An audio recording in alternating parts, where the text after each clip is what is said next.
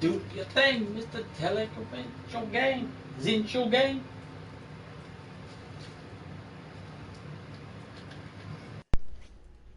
Mr. Tele, go ahead, your thing. Do your thing. Zinch your game. Tele, go ahead and squeal. Head and squeal. Tele on the phone. What's up, Dev? I don't know what you're talking about, bro. Listening to Yo Gotti, Mr. Tell It. You want to hear some gangster ass music? Go take a listen to that track.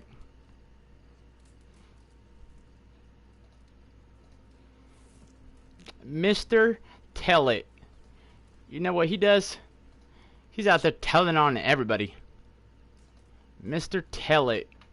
He's out there telling it to everybody. He's telling everybody what the fuck you're doing, what the fuck you're not doing. Fucking snitch ass motherfucker.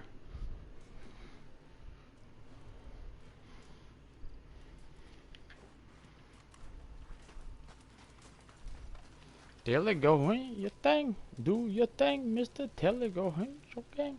Am I gonna install Red Dead on PC? I might. But it's gonna have to come after I get my Elgato. Red Dead for PC would only be $39. But, I'm not gonna buy that before the Elgato. But, I got news for you. I just got done, I don't know if any of you guys were present for the COD test that I just did. Oh my god. Yo, my new PC fucking shit all over Call of Duty. With Streamlabs open in the background and broadcasting to YouTube at the same time while playing Call of Duty. Yo, it seriously only took up like 5% of my processor.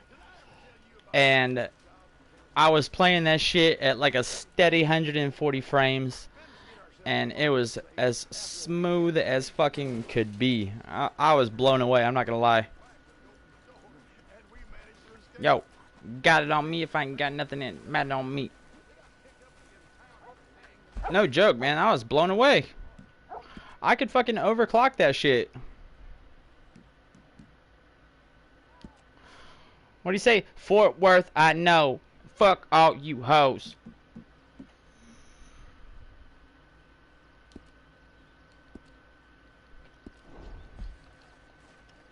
Yo, Dav, what are you up to?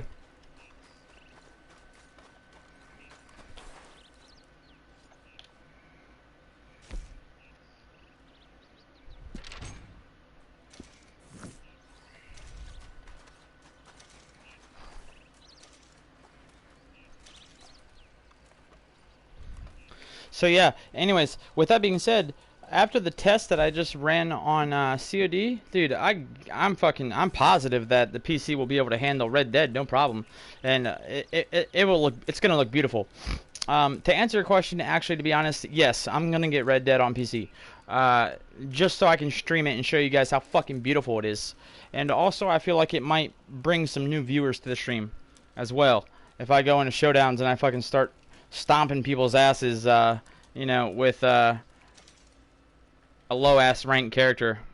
I'm gonna roll up in there fucking rank 10, dropping a fucking 40 bomb with YT in my name. You can fucking bet your ass that's gonna get a couple views.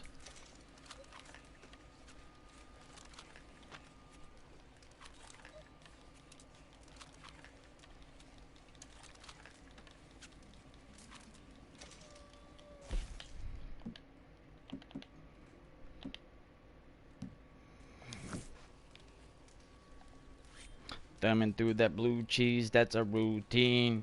Thumbing through that blue cheese with the whole team. Thumbing through that blue cheese, that's a routine. Thumbing through that blue cheese with the whole team. Thumbing through that blue cheese, that's a routine.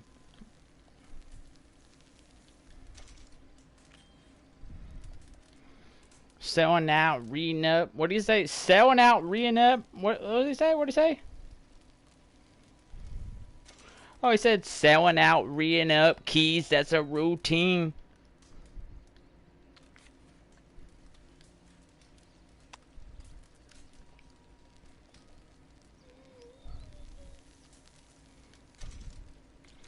Yo, Dav.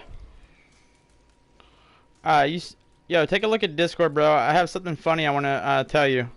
I don't want to say it over a stream though, cause it might not seem appropriate. No joke though. You're gonna laugh, bro.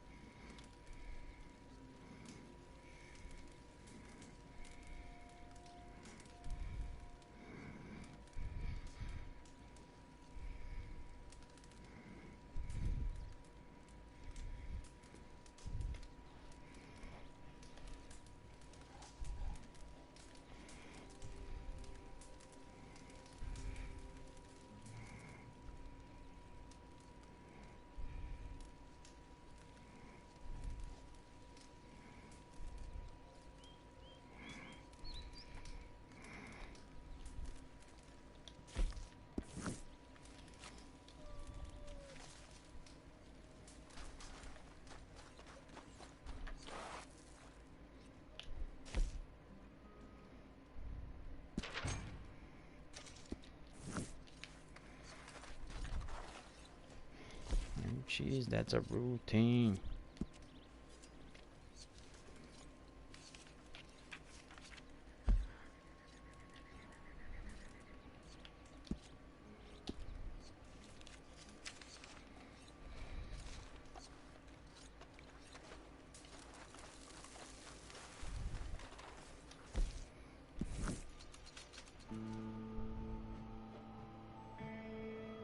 Yo, Dav, look at Discord. Bruh.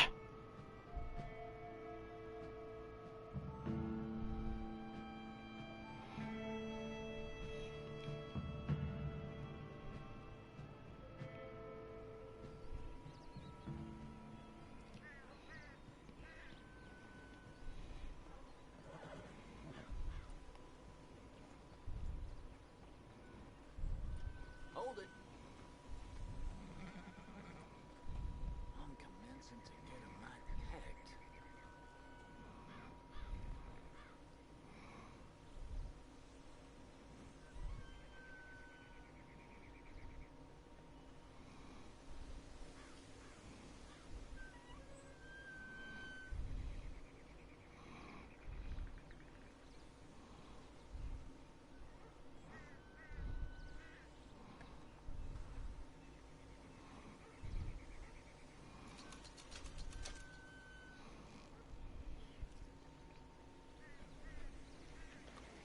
I got to survive. Got to stay alive. Hope.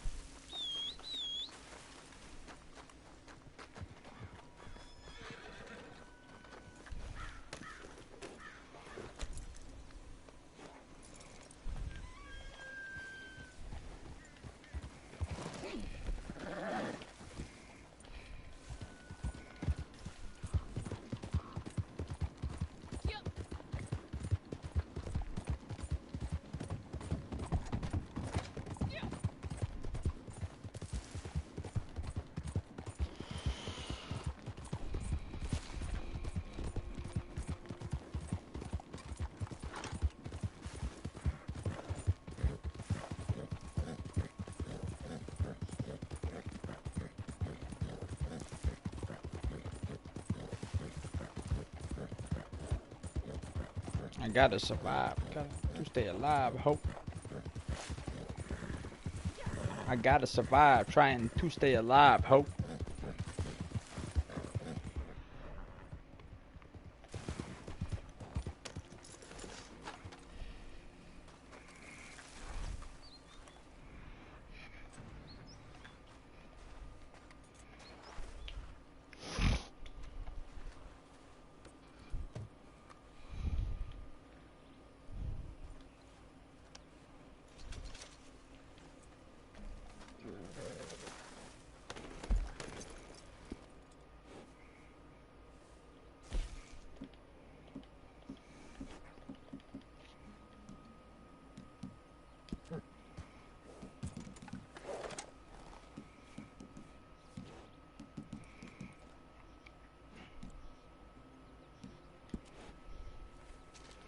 Absolute Lion, what's up, man? How you doing?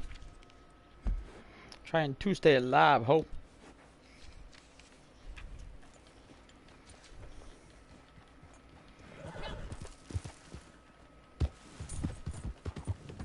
Yeah, what did he say? He said, I've been called a crook, a killer, a thug, and no good dealer.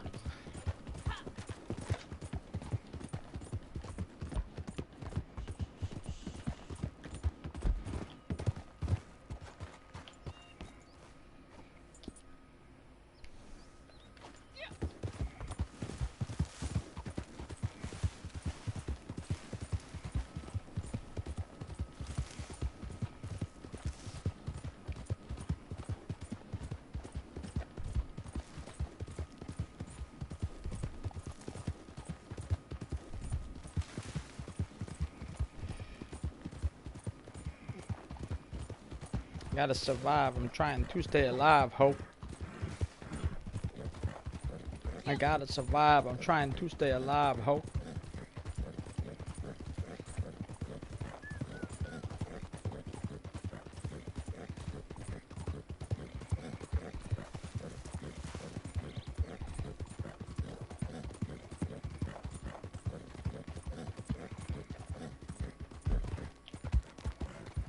God damn it, I fucking went right past the goddamn town. Yo, Dreadlord, what's up, bro? How you doing? Good morning to you.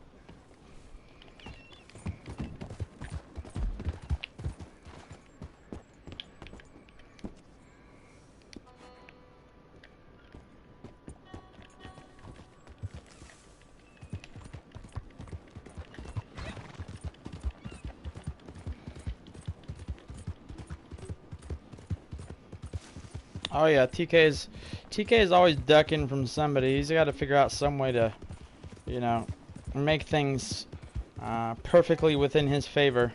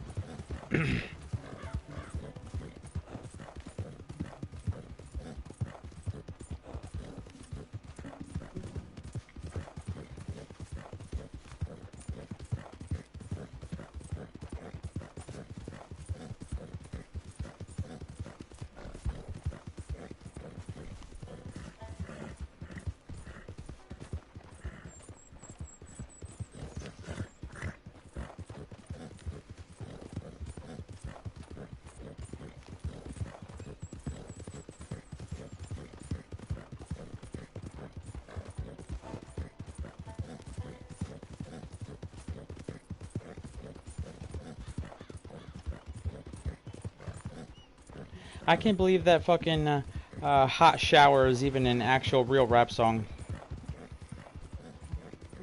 I think that they made that shit as stupid as they possibly could just to prove that they could make the dumbest fucking rap song popular.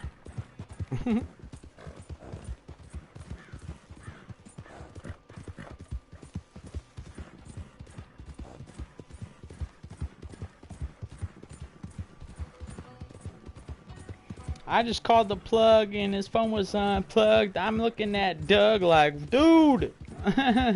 Shit is so stupid.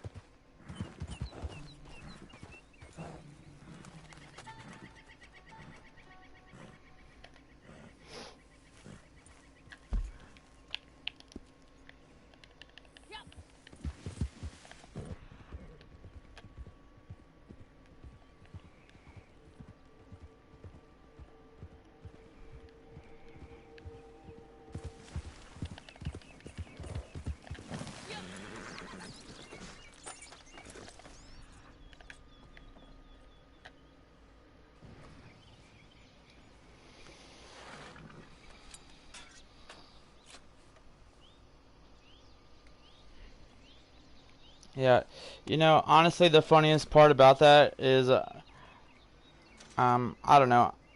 Honestly, I should have known beforehand that people are gonna take it 100% seriously. But a lot more people thought it was serious than I thought that they would. Because honestly, that was a total and complete fucking publicity stunt.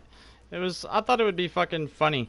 I thought it would get a lot of laughs out of a lot of people, and it did. Absolutely, it definitely did. But you know, some of the people out there took it a little bit more seriously and got butthurt over it. And what do I tell to those people? Hey, suck my fucking asshole. I won't name names, but you know, some people got butthurt, and some people that were getting butthurt over it are fucking hypocrites, calling the fucking, you know, the pot calling the kettle black. Individuals that have a reputation for booting fucking came at me and got all butthurt. We can't be associated with this. You fucking joking me right now?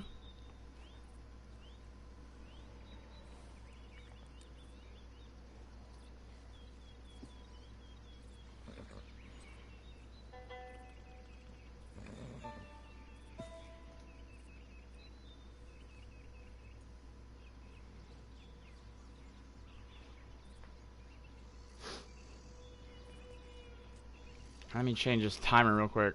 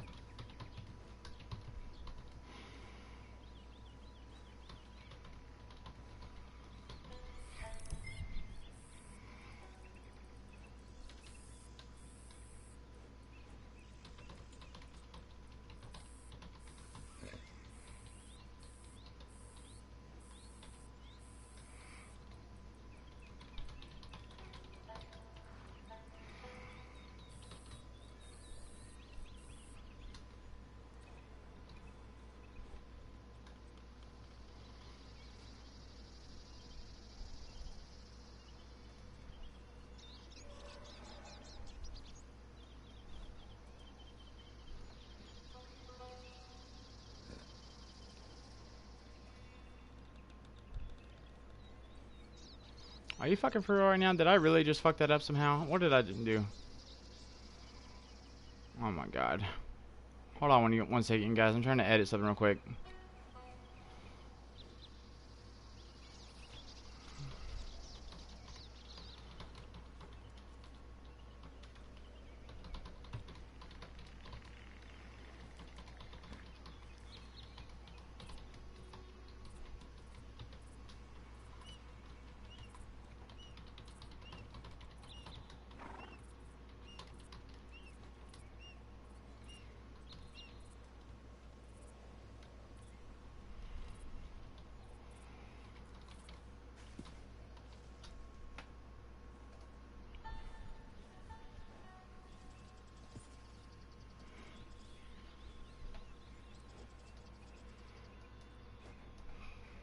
What the fuck, dude?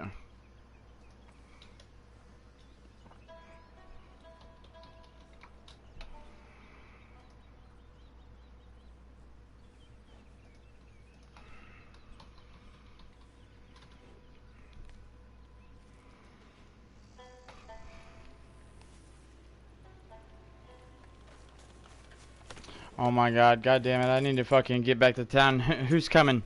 Who's coming?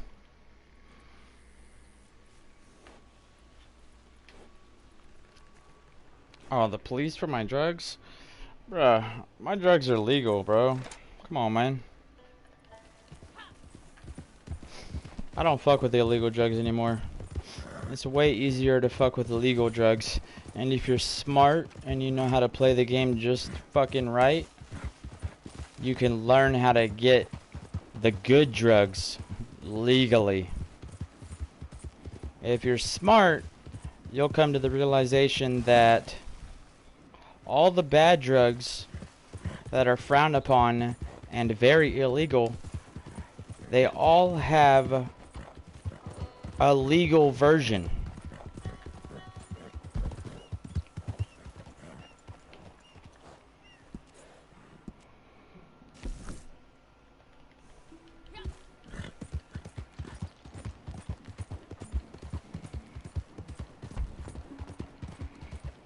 How can you get cocaine legally? Well, let's see. You could go read a book and learn something and teach yourself that amphetamine is way better than cocaine any day of the week. And then you won't need to get it. You're never going to be able to get cocaine legally because it's the one drug that people will literally suck dick for.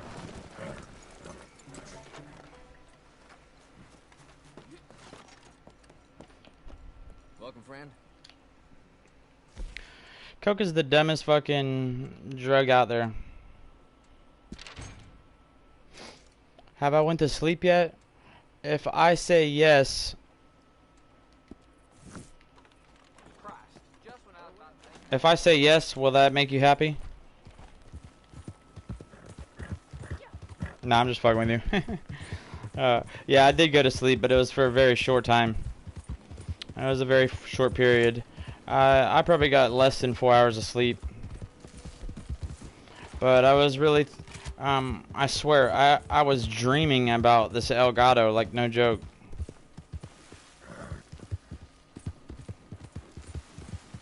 I was no joke, fucking like straight up fucking dreaming about this Elgato. And I woke up to take my fucking, to take my fucking dose real quick, and I said, fuck it. I want to get this Elgato, man. I need to go live. Cheers from Italy. That's what's up, man. How you doing, man? I appreciate that. Welcome. Cheers from the United States. You just woke up. It's 5:30. It's 7 a.m. where I'm at. I'm on the East Coast in the Carolinas.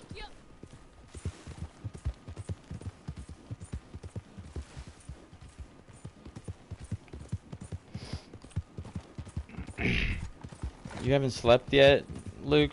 Why not? You have no reason to be staying up all night.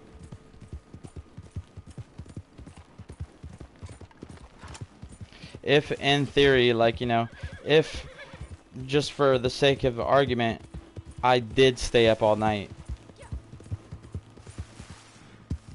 I would stay up all night because I have a reason.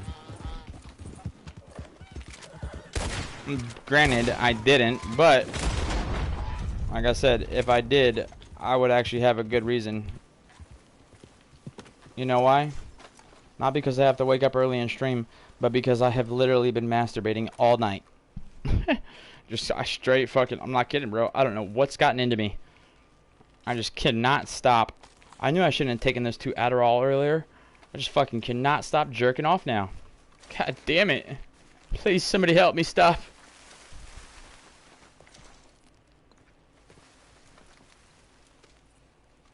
You're in North Cackalack? That's what's up, man. What part? What do you say? No sad, no bad days in LA.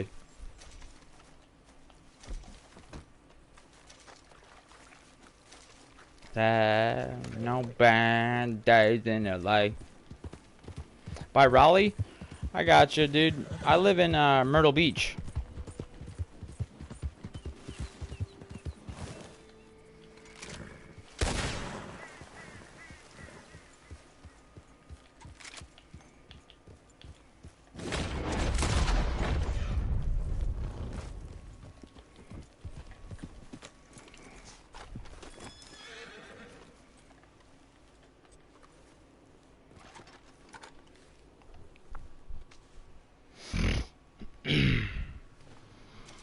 Yo, listen. Okay, thank you. Whichever moderators are currently awake, Luke, you're one of the few that I see right now. Please, if you could, just show the messages if any of them get hidden.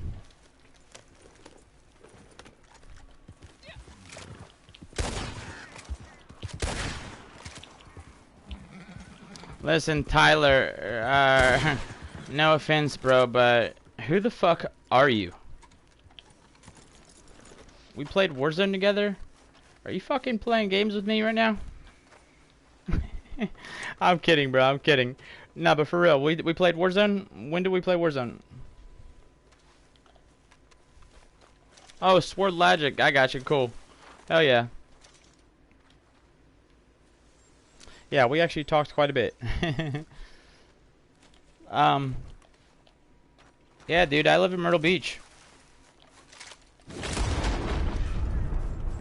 Listen, bro, come over here to Myrtle Beach, man. We'll get together, hang out, knock back a couple beers. Fucking go to the bar, get in a fight, you know. Get our asses kicked, fucking get arrested, go to jail, ruin our lives, and fucking, you know. Vibing out in Red Dead? No, not quite. I'm vibing out in the stream. You know how I roll, Laser. I play this game because my stream enjoys to watch me play it. And they enjoy to fucking watch the drama that I can cause in it.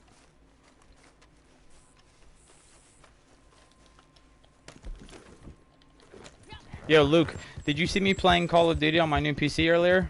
Did you see how fucking clean and smooth it was playing? Oh my god, bro. That shit was next fucking level, bro. That was like a whole different zone, bro. I've never played any game I've never played any game on PC especially that was that smooth. I've never had a PC that good. Were you able to see the FPS?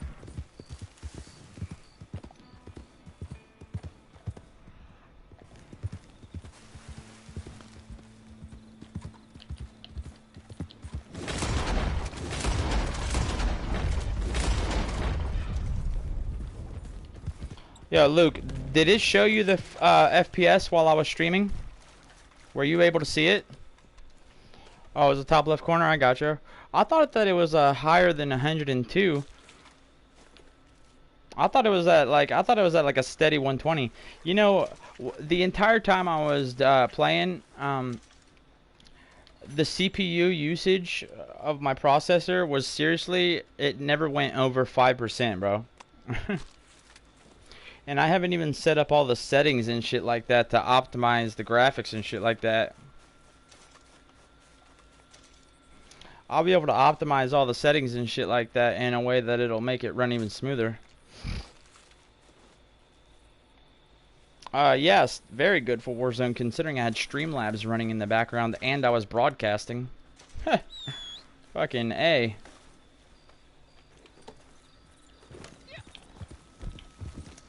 Bro, it just brought a whole new vibe to playing COD, bro. Like, it just felt so incredibly different because of how smooth it was.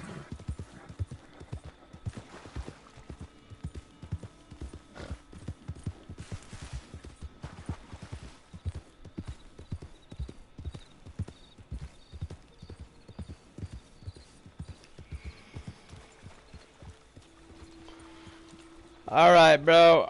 Yo, listen. What do you want us to call you, Tyler? What's your nickname?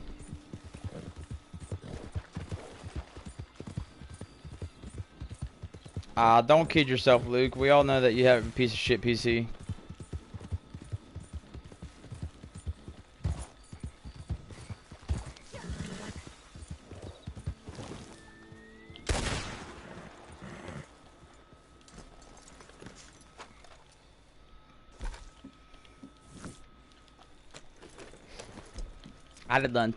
I done took plenty losses. That's why I feel like I deserve to keep flossing.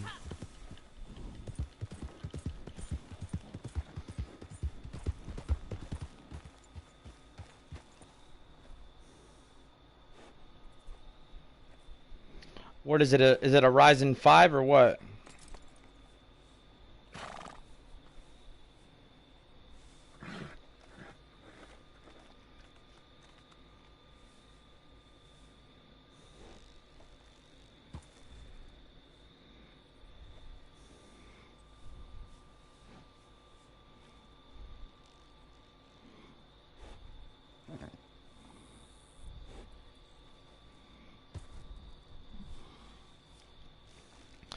How old is the PC, Luke? Is it a Ryzen 5 or a Ryzen 7?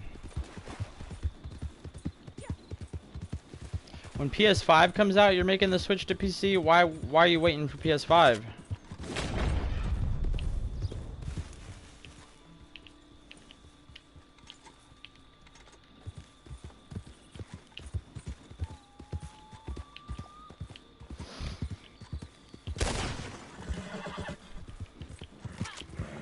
Bro, listen, Laser, the video is uploaded to my channel already, bro. Like, I'm pretty sure it's already processed and you can watch it.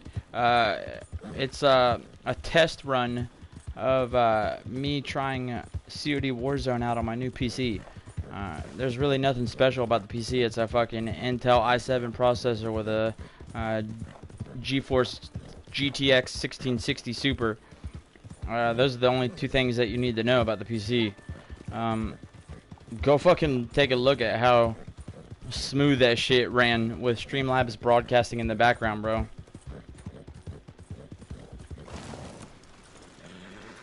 It never even broke 5% CPU usage.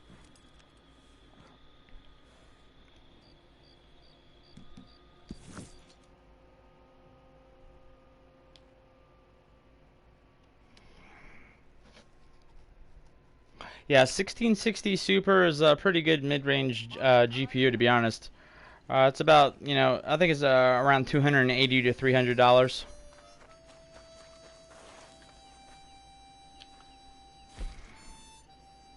I'm off tragic. High right now. I don't ever come down.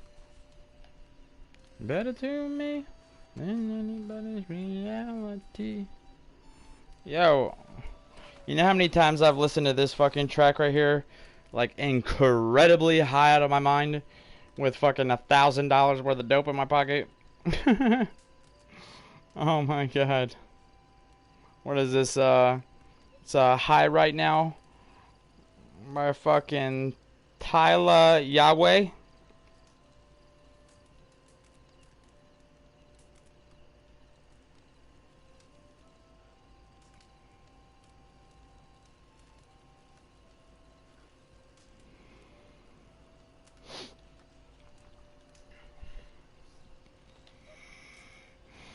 Bro, listen, Luke, you're so goddamn stupid. If you would just look into some of the things that you talk about before you say them, you wouldn't come across so stupid.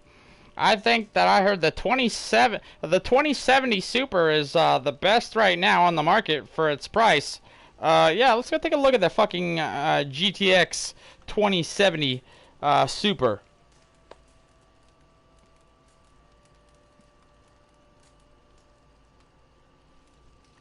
GTX 2070 Super. Let's see. Oh, is it? Fucking wait a second. No, it's a RTX, right? Yeah. It's a Gigabyte GeForce RTX 2070 Super. Yeah, only $500. Yeah, okay. Yeah, I would imagine it is, you know, one of the best for its price. What are you talking about for its price? That doesn't even fucking listen. You can say one of the best on the market, okay? You're not allowed to say for its price, okay? Because that is not an affordable price. It's absolutely one of the best cards on the market, no question, hands down. It is not the best on the market for its price. Fucking looking at this shit right now. There's a Gigabyte GeForce RTX 2070 Super for $589. Yeah, okay. You know what? I'm perfectly fine with my fucking 1660.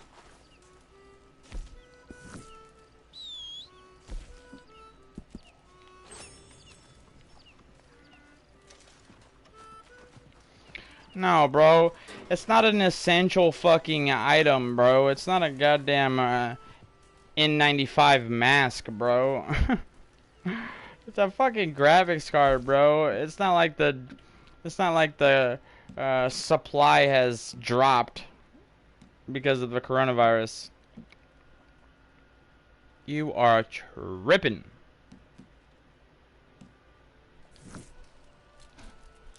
I love you, Luke. You're one of my favorite, you know, supporters. You're one of my best friends in this game. No joke. I mean, I just, you know, I just don't know what I would do without having you and your stupid comments around.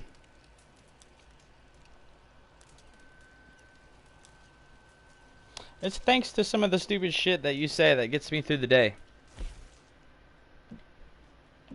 Yo, it's Mike Lowry. Mike Lowry. Are we playing PC? No, not right now. Not right now, we're not playing PC. So, after I get the Elgato for the stream, I will be purchasing Red Dead for PC. However, I just am not going to be purchasing it before the Elgato. The Elgato has to come first. But if you take a look at the channel, and you look at the last upload on my channel, it's a test trial run of COD Warzone on my new PC. You can go take a look at how well it ran with Streamlabs in the background broadcasting. Yeah, you can play with me, dude. Join up, man. Hell yeah, dude, I do need that gelato. I want some fucking gelato right now, bro. I would smoke my goddamn brain into a fucking pile of gelato.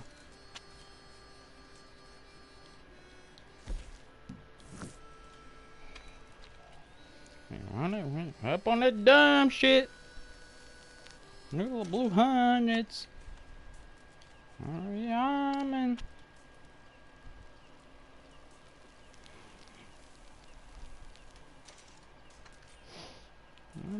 Not my dodo. Gorilla Glue is way better, I think. Gorilla Glue is my favorite strand right now. Open the day. Open the chopper.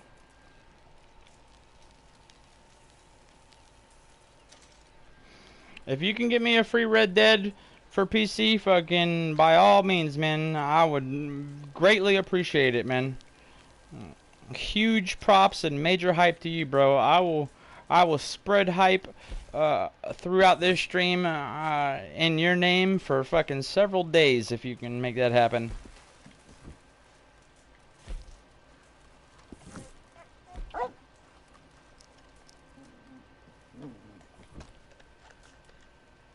I don't smoke weed anymore, but I would really fucking love to.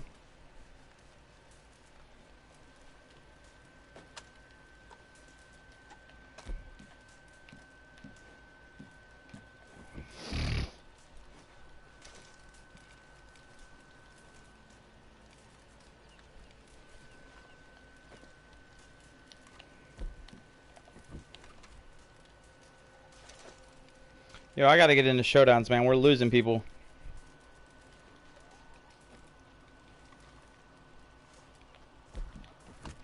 Yo, so check this out.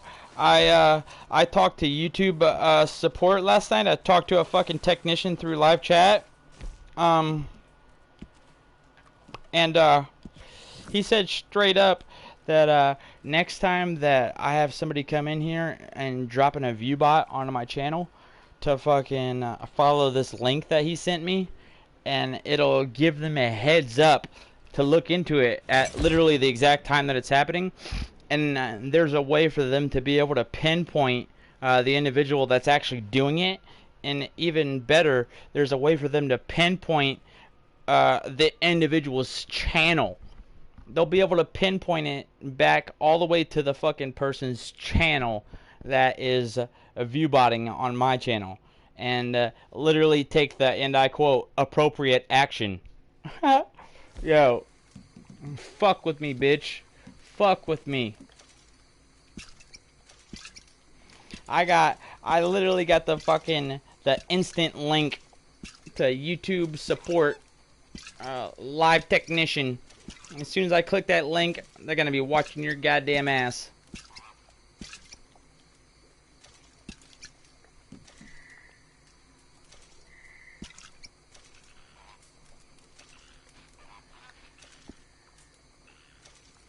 Oh, you're gonna join up? Alright, dude, listen. Join on up and you can join the posse. I might do some things that you don't like. We all make mistakes, that's just life. They might say I change, that's alright. So yeah, I was saving up to get a computer screen, but last night I figured out how to resize my desktop in a way that it fits my TV just fine. And after trying it out and stuff like that, I came to the conclusion that I'll be able to use my TV screen just fine, and get the Elgato going first. Why did Red Dead fall off so much? Bro, listen, hey, my heart is broken, man.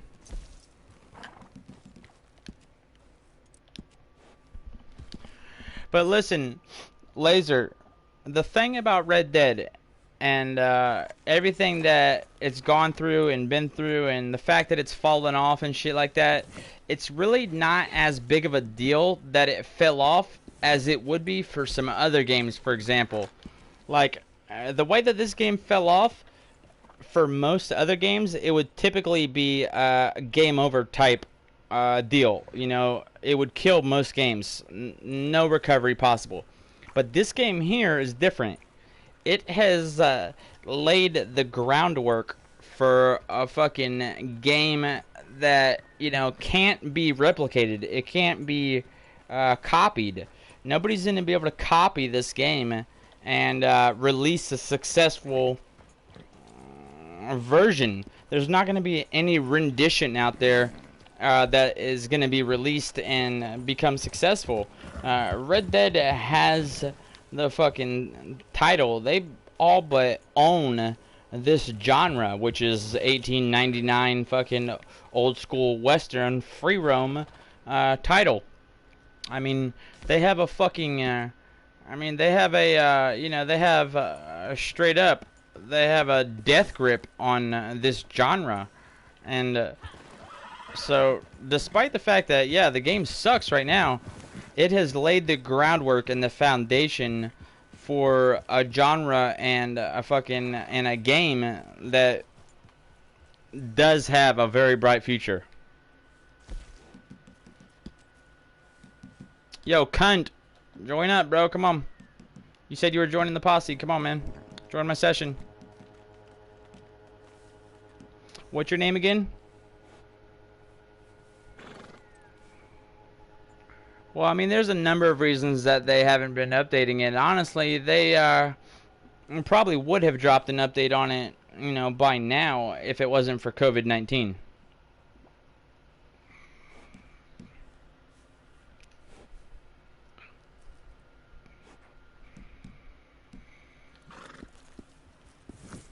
Man, didn't know that 3A man, Bobby Womack. Keep all his bullets hollow.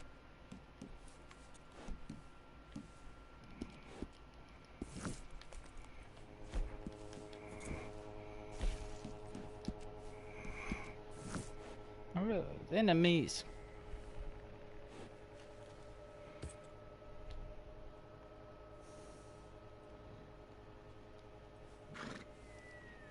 I don't know why I get high. Pedal with the metal. Pinocchio. SK Monster, what's up, man? How you doing? Good morning to you.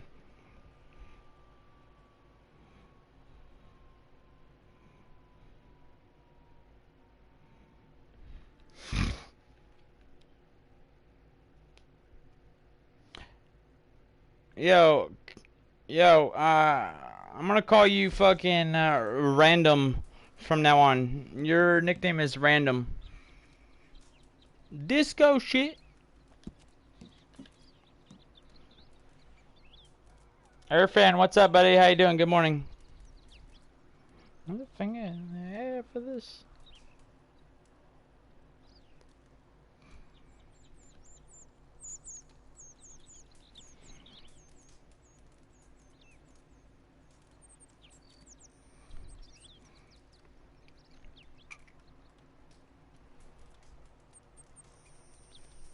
Oh, that's right. Your name is Saint. I forgot.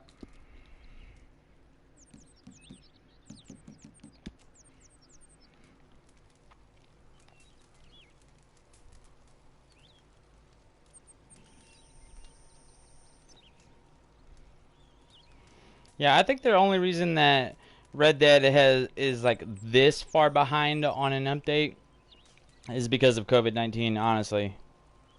I think that they would have been behind, but not this far. But no joke, bro. That's what I mean. That's what I'm saying. Like, Rockstar's laid the foundation for this game, and they've fucking snatched this genre up in a way that they basically own it. They could kick back and honestly not update it for another fucking year. And when they do decide to drop that update in a year, it's gonna fucking blow everybody's socks off. And they own this genre so fucking straight up that they literally have the ability and the power to slack like that if they want to. And this game, there's no other game like it out there. There hasn't been one in as many years as I can remember, other than Red Dead 1. Listen, a photography roll. Listen, bro, don't. Listen, rewind, okay? We're gonna pretend like you didn't say that, alright? As soon as they fucking release an update for the photography roll, I'm gonna be walking into oncoming traffic, alright? So please, let's just pretend like you didn't say that.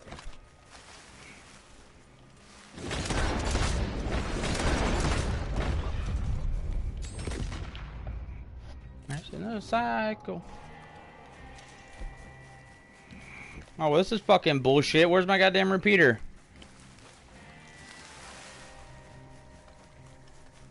A fucking photography roll.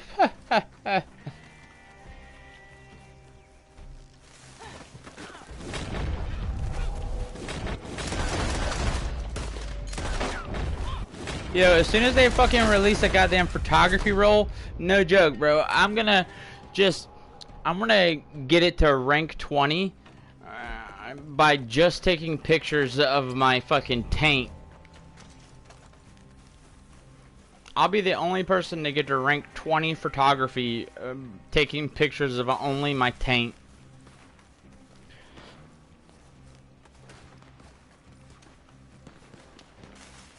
Monica Lewinsky.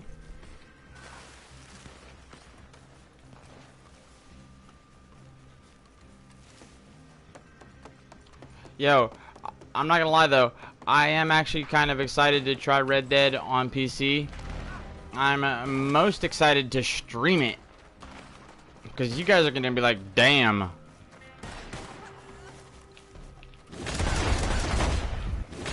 I think it'll be funny too, like, you know.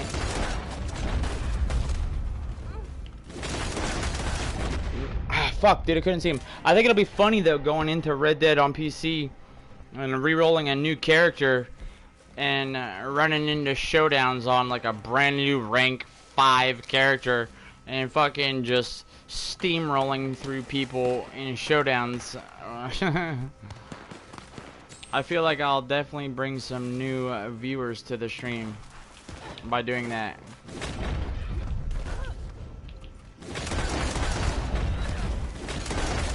Bro, come out of the fucking bushes, bro.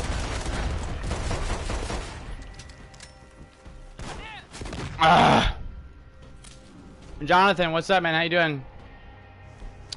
Oh, listen, as soon as they decide to release Undead Nightmare, this fucking game will see, listen, they will be smart to not release Undead Nightmare until they got some content and updates figured out to release along with Undead Nightmare. Because Undead Nightmare is the kind of update that can rejuvenate the game completely. It'll rejuvenate the game on its own. So if you combine Undead Nightmare along with, like, you know, a really good update, those two together would be strong enough. That would have the potential to fucking completely turn this game around. Undead Nightmare in a fucking game-breaking update together in one release would turn this game around.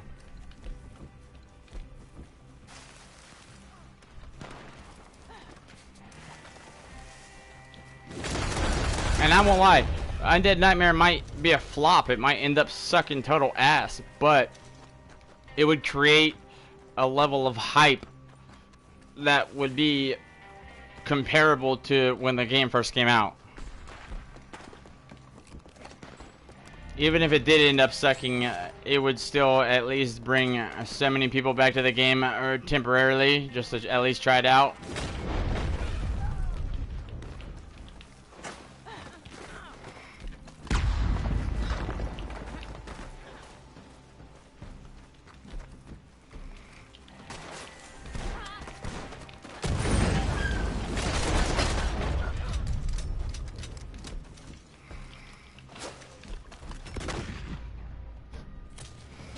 Jonathan, can you join PvP? Yeah, man. For the very cheap price of $29.99, you can join Showdowns with us right now.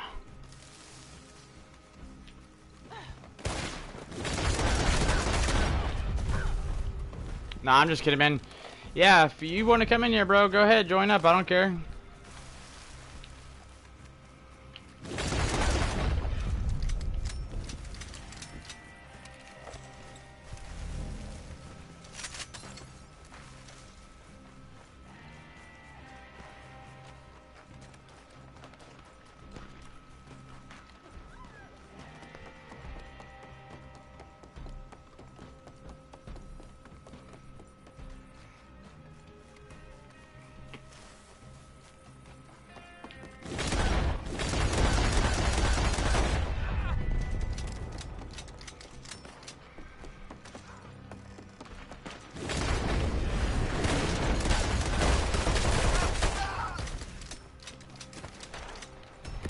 God damn it.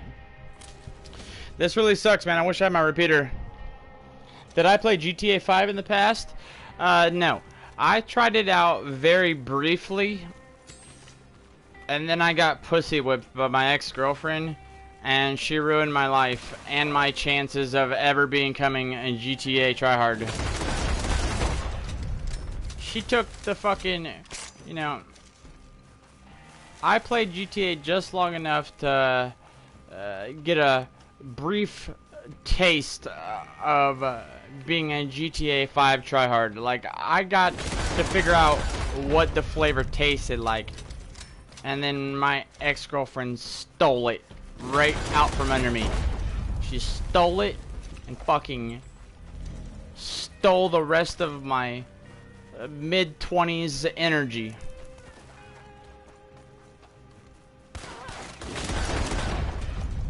She fucking stole it and destroyed it as devilish as she could.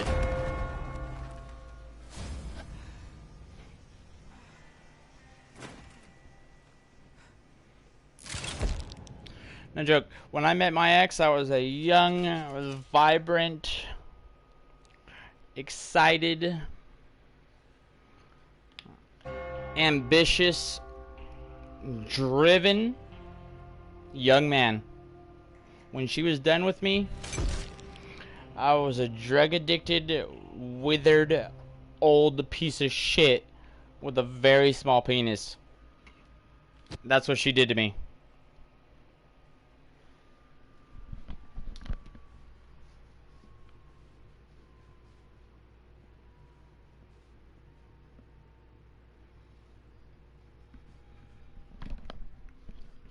I honestly, nah, I'm just kidding. It wasn't that bad, but I did get derailed from GTA 5 because of my ex-girlfriend. I got pussy whipped. Because I actually started dating my ex right at the same time that the PS4 was released and GTA 5 came out on the PS4, and I got with my ex. I made it to like rank 100. And got a bunch of cars and shit like that, and just immediately got derailed because I was pussy whipped by her. If I hadn't have met her, I honestly probably could have become a GTA 5 tryhard and a fucking popular, relevant GTA 5 streamer. Like, no joke.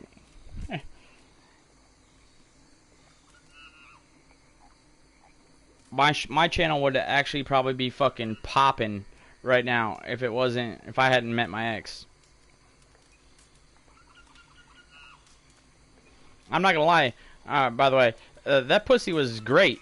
It was amazing pussy, but I would trade it in any day to fucking go back and have become a GTA 5 tryhard.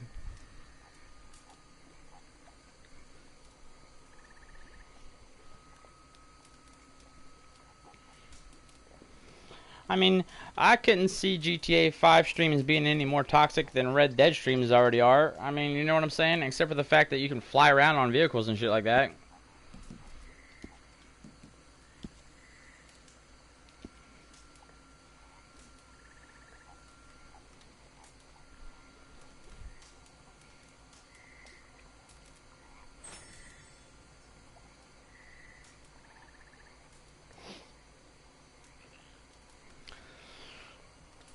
Yeah, because imagine if I had kept playing GTA 5 when I started and went as hard as I did when I started Red Dead.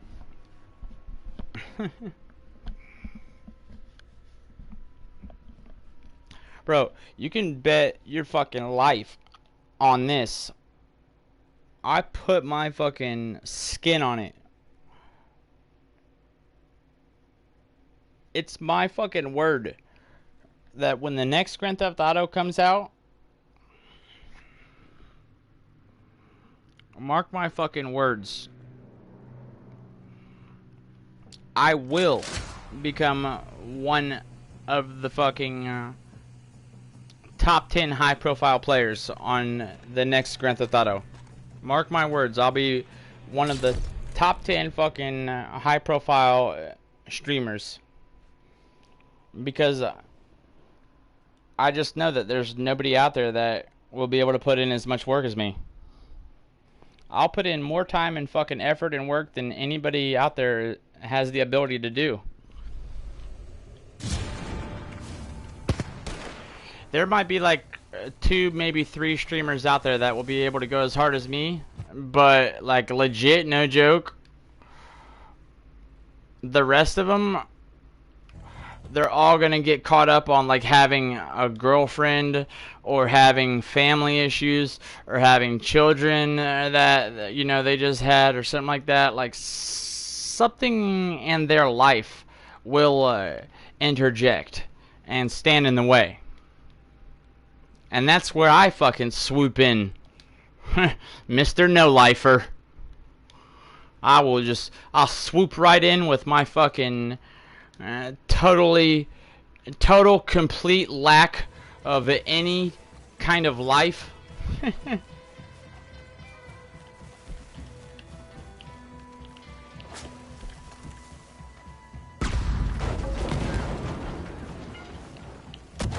Dude, that's fucking that's just like, you know, fucking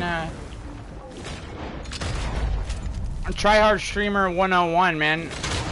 You want to become a fucking tryhard native fucking fault. You want to become a popular, relevant, high-profile streamer? You have to put every fucking single day of your life into it until you reach that pinnacle and you reach that fucking level that you know that you're on the top. And then you can kick back and finally relax. But until you achieve that fucking position, you gotta keep going fucking hardcore. Nah, you can send me a friend's request.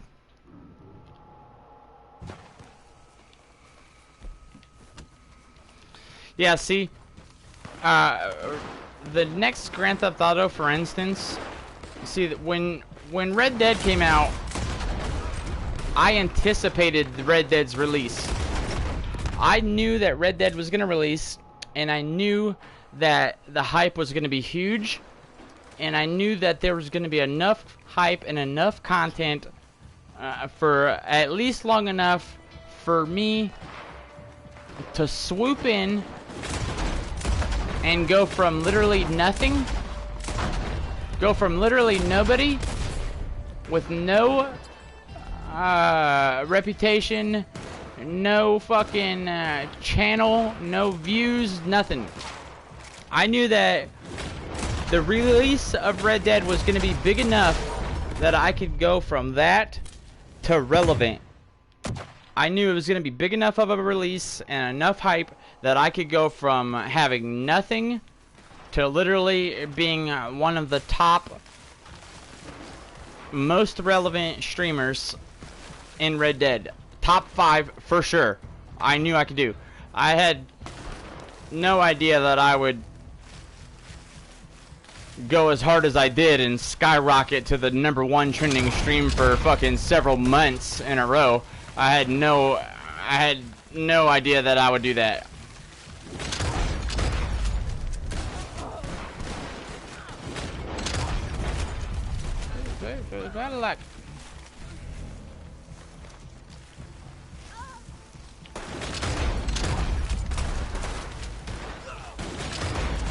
God damn it, I'm fucking dead. No, I'm not. What the fuck?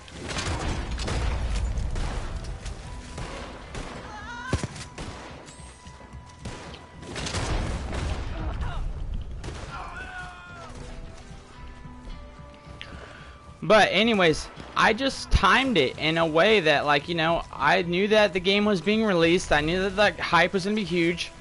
And I knew that I was going to be able to, like, put in more time than, you know, the average player. And I knew I was going to be able to put in more time than fucking even, you know, the average tryhard. I knew that, like, I knew that fucking 75% of the player base was not going to be able to go anywhere near as hard as I was going to be able to. I mean, I just knew for a fact because it was simple. I was on felony probation living with my family at the time. You know, it was a perfect setup. I have the perfect setup and the ability to just no-life it. And that's what was required. I no-lifed it so fucking hard. It was next level no-life. And,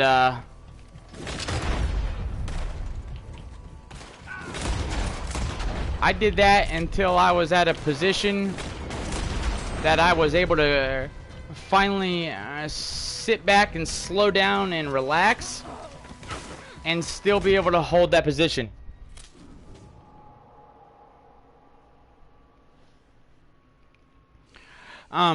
Like, One of my friends that used to be really a real like everyday regular of the stream, he would tell me every day. He's like, "Yeah, this is the way that I discovered your stream was from the trending, from the list of trending streamers on PlayStation Live, you know."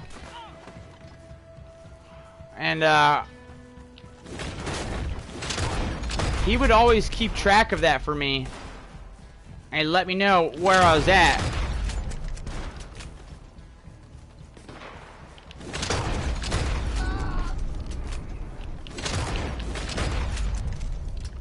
Nice shots. So he would always let me know where I was at, like on the trending. You know what I'm saying? He would always like, log on and be like, "Yep, you're still doing good." And I swear, man, it was it was like no joke. It was like 4 to 6 months of me just on the top, like in the #1 position for #1 trending stream on Red Dead for the first 4 to 6 months. It wasn't until J Stone finally got a fucking money glitch that somebody was able to compete with my stream. That Cougar glitch came out, and I finally had some competition. It was J Stone. Because there were not even any other streamers playing this game that, like, there were no other streamers from other games, like Putter and stuff like that. Like, Putter came and played Red Dead a few times, and the times that he did, I knew about it, and I played with him. Like, that's why on my channel there's that video of me playing with Putter on Red Dead. I got word that he was playing Red Dead, and I fucking swooped in and scooped him up, brought him to a session, got into a fight club with him, had a fucking, I had him, like, do a fucking, what do you call a celebrity appearance, basically. Oh my god, everybody, we got Putter on fucking Red Dead, and Putter was in my posse as, like, just like a, I had Putter in my posse as one of my posse members for, like, I don't know, at least 3 months. He was just like a novelty item, like a trinket, like a fucking, like a little trinket I could show off to people, like, "Oh yeah, well, do you have Putter in your posse?"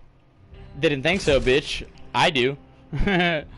It took him like at least 3 months before he left my posse.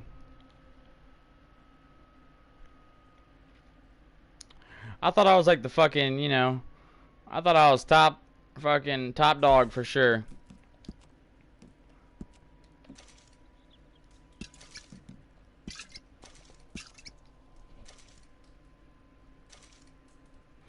I basically went so hard that I was able to kick back for, like, well, I went so hard, and then as soon as that Cougar glitch got released, that's when I fucking just gave up. That's when it was over. The grind was over for me. That Cougar glitch came out, and it was a new ball field. The grind was over for me, and it was time to just kick back and keep streaming, being consistent and active, branch out in new directions and stuff like that. Try new things, blah blah blah. But looking back on it, though, all the work that I put in early in the beginning of the game and the beginning of my channel for this game, I put in so much fucking hard work that, dude, it carried me for several months of not even having to try. Like, it took several months before people were able to even catch up to my rank and finally pass me. And when they did, I swear, man, I couldn't fucking, dude, I couldn't shut the motherfuckers up, dude. That's all I heard all the time. "Hey, Smoke, guess what rank I am? Hey, Smoke, guess how much money I have?" Because they thought it was fucking, they thought it was revolutionary that they were ranking up to my rank, and better yet, they were passing me. and having more money than me and shit. And it's like, dude, listen, I'm trying to be humble and not be an ass about this, but I gave up and stopped trying 3 or 4 months ago, bro. You know, congrats on finally catching up to me. It only took 4 months of me not trying at all.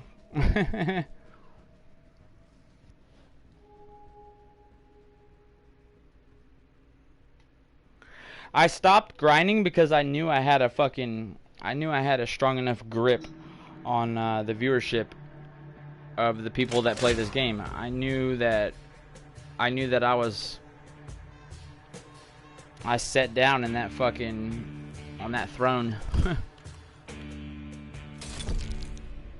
I sat down on that throne and I knew that I fucking had control of it for quite a while to come, and it wasn't going to take much effort to keep it because I have a good personality.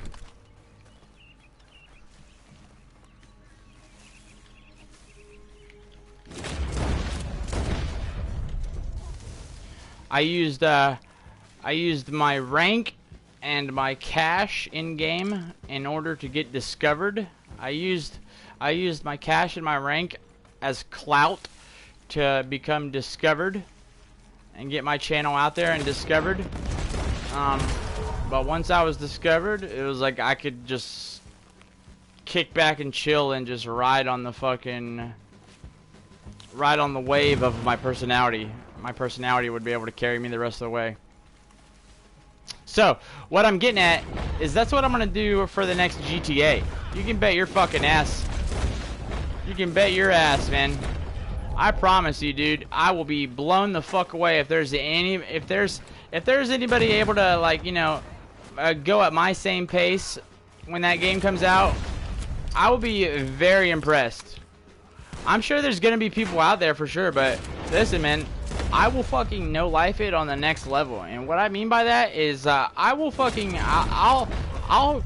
sacrifice sleep and everything, dude. I will seriously get next level grind like most people didn't even know was possible. I mean, dude.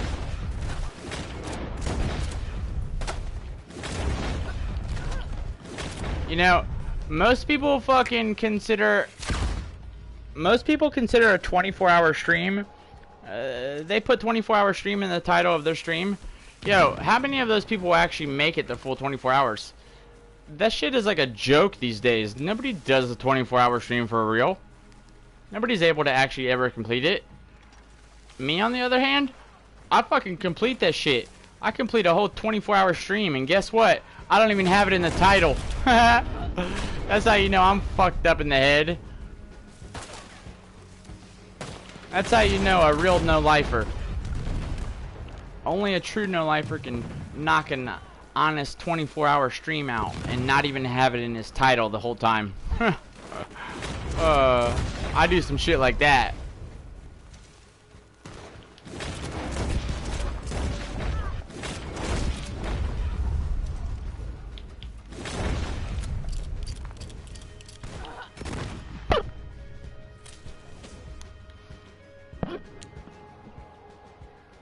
So, you know, I'm excited for the next Red Dead, the next installment in the fucking, or not the next Red Dead, the next GTA. I'm excited, man, because I will anticipate it and plan that release in a way that there'll be no fucking way for me to go other than up. You know, like, it'll just be a guaranteed success for me, hands down. And I can't wait for that day to come. For GTA, the next GTA to come out, because it will offer me that opportunity, like that I had, like the opportunity that I had with Red Dead. Red Dead was a special opportunity, and there hasn't been an opportunity like Red Dead, you know, since Red Dead released.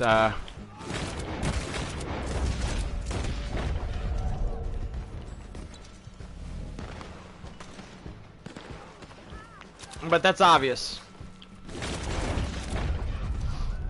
That's obvious. We pretty much all knew that. Everybody knows that. What I mean by that is the opportunity of Red Dead. Like, the opportunity that Red Dead fucking offered. It was just that next level hype combined with, you know, next level hype combined with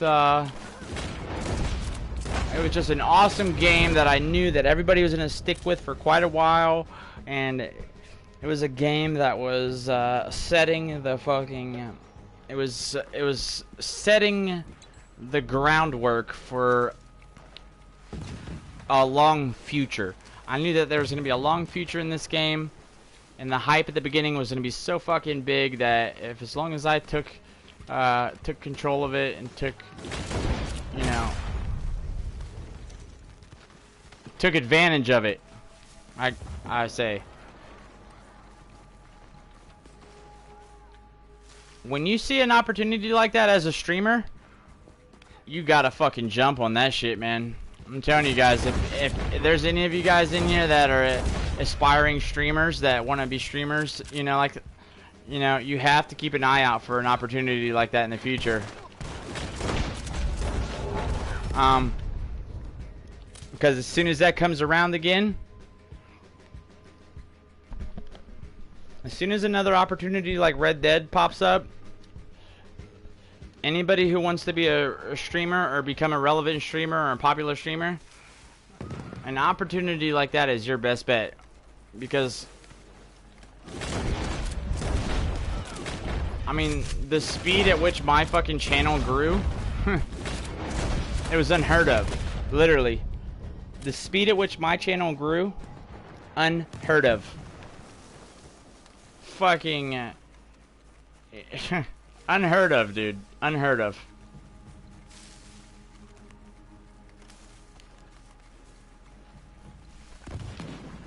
I did something that most people fucking only dream of as streamers. As small streamers just starting out.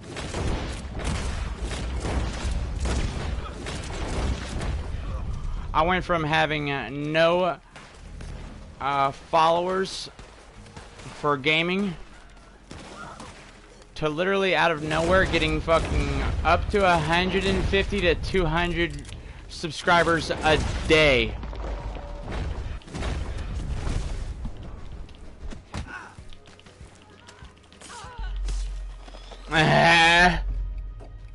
Came in the line. Yo, Blooded the Brave, what's up, dog? We got a real rapper in the chat. What's up, bro? Yo, let's get some hype for Blooded. A goddamn real gangster with a fucking big fat ass brain on his fucking top of his shoulders as well. That motherfucker's smart as shit, you guys. Oh my god, we got Madman in here as well? God damn. This is shaping up to be a fucking awesome morning. Let me take my pants off. Get ready for this.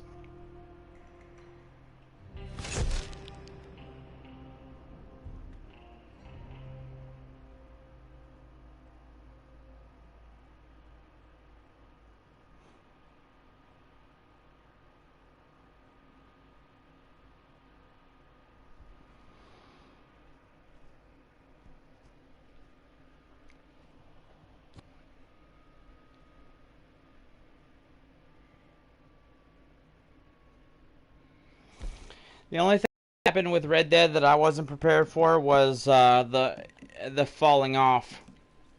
I wasn't prepared for it to fall off like it did. I really didn't expect it.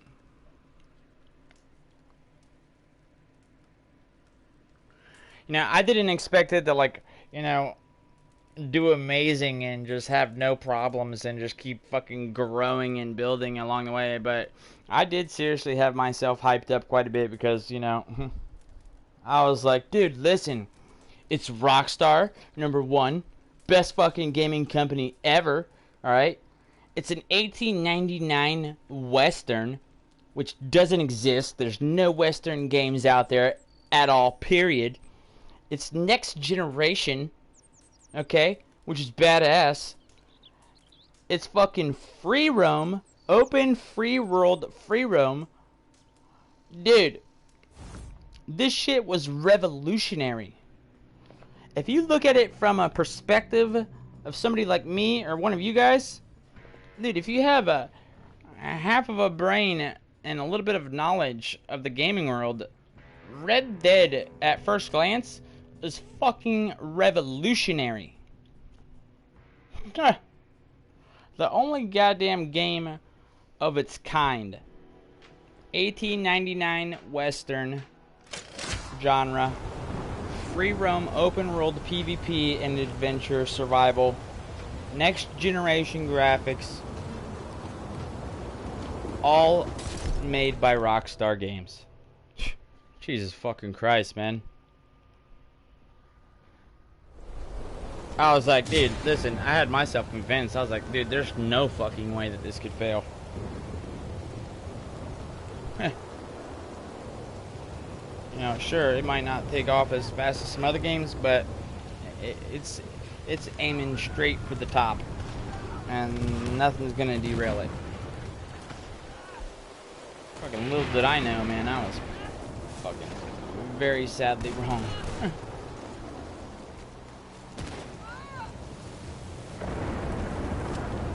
Like, the amounts that Rockstar fucked up, honestly, it just is, you know, like, their fuck up compared to, like, you know, everything that they had, like what I just described and explained to you guys, you know, like how revolutionary Red Dead was, and the fucking chance they had to, like, just make a game that was like a fucking, you know, like a world record breaker practically. Like they had the chance and the opportunity to create a game that was gonna fucking change the fucking gaming world forever. That's the kind of opportunity that they had with this game.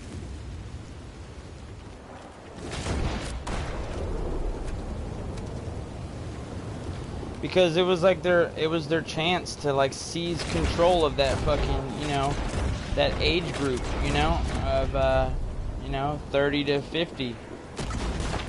They had the opportunity to take control of that age range. There's no other game out there that had control of that age range, you know?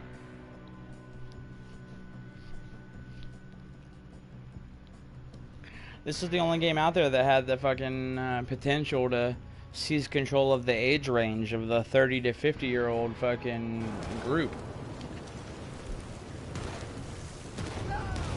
And it would have been brilliant if they could have pulled it off just right, because then they would have had control of the younger fucking age range. You know, the 12 to 25 with the Grand Theft Auto. They could have had control of that age range with Grand Theft Auto. And then they would have had control of the fucking 25 to 50 with Red Dead. I mean, they would have controlled the fucking gaming world. You know, in my opinion.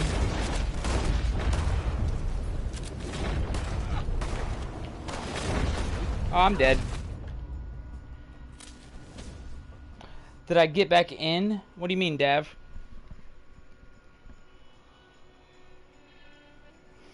Yeah, I hear you, man, when you're saying sadly it's more important to sell shark cards, but what kind of sense does that make, though? Like, wouldn't it make more sense for them to make this game successful and then double up on the shark card sales? You know? Get that fucking 25 to 50-year-old age range and that age group to start fucking shelling out cash money for the shark cards also. It just doesn't make sense, you know?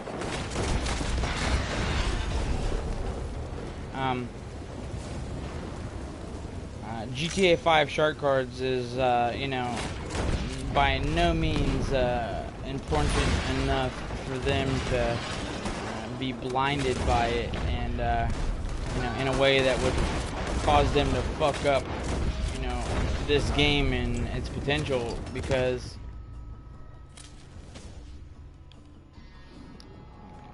they stood to make a lot more money from this game's success than its failure, obviously. You know, all the shark cards in the world in GTA 5 couldn't make up for, you know, what they could have made off of the shark cards in Red Dead if this game was successful. Dude, I'm talking from experience. I'm talking based on an individual that I would have been a major shark card purchaser myself. You know? I fucking, dude, I pay, I purchase microtransactions. I'm one of those people. I spend money on microtransactions when the game is good enough and I enjoy it enough. They absolutely could have had my business.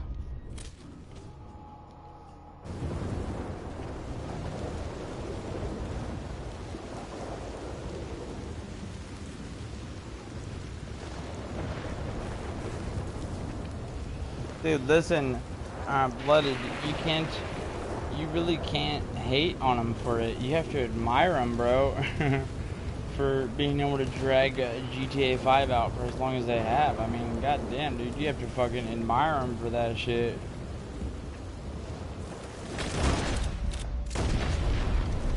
It's like, you know, they prove that either their game in GTA 5 is, like, you know, amazing enough to do it, or their fucking sales tactics and their business fucking tactics are good enough to keep it rolling for this long.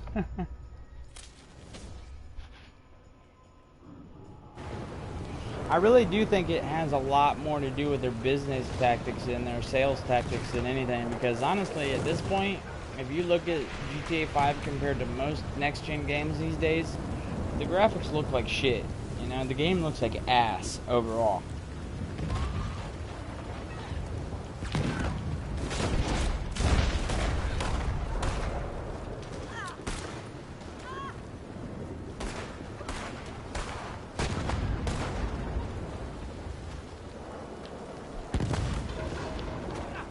Kobe.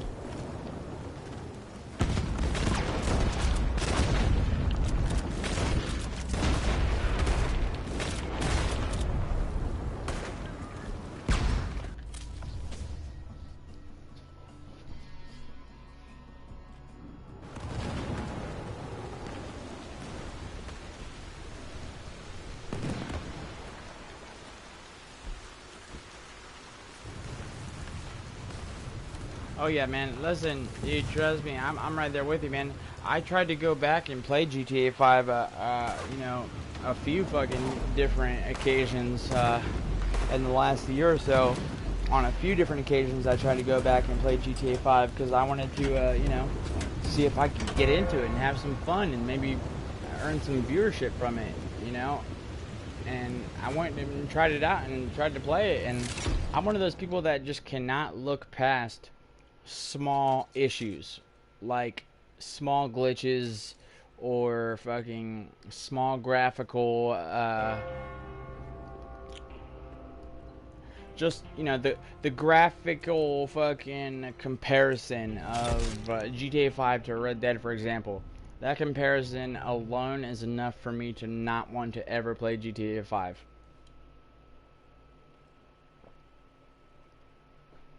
I get off of Red Dead and I go open up GTA 5.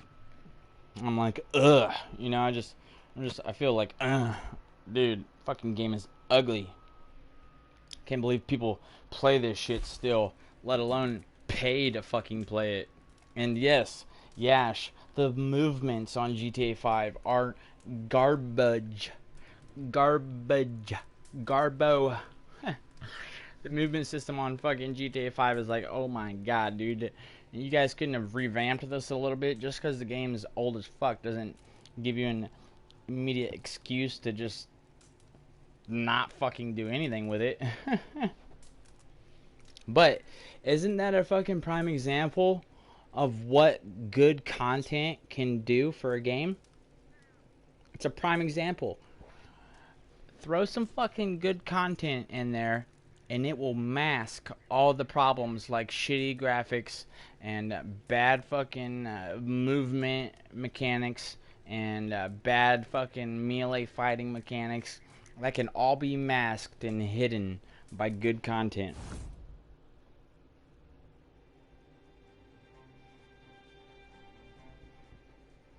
Leaves you wondering why they can't just, you know, go a little bit out of their way to fucking drop some good content on us so we can hide all the fucking shittiness of Red Dead. It's like, dude, listen, you guys, come on, man. Cover all this fucking garbage up with some decent content. We'll be just as happy. You can sneak, which means your character hunch is over a tiny bit.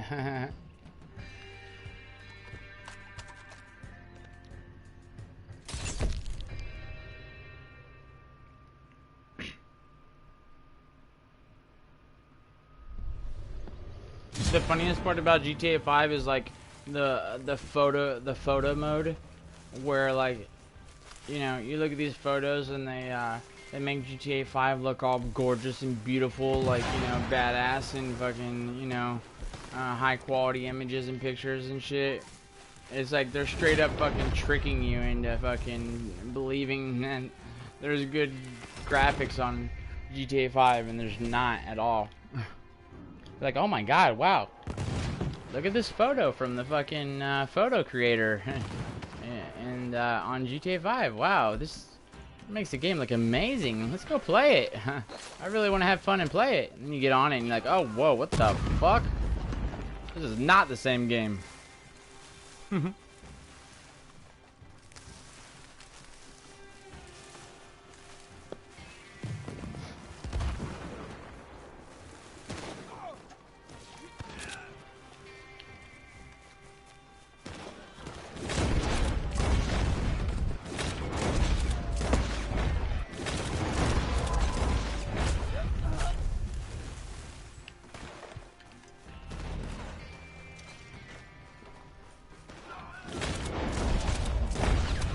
Ah.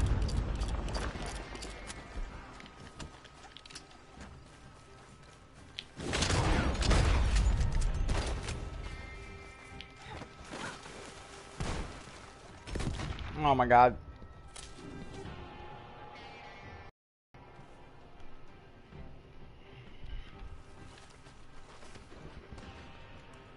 Jonathan, are you talking to me about adding?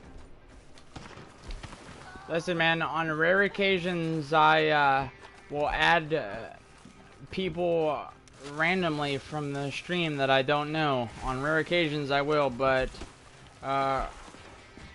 typically, I don't do that. And last night, I broke that rule and I added a handful of players. And I haven't done that in quite a decent while. The reason, honestly, the only reason, is no reason other than the fact that having too many friends on my friends list causes my PlayStation to actually lag, and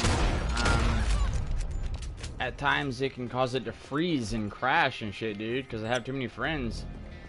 So I just don't accept friends requests anymore. However,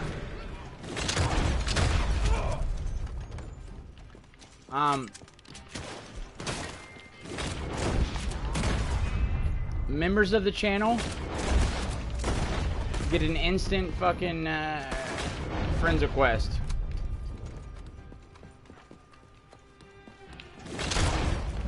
Members of the channel are different, are a completely different situation. So if you would, yeah, if you would like to, no, dude, don't be sorry, man. It's no big deal. How can we play? You could run across me in Showdowns, or maybe you could end up sending a friends request to one of my friends that play Showdowns with me often, and you could join in through a mutual friendship with them, or you could become a member of the channel. It's only it's $4 a month to become a member of the channel, to support the channel. That comes with quite a few perks. Become a member of the channel. You're gonna be able to get an instant friends request from me. You'll have a sneak peek first access to a lot of video uploads that the general public is not gonna have access to. Like when I dye my hair in the coming week, or coming weeks. The next couple weeks I'm going to be dyeing my hair red. because yesterday's stream reached 100 likes, unfortunately, and I'm gonna be dyeing my hair red for everybody, and I'm gonna be recording it, the whole process. Members of the channel are gonna get they're gonna get the chance to see all those recordings and everything first before anybody else. And also, I'm gonna be holding some live streams in the next coming couple weeks that are gonna be members only, because I'm gonna be doing at least 3 giveaways in the next couple weeks that are gonna be members only giveaways for PSN gift cards.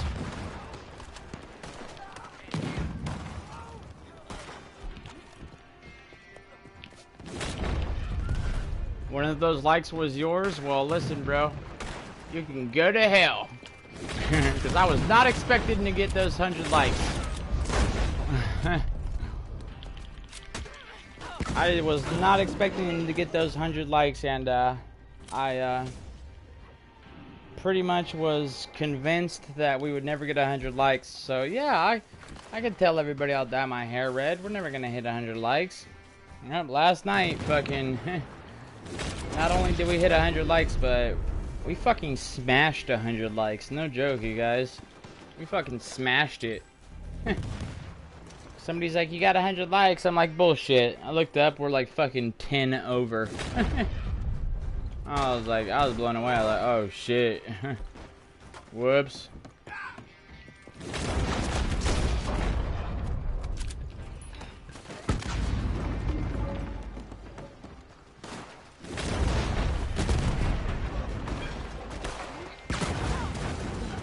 Damn, dude.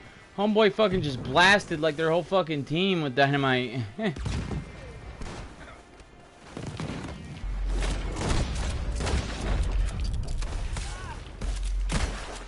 Yeah, so members are gonna have a fucking shitload of perks this month.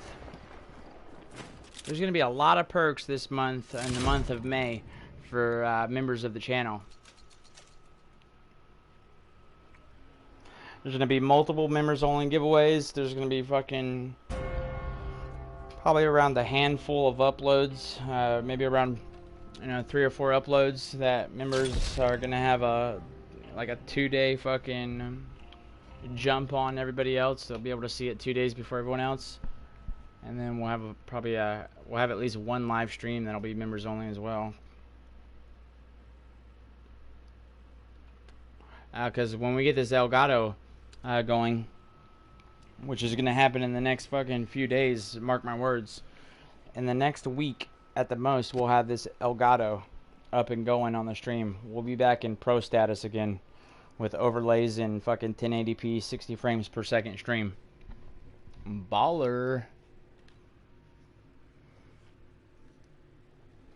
Wait till you guys see the difference between right now's stream, for example, and the day that I go live on Red Dead in 1080p 60 frames on PC.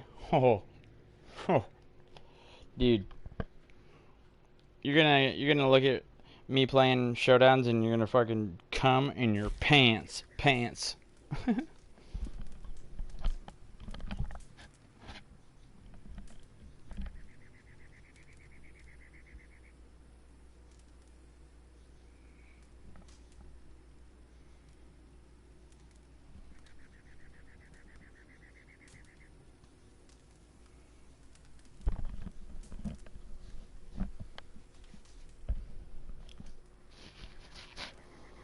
That'll be like the ultimate fucking rubbing salt in the wound for like any griefers or shit talkers that I have to deal with in the future. After I get Red Dead on PC, I get like any shit talkers or griefers or people following me and harassing me.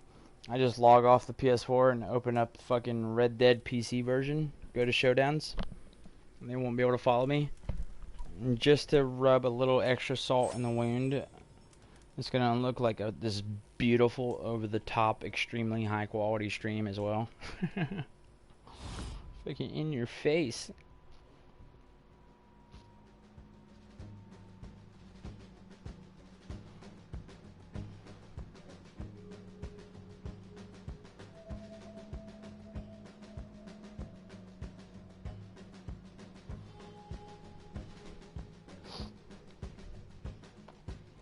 First Responder Friday.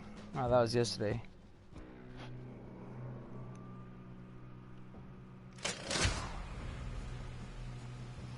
These damn bots are all over YouTube, man. I swear. You gotta be careful. They're all over YouTube. They even have commenting bots. Bots that are going around commenting on your uploads. Hi. Your content is amazing. By the way, wanna be YouTube friends?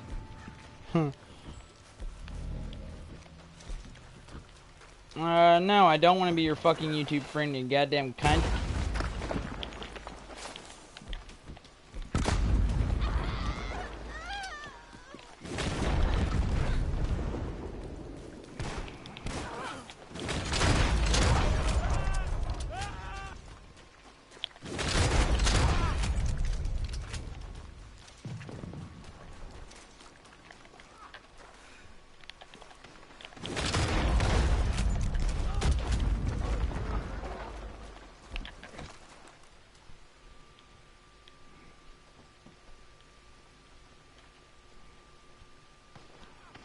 Yeah, listen, what do you guys think that...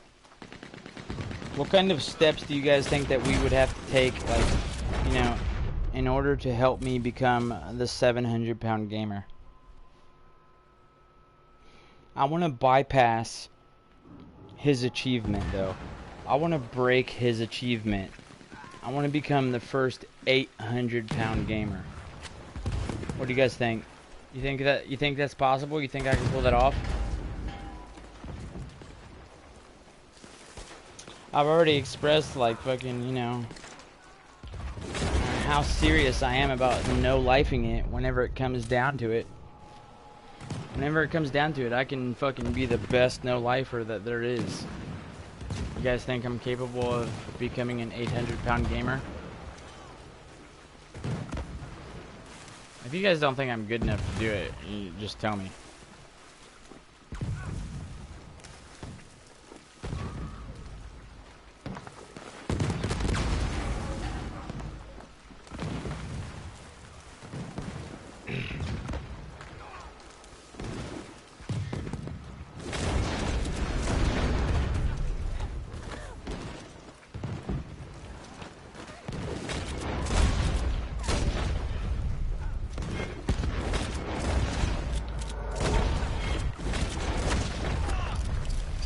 Yo, this dude's gonna blow me the fuck up with his goddamn cannon. No, don't do it.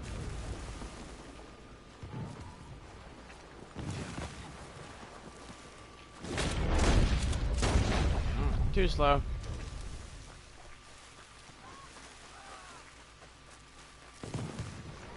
Listen, you guys, no jokes. You guys need to answer this fucking question or I'll end this goddamn stream right now. Don't fucking ignore me. Do you guys think that I'm capable of becoming the 800-pound gamer? Do I have what it takes to become an 800-pound streamer?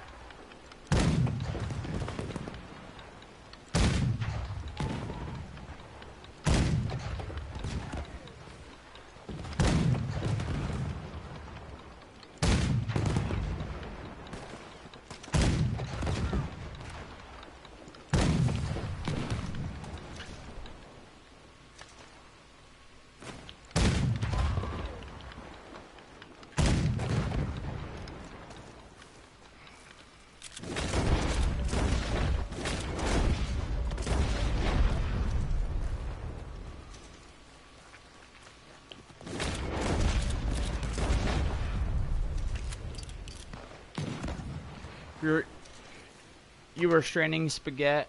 Okay, no big deal. Madman.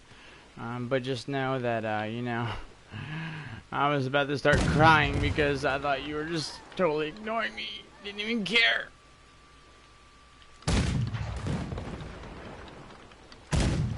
Oh, that's a friend. Nah, I'm just kidding, man. I don't care what anybody has to say. Straining spaghetti comes first. That's fucking the bottom line. Oh, dude, this is a long-range one. Oh, no. I'm getting shot at. Yeah, straining spaghetti comes first and foremost before anything. Everybody knows that for sure.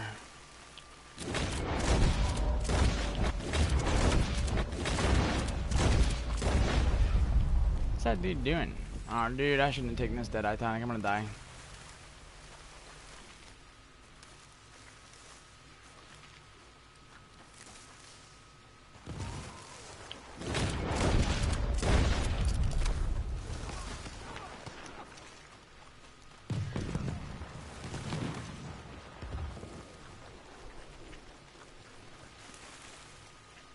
Spaghetti, family, money, in that order.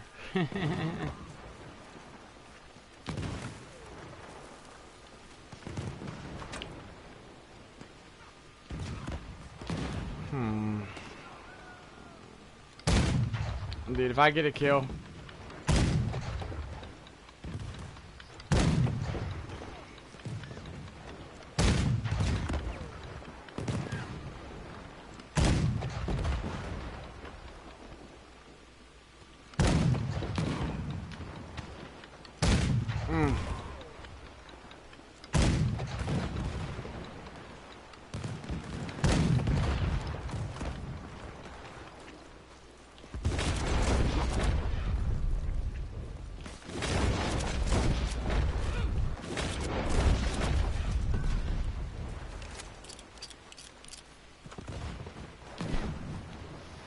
I want to get the fucking world record for longest cannon kill.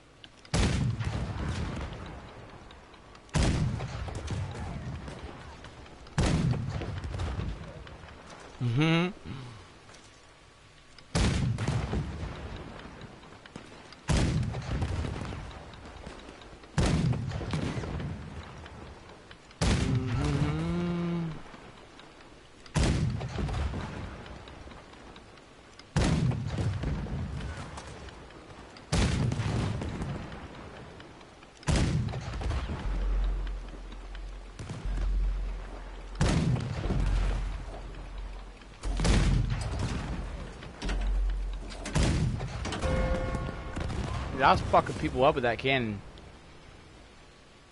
How do you get the green name? You become a member of the channel, Butcher. Look, man, I would recommend that you do it highly. Becoming a member of the channel is very affordable and cheap. It's only about $4.99 for a month. You get the green name. You get the weed leaf icon next to your name. You get access to a members only channel on Discord. You get a unique role on Discord signifying that you're a paid member of the channel. You get a unique color on your name on Discord. Different color, it's green, I believe, also. And in the next coming weeks, you're gonna have even more benefits than ever before as far as members of the channel go. Members are going to have first-hand access to 2 days early. The members are going to be able to watch the uploads of me dyeing my hair red. I'm going to do some recordings and some videos of me dyeing my hair red, the process, and I'm gonna make it a funny, enjoyable fucking time. And I'm gonna even go to some of the local stores and ask them why they think that I dyed my hair red. And, you know, ask them in a real stupid tone, why do you think I did this? I don't know, sir, why'd you do it? And then I'm gonna answer them with some of the stupidest responses that I could come up with. some of which are going to be suggestions from straight from you guys yourselves. I'm going to accept some suggestions and some ideas from some of the members as far as what my response is going to be. Well, I dyed my hair red because I wanted to match I wanted to match a tampon, you know. I dyed my hair red because I planned on going and having my Halloween costume this year as a tampon. I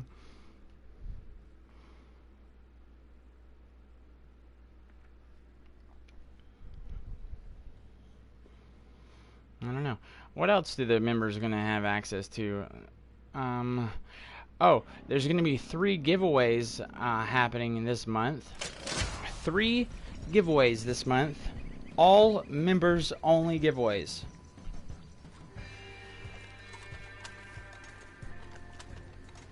There's a lot of good fucking reasons to spend $4.99 to become a member of the channel.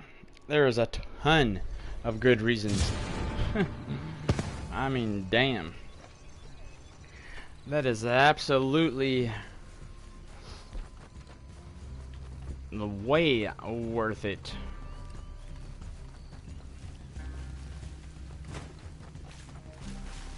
I just spent 10 fucking minutes explaining how many perks there are associated with becoming a member.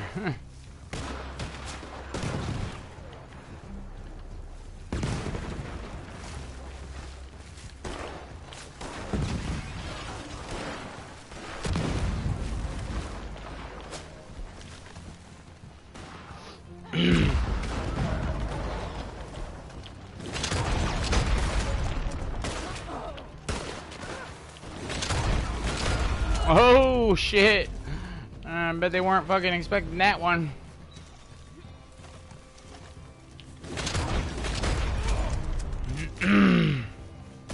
Fuck it, dude. I'm going over the fence. This is very ill-advised. Not a good idea. Oof.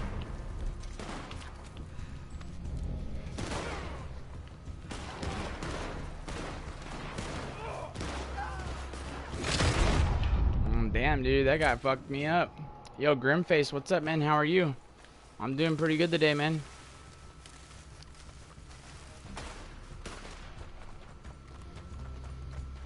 Yo, Grimface, do me a favor, bro. I want you to ask me a question, okay? And I'm gonna give you the question to ask, okay? Let me know when you're ready. There's gonna be a few people in the stream that are like, really, bro? Please shut the fuck up.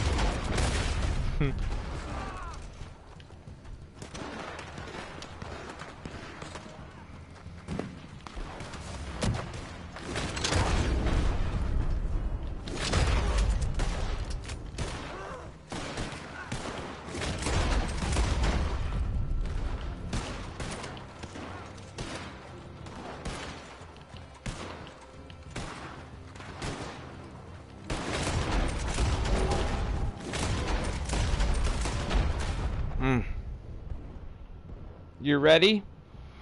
Alright, Grimface, I want you to ask me this question. Ask me, and I quote, why should I become a member of the channel?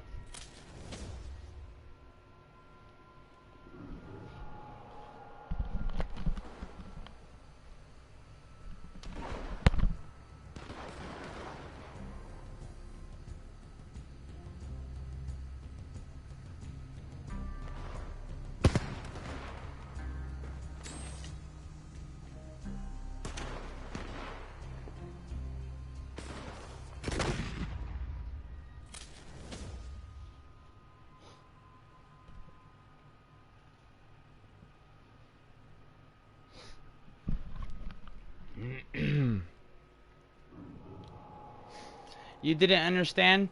Alright. My bad. Okay. I wanted you to ask me this question.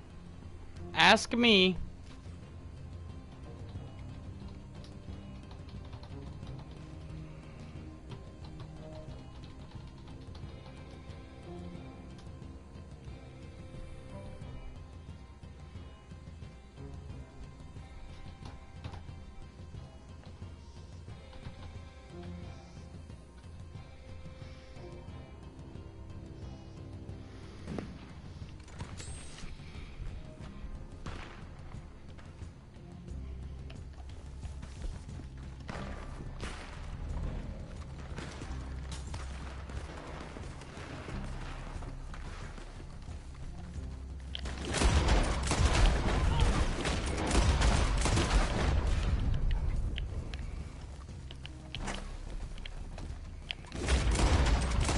he ran right into it.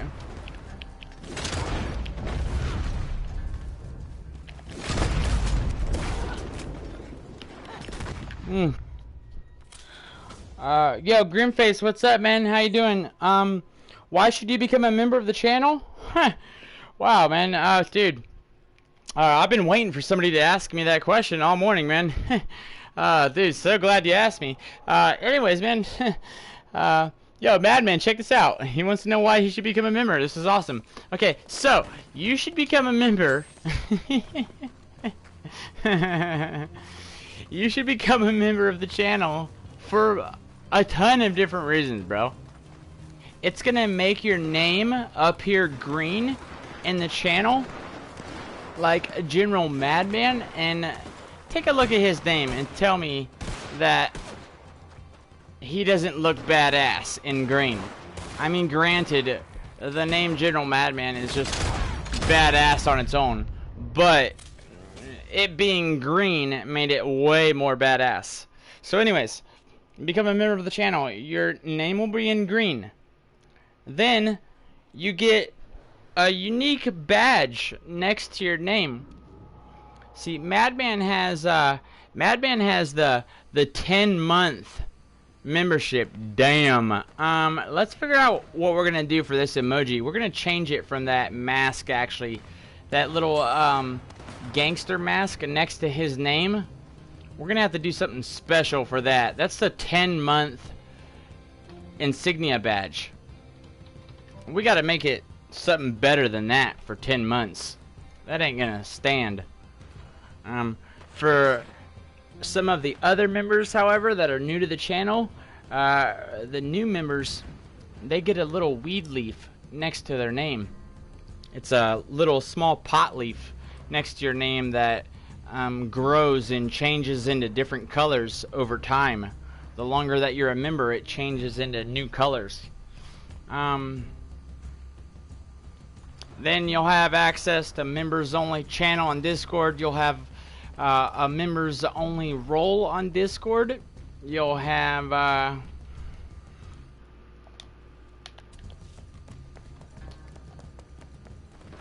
you're gonna have access to like 3 giveaways this month for members only.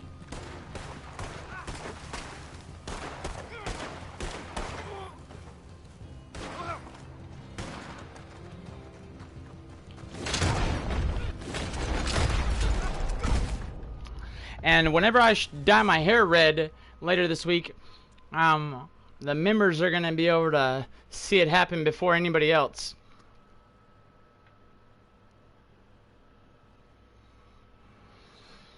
Let's see what's going on here.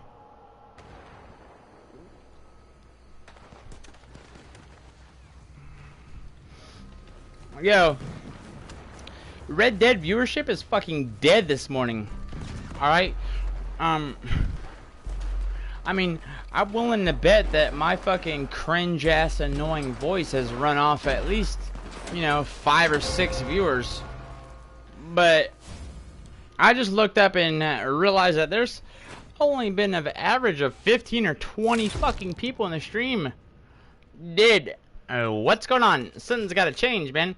I know that we're gonna hit a new page here coming soon. I can feel it. I can tell. Something's going on. People are still asleep. People haven't woke up yet. They're on their way to work. Something's going on.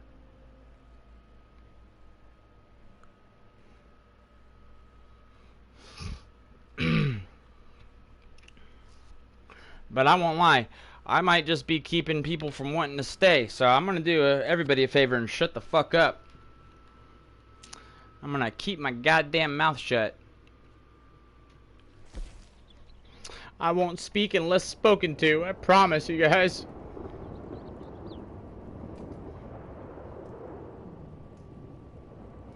Oh, one more thing. Nah, I'm just kidding.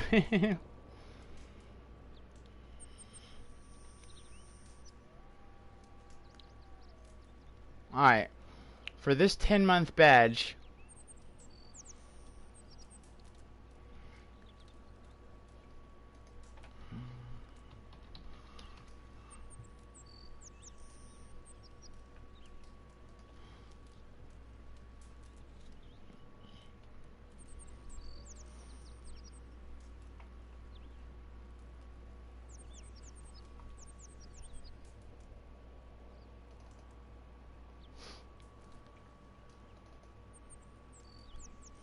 Hmm.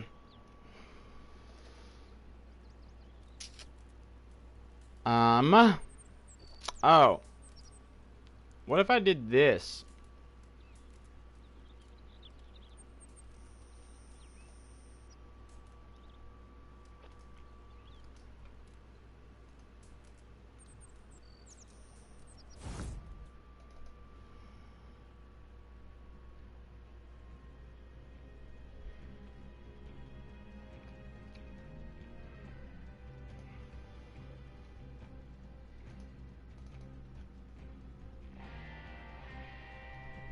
Hmm.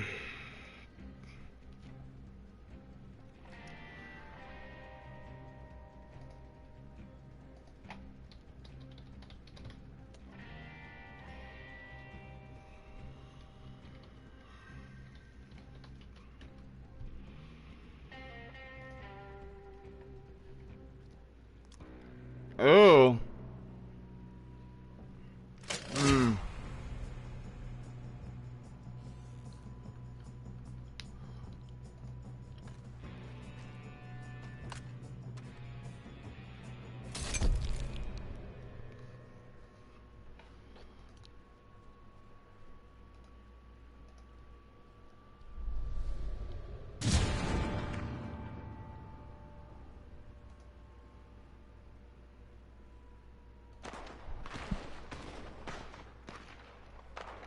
Hmm. Yo, Madman, you're you're more or less one of the only, if not the only motherfuckers in this stream, in this channel, that is repping 10 months, bro. You deserve to have more say in this than anybody. What do you think that we should change the 10-month badge to?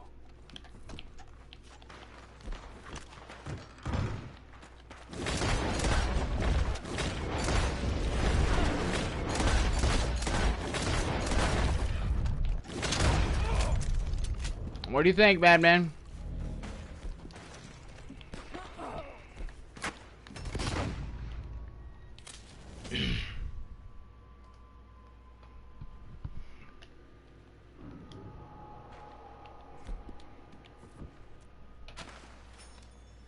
I mean, I just changed it to something, but I don't think that, I mean, it'll be as well liked as, for example, the weed leaves.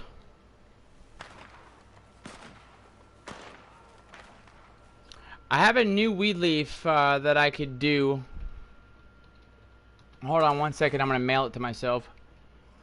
I have a new weed leaf. It's a black weed leaf with a white outline. What do you think about that? It could potentially look pretty fucking sick. But I have to make it look good enough in a way that it's going to be able to be seen well in dark and light mode on YouTube.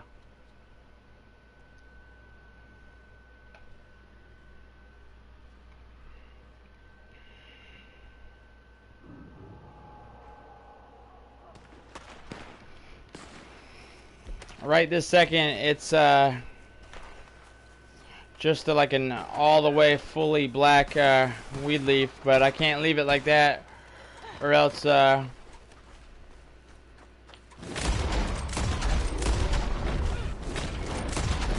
damn it.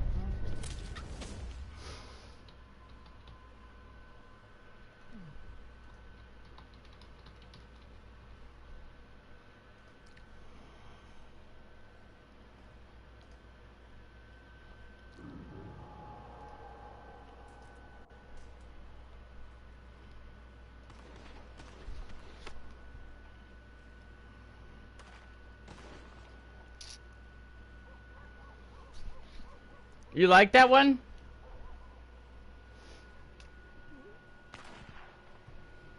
You like that one a lot, Madman? I thought that you might like that one.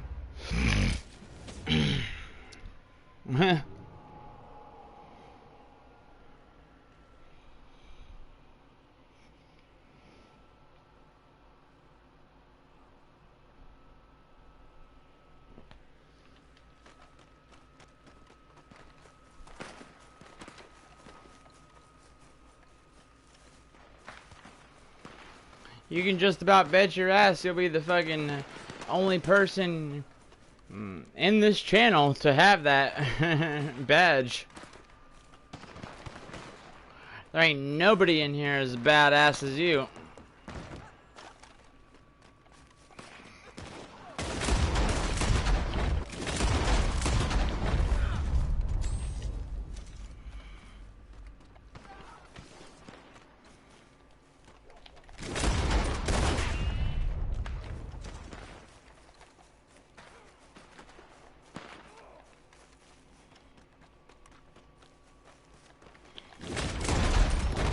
Ah, damn it.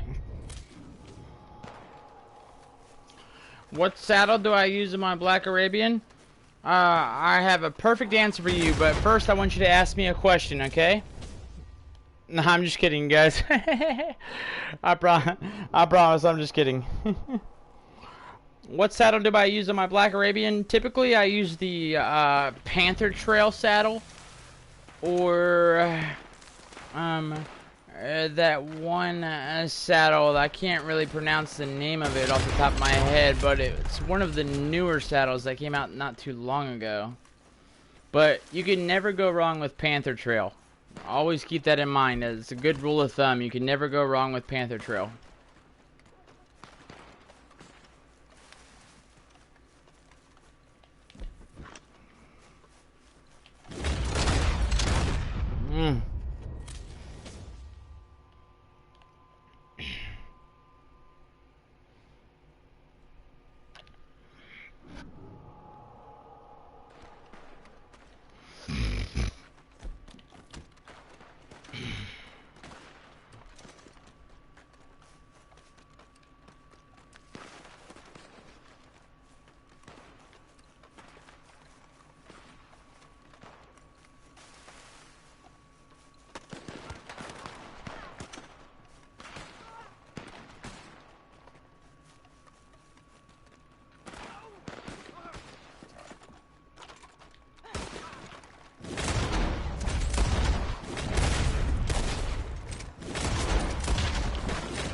Bruh. Why the fuck did I decide to climb up into that fucking stall? That was the biggest mistake I made all fucking evening, is climbing into that stall.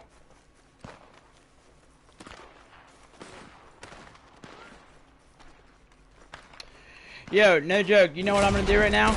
I'm gonna pretend 100% as hardcore as I can that I have not been trying at all this entire session. Keyword pretend, because I got news for you. Fucking, you know, I haven't been trying my hardest, but goddamn it, I've been trying. And I got my fucking ass stomped. I got a goddamn mud hole stomped in my fucking asshole. Okay?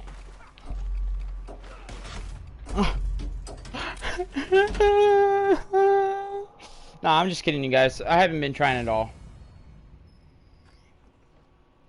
I haven't been trying at all. Matter of fact, I've been AFK half the session. Alright? That fucking KD right there, that doesn't count. That's not a real KD, because I've been AFK half the session. Okay, I wasn't AFK at all. Alright? And I was kind of trying. Oh my god, I'm so terrible.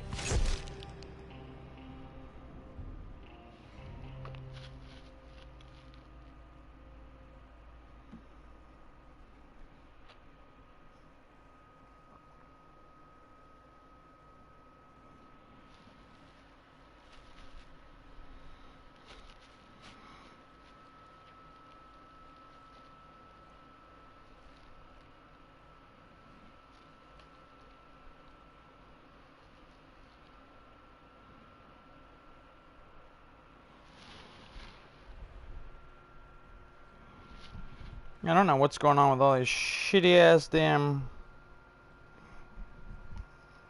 shitty ass fucking tracks.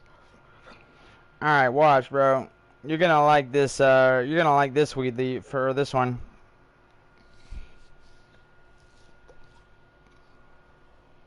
Mm-mm.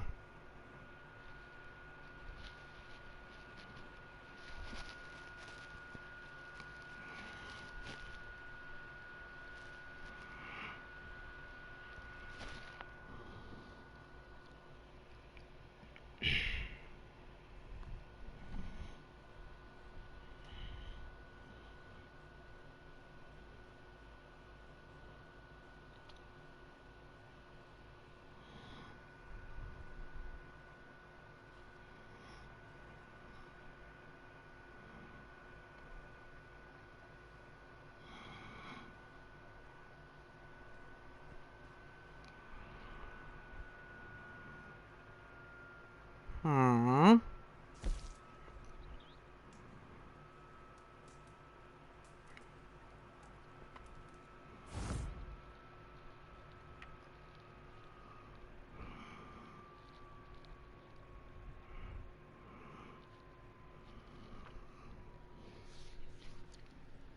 Hmm. Hmm.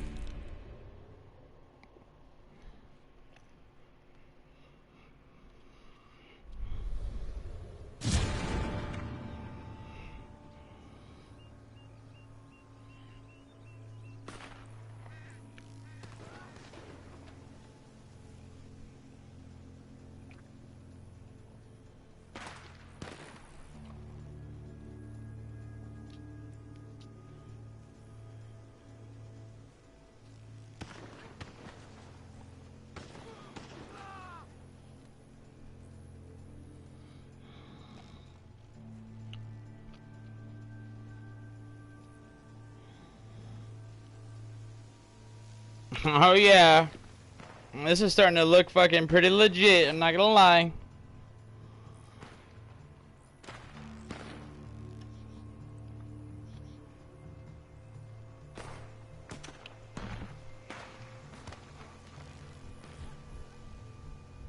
Oh, perfect, dude.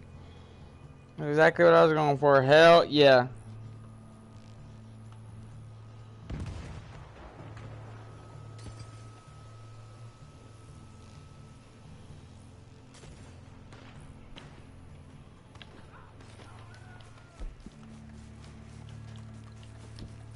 Hmm.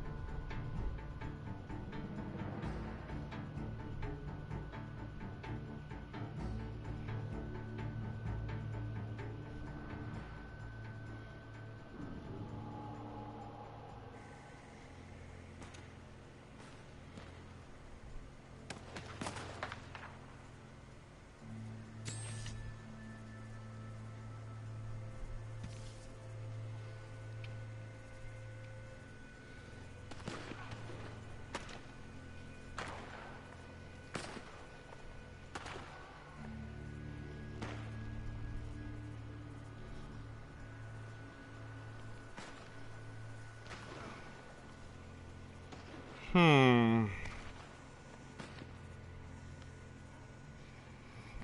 Hmm.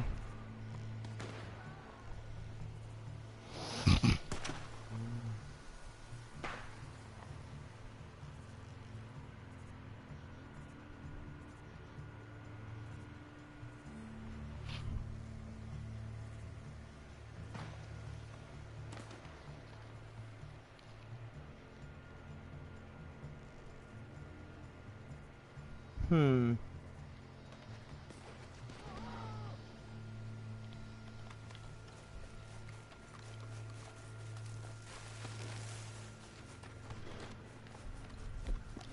What if...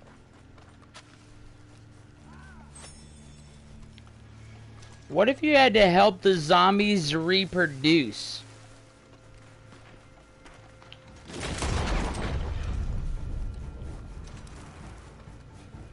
And you literally had to be the guy that ran a zombie orgy. That was the only way that you could get them to reproduce. You had to fucking run a zombie orgy. For the better of the planet.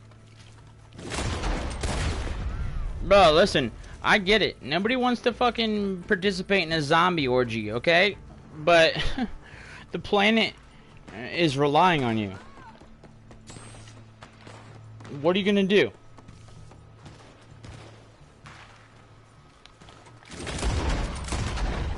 Bro, I'm saying, after all those years of having never got laid for years and years, I bet there's a zombie out there that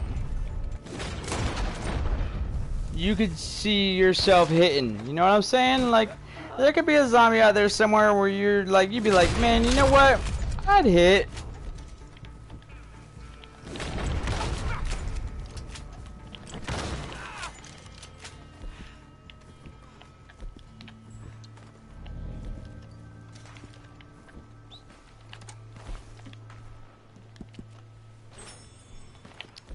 There's a zombie out there for everyone. Exactly.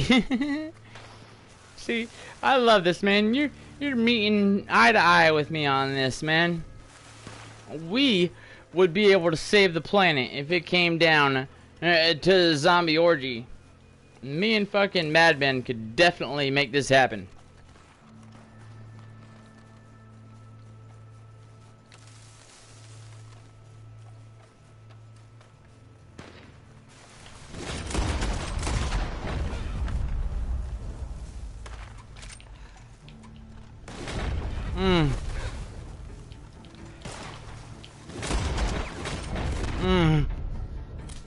Damn it. Oh, I just had an idea. For this,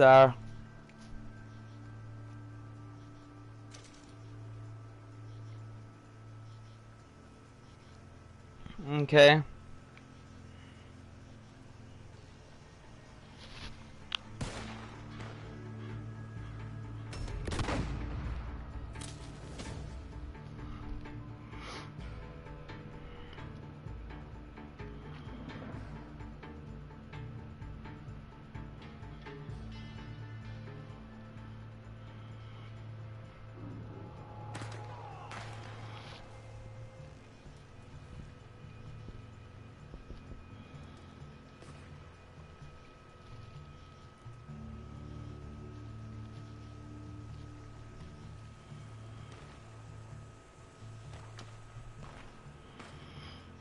Yeah, where the fuck did Shadow go?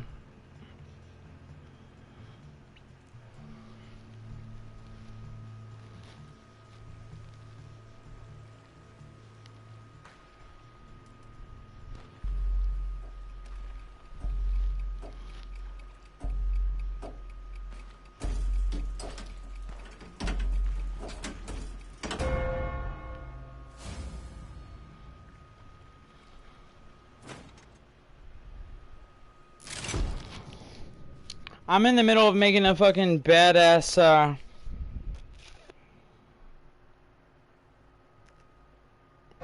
badge that you guys are gonna like.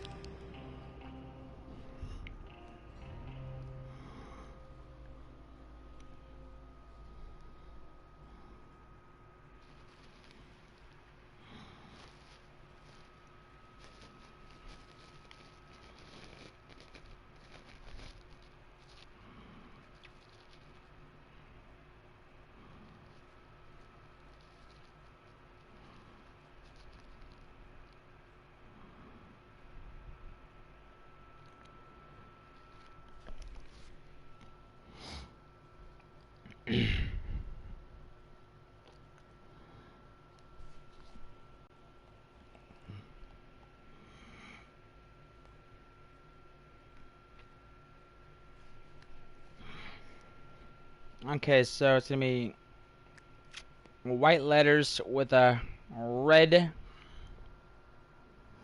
stroke.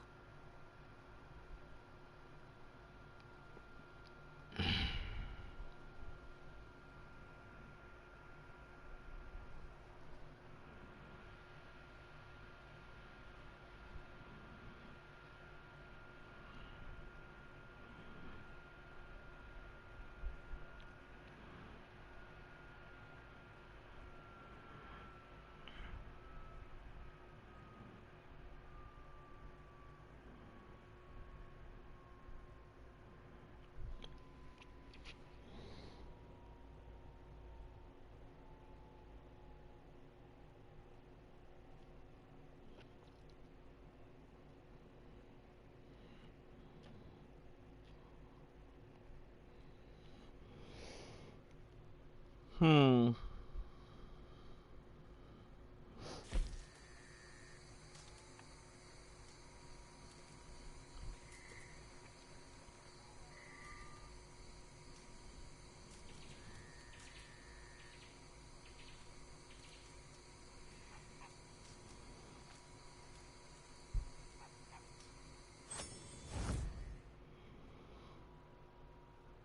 Hmm.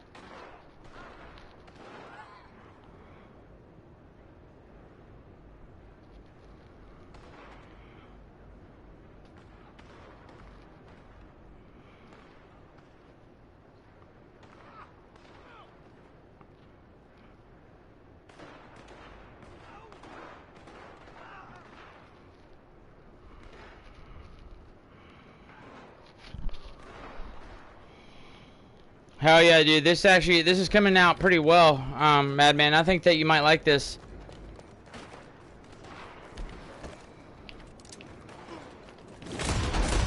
You're gonna be the only one with it, and it's honestly, I mean, it's hands down, it's the baddest ass one that there is.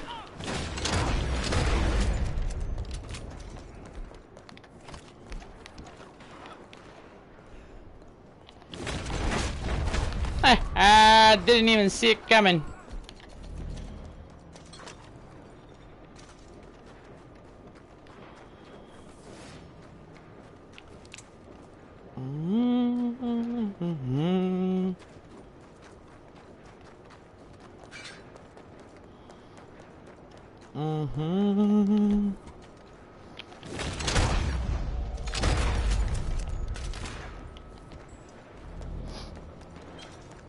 I'm actually pretty a bit proud of this badge.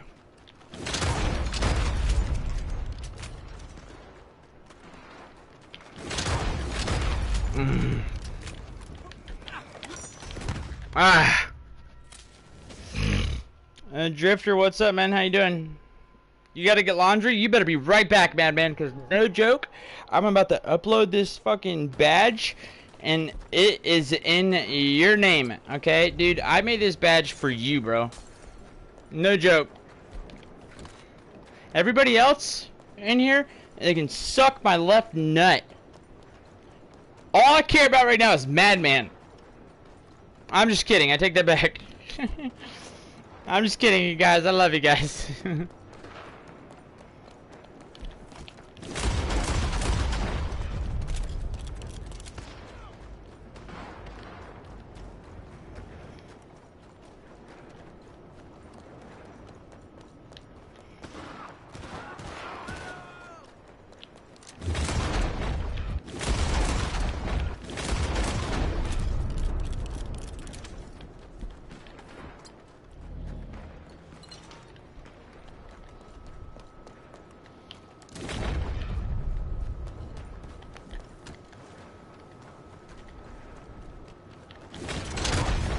Oh shit, dude, nice fucking throw on his part, man.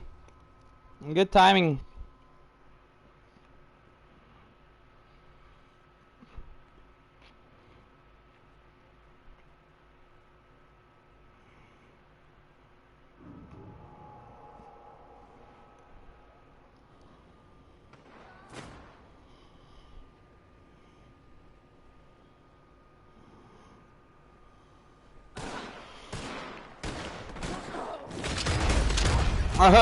Feels bad, bro.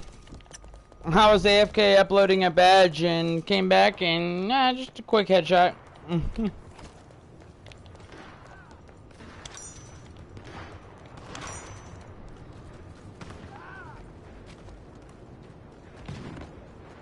Yo, this badge is so lit. You guys are gonna be jealous, I bet. Watch, guaranteed. You guys are gonna be like, damn, dude, I wish I could fucking be a 10-month long member of the channel. Cause that fucking badge is sick as fuck.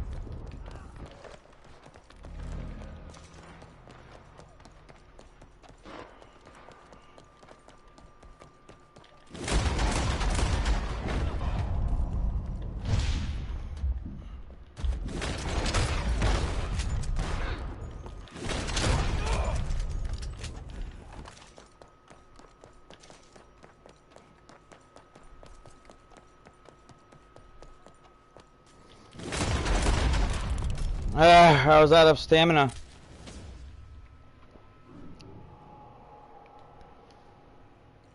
Nah, you'll keep the 10-month badge.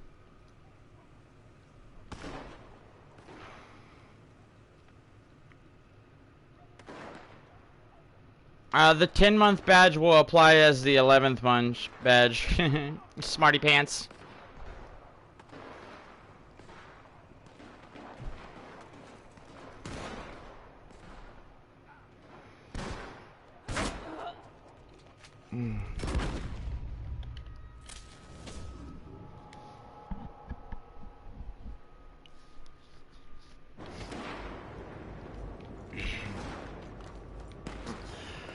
Alright, I got 50 seconds left. I'll just play this 50 seconds out and then upload it. I mean, I'm pretty sure that it should come out pretty well. Dude, I thought that I had that one dodged for sure. Even though that I was playing that exact same build earlier yesterday, that dude's a bitch.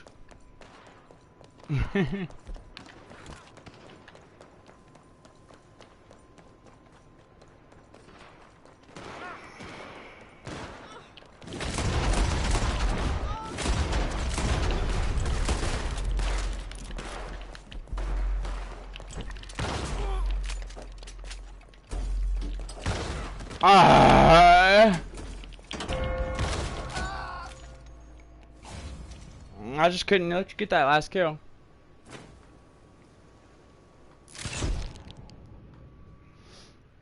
Oh, I forgot my PC's sleeping.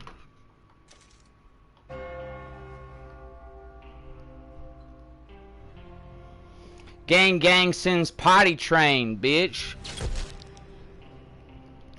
Don't forget it. Me and Madman here, we been gang gang since potty train, bruh. That's what I'm talking about, bruh. Gang gang since potty train, you feel me? Hey, tell them, Madman, tell them. They don't know about us, Madman. We gang gang since potty train.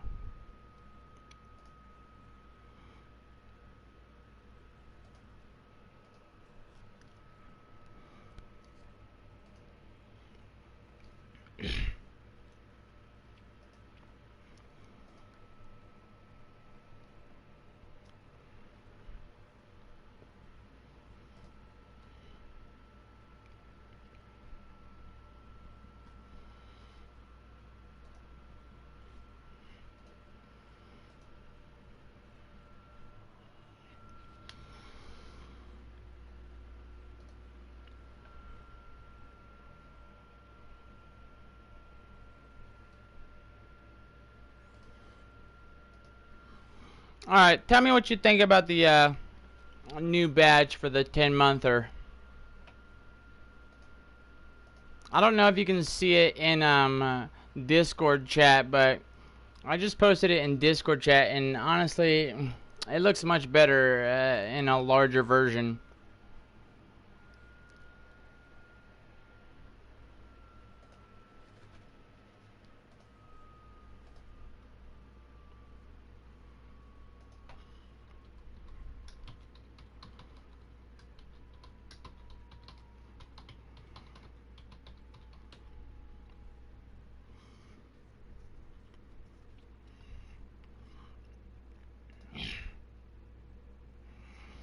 Oh, dude, it looks terrible.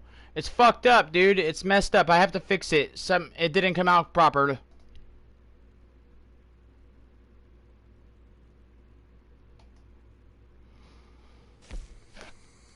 Yeah, it just came out blurry because I didn't get the size correct.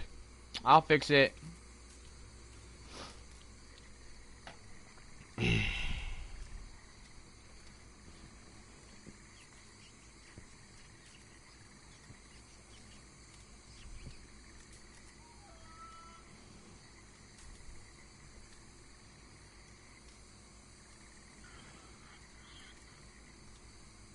There we go.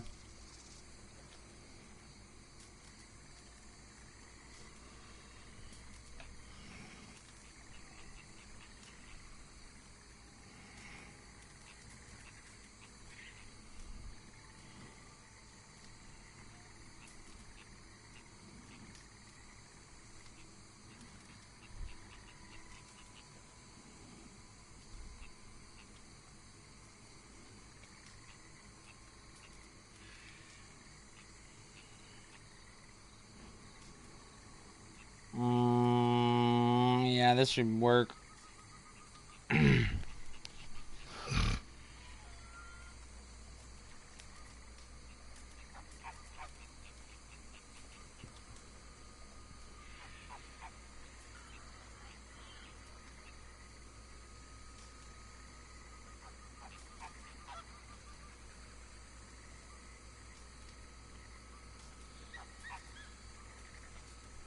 If this fixes it perfectly, I'll be, I'm pretty surprised. Not really, like, surprised because it's honestly the obvious fix, but I'll be surprised because I was smart enough to fix it that quickly.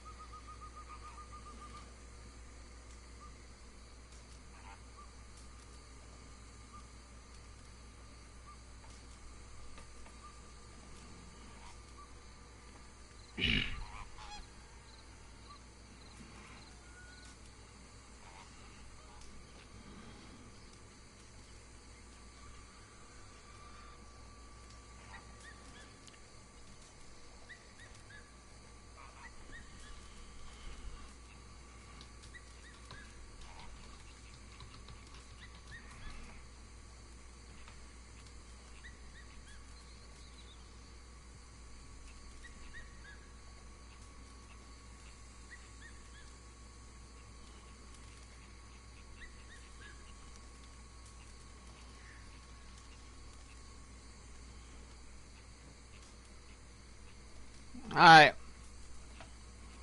Now say something, Badman, in in like a minute or two, it should update to the new one.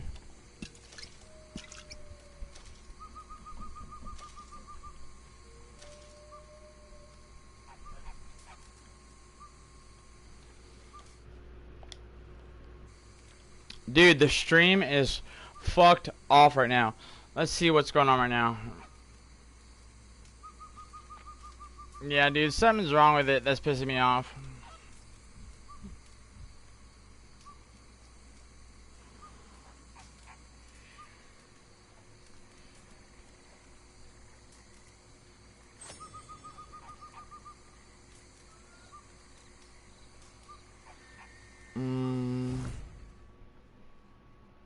I could try this.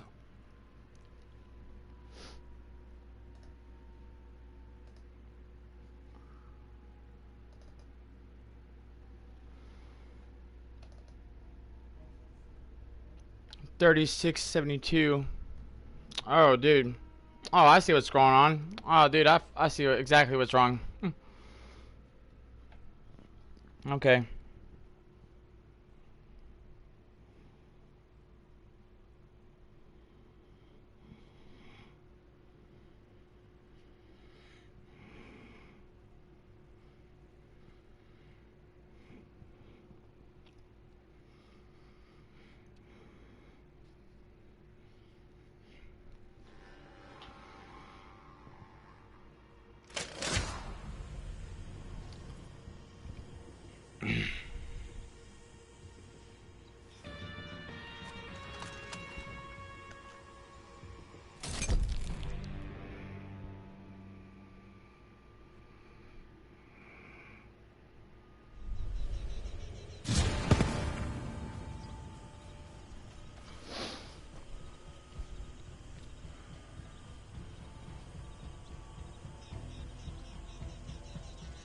Alright.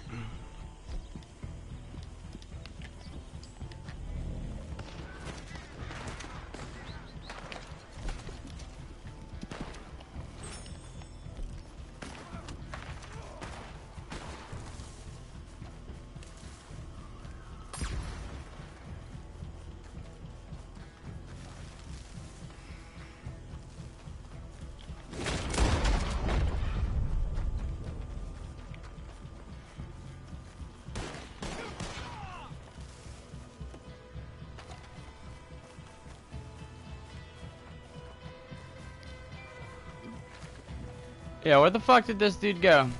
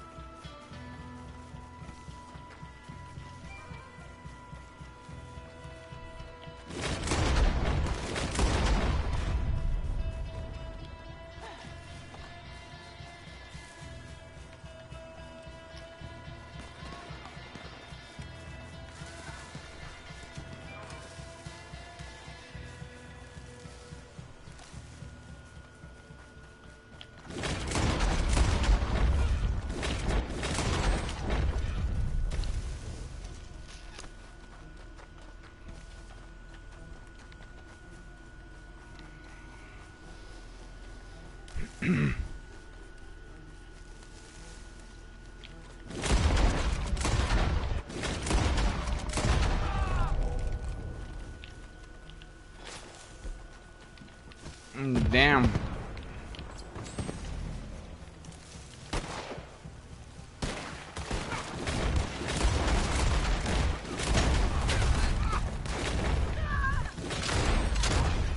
I was the only person smart enough to think to pull out a double barrel right there, I guess.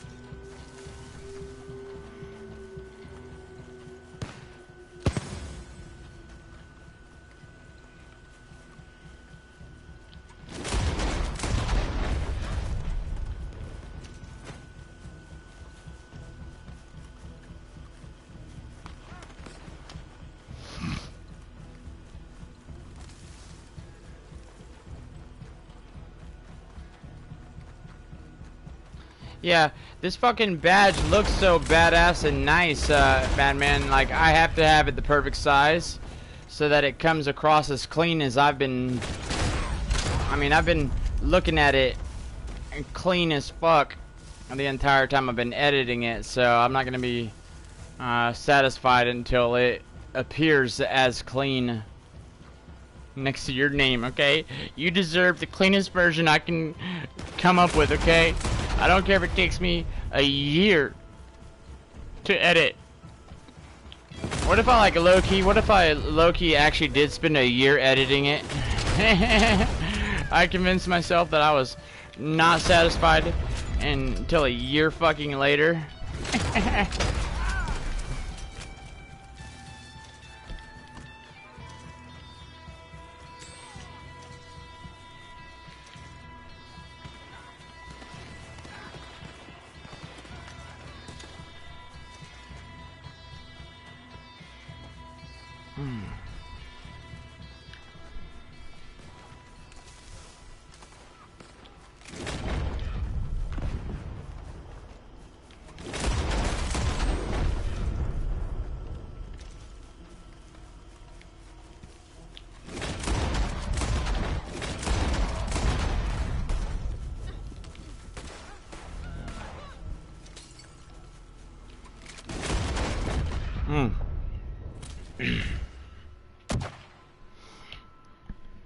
Alright, 72 version.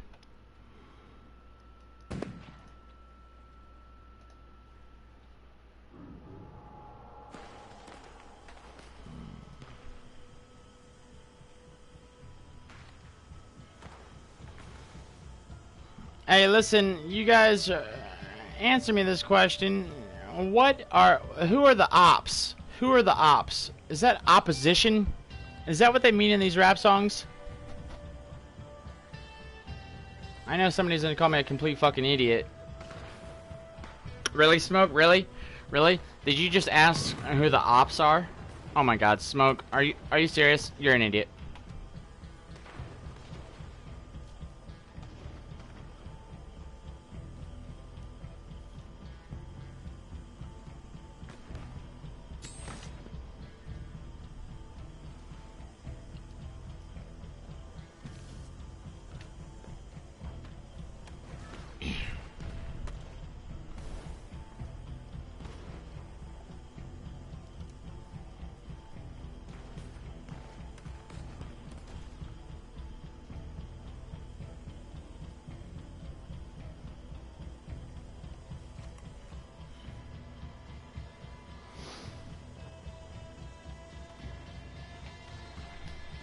You're too old for music?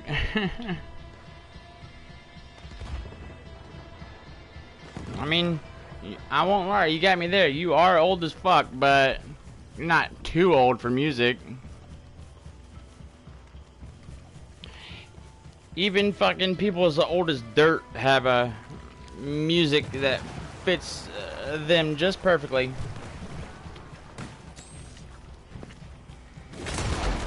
Yeah, I figured that's what it meant, opposition.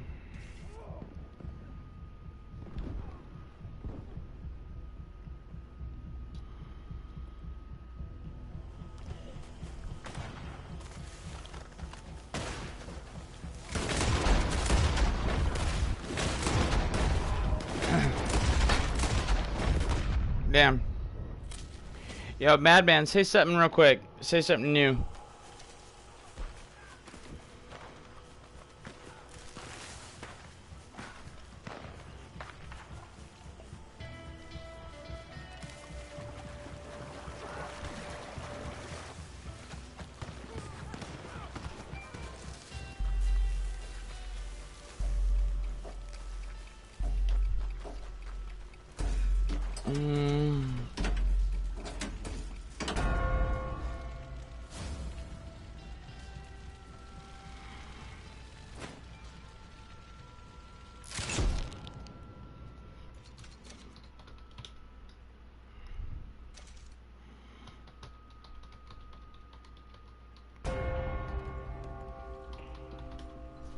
You know what?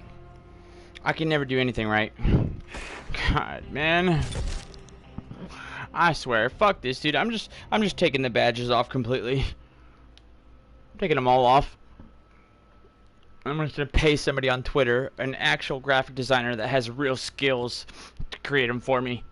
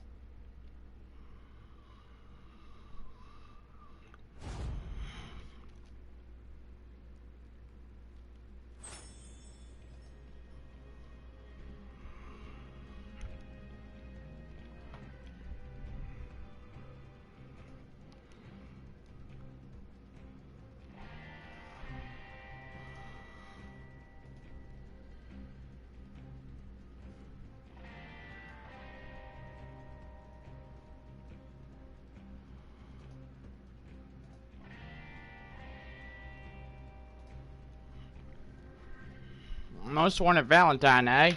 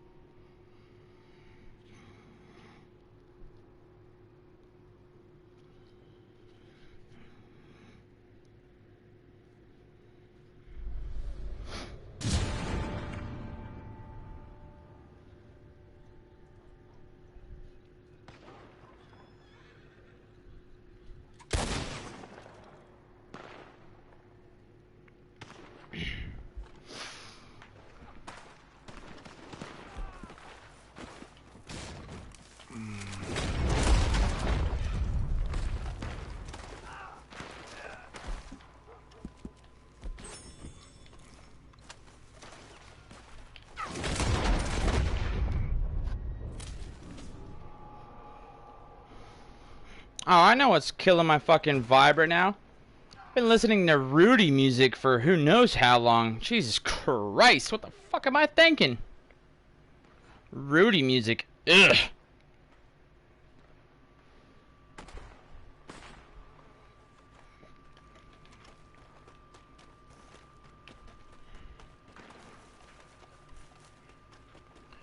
No wonder I'm in a bad mood and fucking my ears feel like somebody jizzed in them.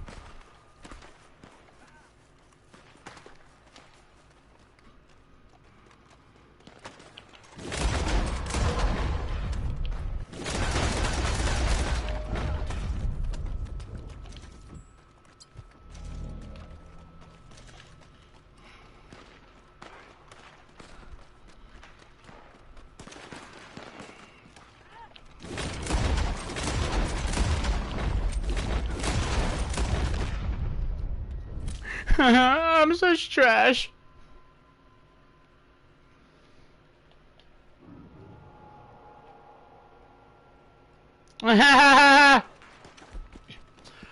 Oh my god, dude. Are you fucking kidding me, dude? I need a suggestion from you guys. When I fucking moved here to the Carolinas, listen, you guys, I need you to listen real fucking close, whoever's in this stream, okay? Now, this comes down to a situation between me and my dad, okay? When I first moved here to the Carolinas, when I first moved to the Carolinas, I was deathly sick, okay? Dope sick. Withdrawing from heroin, okay? I was moving here with the knowledge of my father having a supply of methadone, okay? I knew, or was believing at the time, that he had access to some methadone. Well, I hit him up on my way to the Carolinas, and I told him straight up, yo, look, dude, I am fucking dope sick. I need your help when I get there, dude. And he got frustrated and aggravated. I could hear it in his tone right off the bat. And I heard him mumble under his breath, you know, not too loud at all, but he mumbles under his breath, you know, you're not getting, you're not getting any of my medicine. You're not taking any of my medicine. Okay? And turns out, I believe at the time that he didn't have any medicine anyways. But he mumbled under his breath, and made the implication that he was not willing to share, even if he did have any. Despite the fact that I was deathly sick, okay? Now, fast forward 2 months, okay? Fast forward 2 months. Here we are, as of right now, today. Well, guess what? My fucking dad went to get this boat that he bought, right? He bought this boat out of town, and went to go pick it up, but did not account for the potential problems that might arise, okay? He went to go pick this boat up with just enough medicine for 6 days, okay? And the bottom fucking line was that it had to work out just perfect in 6 days, or else he was gonna be fucking fucked, okay? Fucked. Now, 6 days he had, okay? Well, he gets here to this boat. He gets dropped off at the boat. Comes to find out, he's not able to leave the harbor because they're dredging. All of a sudden, he finds us out. They're dredging. He's not able to leave the harbor. And it's like, dude, listen. That is a very large amount of stupidity, okay? First of all, that's something that you definitely should have checked out and looked into ahead of time, because they didn't just start dredging all of a sudden today, the day that you decide you want to leave the fucking harbor, okay? This is something that's been going on for a while, okay? So dredging has blocked him into the harbor, okay? He's 4.5 hours away, okay? 4.5 hours away. Long story short, I don't have to go into any more details, you guys. He fucked himself so hard, okay? He's been out of medicine for like 4 or 5 days. He's been dope sick.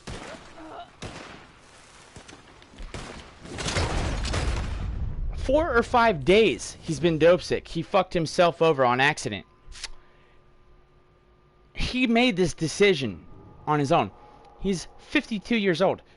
Now, I just looked at my phone, and I have a text message. Take 20 milligrams of yours to the side for me. I will be home today. Please. Bad sick. I am going Monday. What? This motherfucker's... Dude. It's gonna be a fucking rampage when he gets here. It's gonna be a rampage. He's not getting any of my goddamn shit, dude. Fuck no. I sat here for an entire goddamn day dope sick and waited until the next day to go to the doctor, okay? I waited my goddamn turn, and I fucking dealt with the sickness. Madman, stream it. Stream it. Hells yeah. Sometimes the cure is worse than the disease. Oh, absolutely, man. Absolutely. I agree with that, dude. Yo, I don't even know who you are, man, but I'm appreciating your comment for sure, 100%. No sarcasm or anything, man. Ground Station, welcome to the stream, man. I'm not sure if you're new or if you just have been lurking and haven't been commenting much, but yeah, I appreciate the comments. You must have been lurking for some period of time for sure, because I seen they said nobody likes sharing their methadone though, so you must have lurked long enough to, you know, come to find out that I'm on methadone. Yo, Jay Frere, what's up, man? How you doing? What's up, girl? What's up, home girl? My bad. No, I just find it ironic and fucking, you know, bullshit that, you know, I got turned down. Even though, granted, you know, there was no medicine to be shared at the time when I first moved here. Okay? He had to fucking act like a prick and have a shitty tone with me and mumble under his fucking breath, you're not coming here and taking any of my medicine. Why would you mumble that under your breath and act like a fucking prick knowing you don't even have any medicine?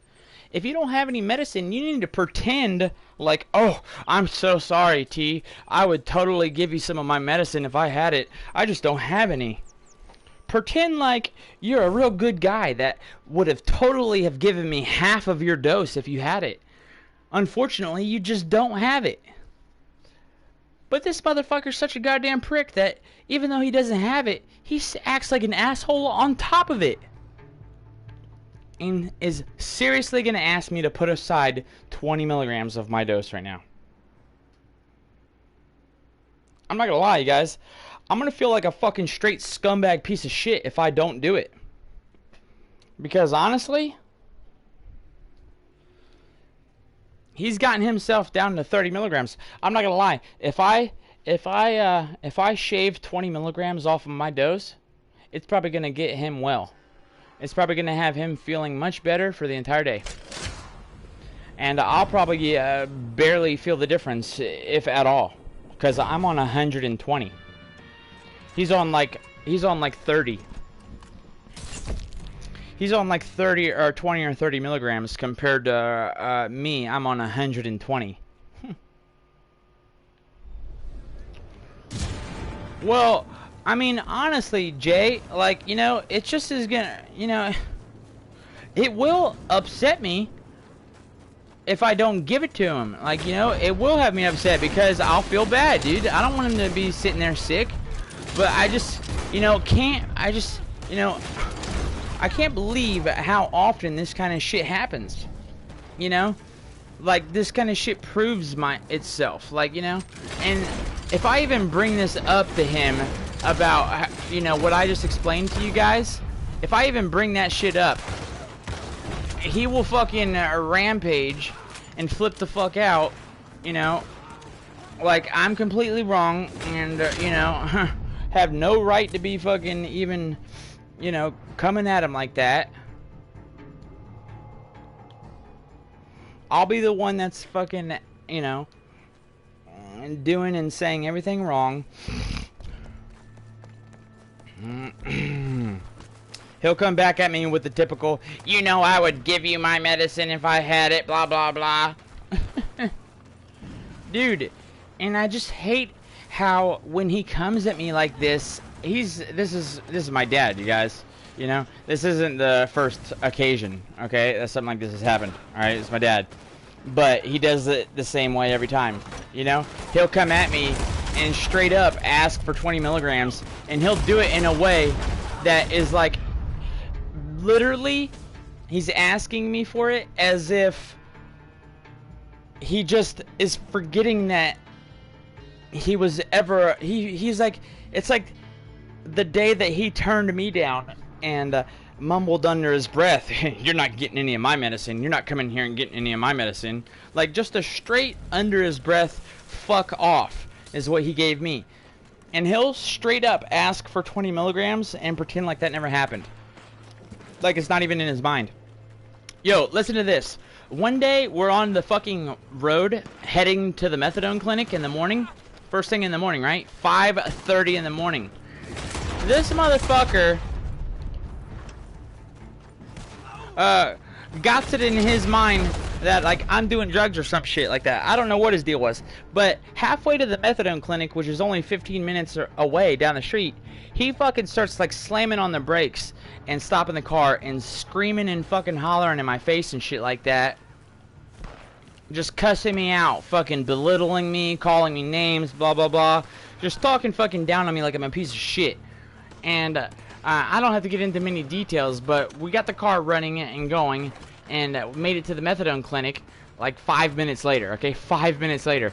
Now, no joke, okay? We get to the fucking methadone clinic, you guys, and he fucking... the lady at the desk clerk pulls a fast one on him and almost acts like they're not gonna give him his dose because he was behind on his payments and he owed them money. So they came across at first as if they weren't gonna give him his dose unless he paid. After screaming at me on the way there and fucking slamming on the brakes and shit like that and making me almost punch him in the face because I was about to break down, he fucking turns to me and said, you know, T, give this lady $40 so she'll give me my medicine. And, you know... And that was it. That was it. That's exactly how he asked me. That's exactly how he asked me. After having just screamed at me in my face, slamming on the brakes like a fucking psycho lunatic, making me almost break down and want to cry on the way to the fucking clinic in the morning, first thing in the morning, turns to me 5 or 10 minutes later, asks me if I will pay $40 on his bill. Yeah, let me just jump to the fucking conclusion and say and throw it out there. I didn't pay for his bill. I said fuck no in front of everybody. I fucking laughed at him, a matter of fact. You got me fucked up. I'm the most generous fucking helping, caring person. But if you come at me like that, I will fucking cut you off, man. You come at me like that, you got me fucked up. I will literally give you the shirt off my back. I will literally fuck 20 milligrams. If you treat me right, I will give you half my dose. Even if that means that I'm going to be sick the next day. Even if I'm willingly knowing I'm going to be sick the next day, I will go out of my way to give you half of my dose. If I know it's going to make you feel better for that day. Because that's how much I care. But he doesn't realize and understand that, and he'd rather be a fucking prick and a user, you know? If he was just an authentic good person, I would treat him like a good person.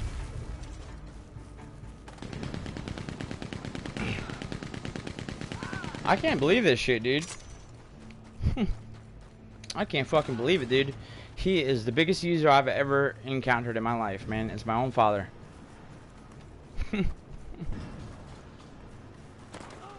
He's been calling up here fucking, you know, asking for money every single day for my grandmother and shit. Getting her to send him money that she doesn't have, blah, blah, blah. She doesn't want to send him, but, you know, he fucking went and got stranded in this fucking boat in this harbor or whatever. Has no way home, so you know, she's been footing the bill, sending him money every goddamn morning on a money pack. Every fucking morning. I told her yesterday, I was like, dude, keep it going. Fucking just suck her dry. Just fucking bleed her dry till she has no more money left. Flips out and cusses me out in a big fucking rant text message.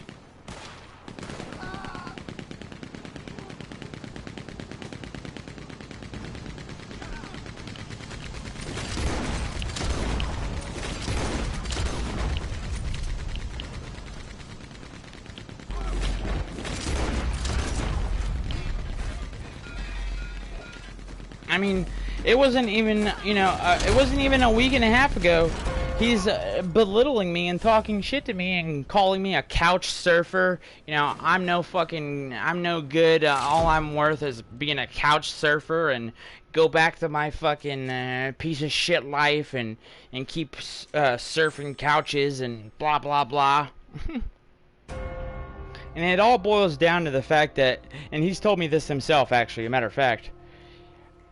He's actually told me this exactly, in these exact words, and I quote, "Do you understand how bad it makes me feel that my own son is doing better than me?"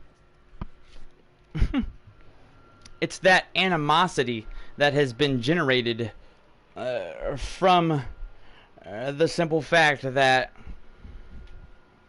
I don't know, at the time, I'm making money, and he's not. And he's all cooped up because of the coronavirus and shit like that, you know.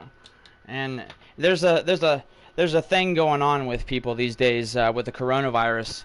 These people get cooped up in the house with the coronavirus lockdowns, and they convince themselves that because of the lockdown, there's no work available for them, and they convince themselves of this so intensely that they will literally avoid actually going to look for work. They will actually stop themselves and block themselves off from going to look for work. They will create reasons to not be able to go do it. And that's what my dad does. He fucking makes up reasons and comes up with ways to not go look for work, and then bitches about not having work and not having money, and gets fucking, and I can tell it seriously bothers him and gives him a level of animosity towards me, knowing that I have a hustle and I make money. And he's not right now. He fucking hates it. He's always got to have some fucking he's always got to have some kind of word in my life, you know, like, you know, can't mind his own fucking business, you know.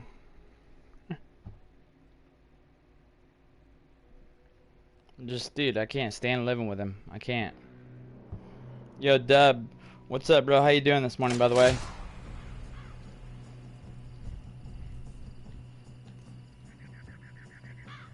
It's been an amazing week without him living here. And listen, Jay Frere, thank you so much for listening. And you know, I'm really thankful, and I appreciate hearing it from you that you think I'm a good person. I appreciate you giving me the opportunity to vent.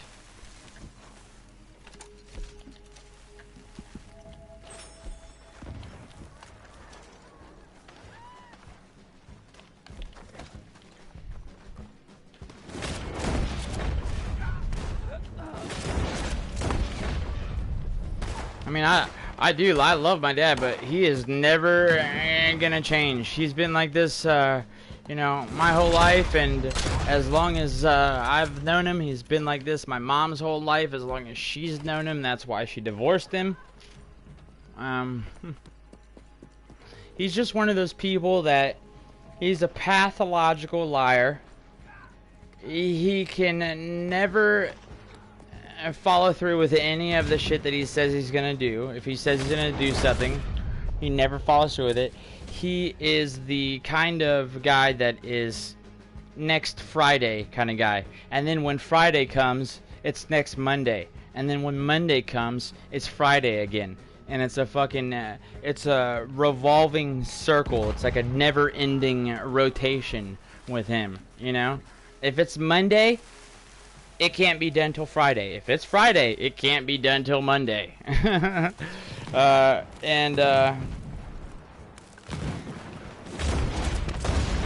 And he'll borrow money from you, and if he borrows money,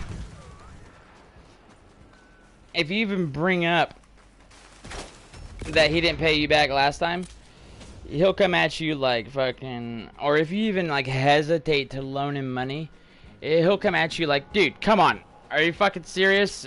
You know that I have paid you back every single time. Okay, when have I not paid you back? Me and my cousin were talking about this the other day. He'll be like, when have I not paid you back? And me and my cousin will actually call him on it and be like, well, if you're gonna get technical, you haven't paid me back. Last time I loaned you money about 1 week and 5 days ago. If you want to get technical with it, now that you mention it, you didn't pay me back last time that I loaned you money, which was 7 days ago. He never pays anybody back. But he fucking talks himself up as if he's like the best motherfucker, you know, that he always pays everybody's back. He's always fucking pays his dues and blah, blah, blah. Dude, I could just keep going and going and going, dude. My dad is just a scumbag. He's a piece of shit, honestly.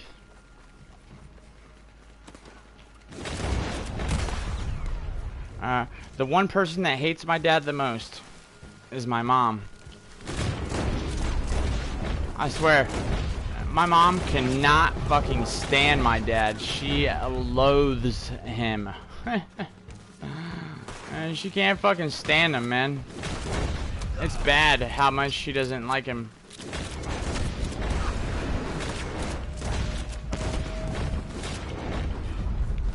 The amount that my mom hates my dad is like fucking, it's crazy sometimes. My mom married, so my mom left my dad and met a guy that was literally like the same exact everything as my real dad, except complete polar opposite in the sense that the new guy she met had the same exact birthday down to the day. May 17th. May 17th. My real dad and my stepdad both have the same birthday, May 17th. They're both Taurus men. They both have like an identical personality, except they have polar opposite histories in life of how they were raised and grown up.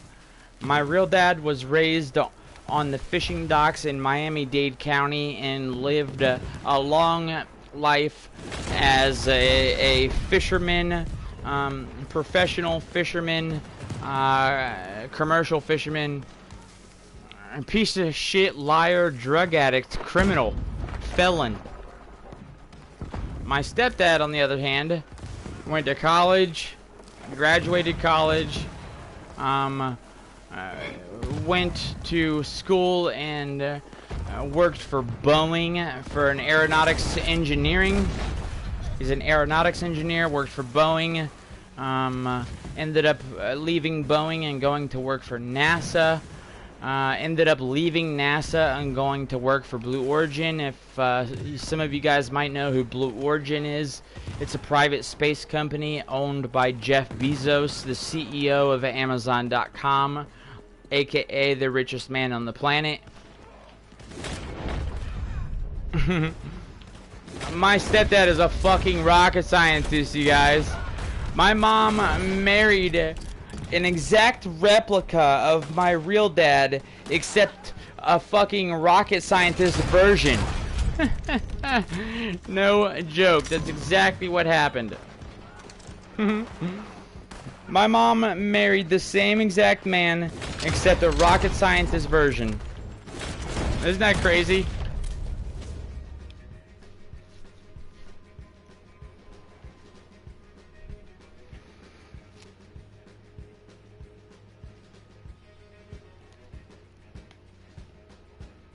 Oh yeah, exactly. You're exactly right. He can't help being like that. And we all know it. We all know he can't help it, like honestly, but but there's little small certain things that he could potentially help, that he could work on getting better at. Like being a fucking pathological liar. Like as soon as you catch him in a lie or you disprove his lie, he'll be in the process of taking a breath and to start talking about the next lie. He doesn't even skip a beat. As soon as you catch him in a lie, he's already on to the next lie. He could work on, for example, not exploding and fucking causing knockdown, drag out, screaming match arguments based on little to nothing a majority of the time. He'll start a fucking balls to the wall screaming match argument over nothing. Over absolutely nothing. And he has this habit of asking for help almost immediately after shitting on you. He will shit on you and trash you and fucking dig you into the ground with the heel of his boot and then ask for help immediately after. That's one of his traits.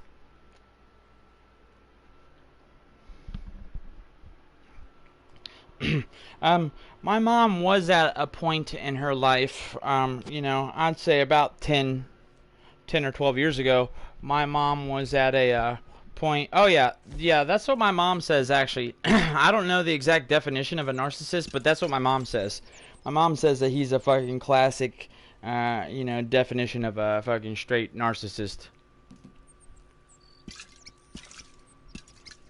Yep, good call, Drifter. I forgot about that part. Good call.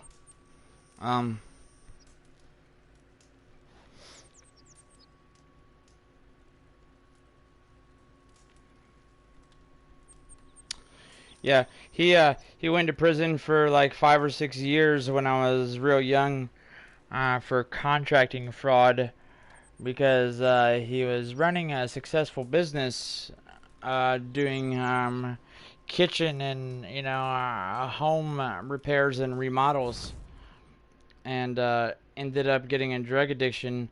And he would just go to a person's house and do an estimate and be like, yo, it's gonna cost $20,000 to remodel this kitchen.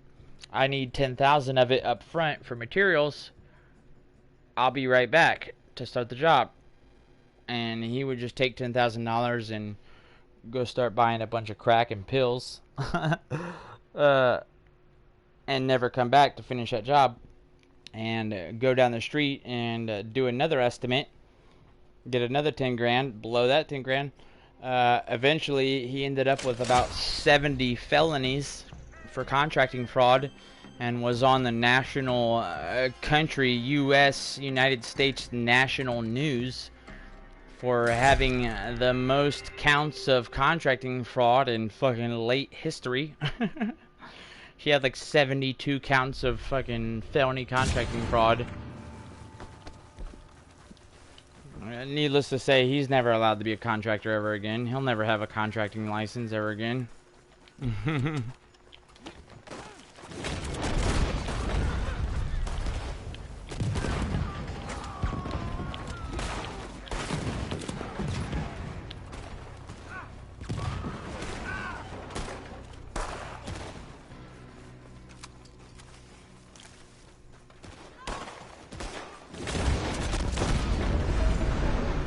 I mean, you know, he had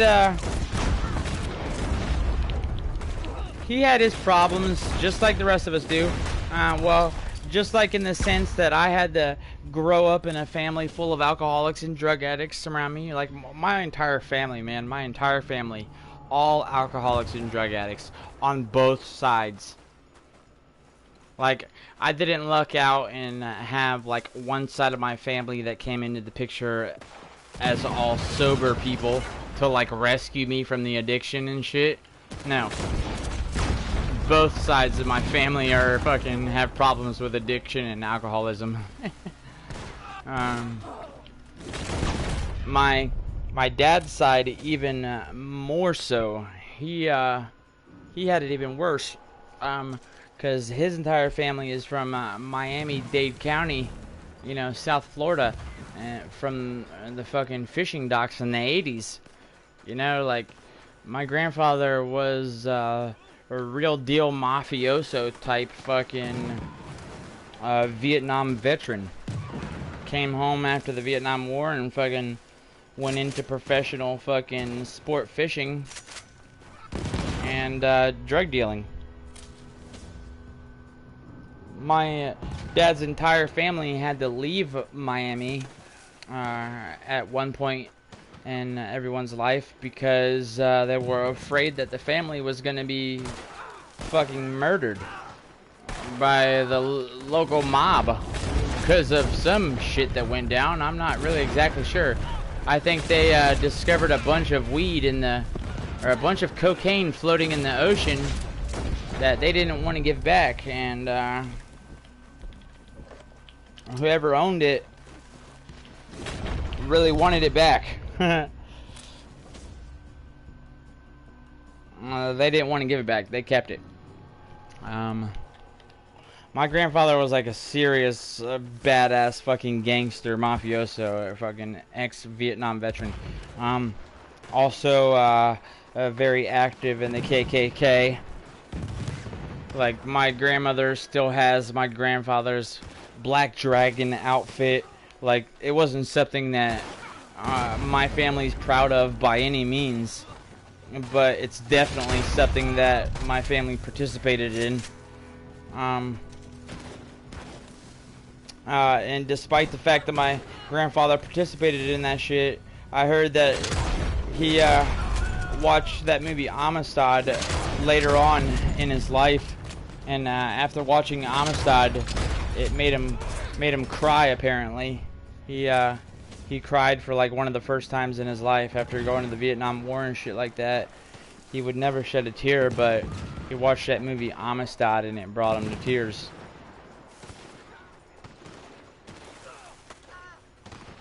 I have a picture actually in the other room of my grandfather in a fucking full-on fucking Black Dragon. From head to toe, it's all fully black. KKK outfit. Like,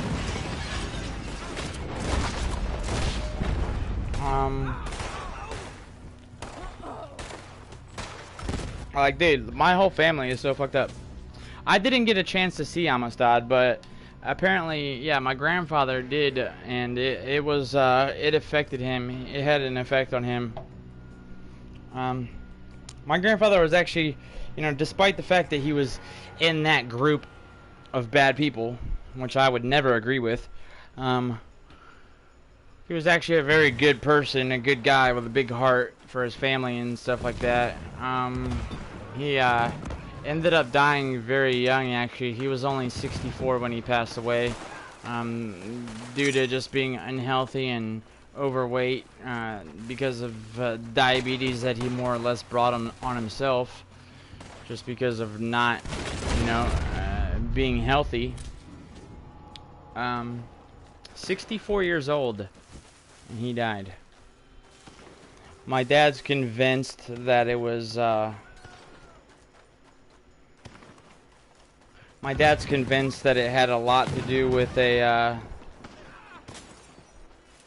not a direct overdose. Well, yeah, my dad kind of thinks that he overdosed on purpose.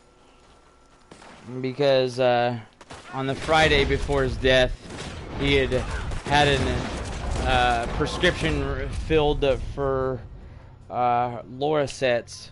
And when they found him dead, like 75% of the prescription was gone. In just that fucking couple days of the weekend. It wasn't even, he didn't even have the prescription for like a day and a half, and it was already 75% gone.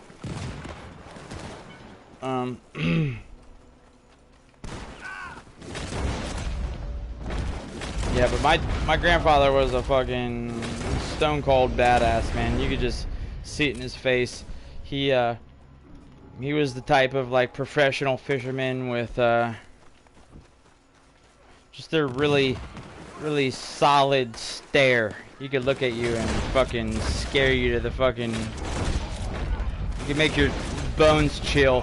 And he would always constantly be like fucking covered in all this gold jewelry and shit like that. Like, he would just have like a fucking mafioso type style to him, and he'd be covered in gold jewelry and shit like that. Like, he had this big giant gold anchor fishing anchor and shit like that, and gold bracelets, gold rings. Fucking carried guns with him everywhere. I have a picture I want to show you guys, actually.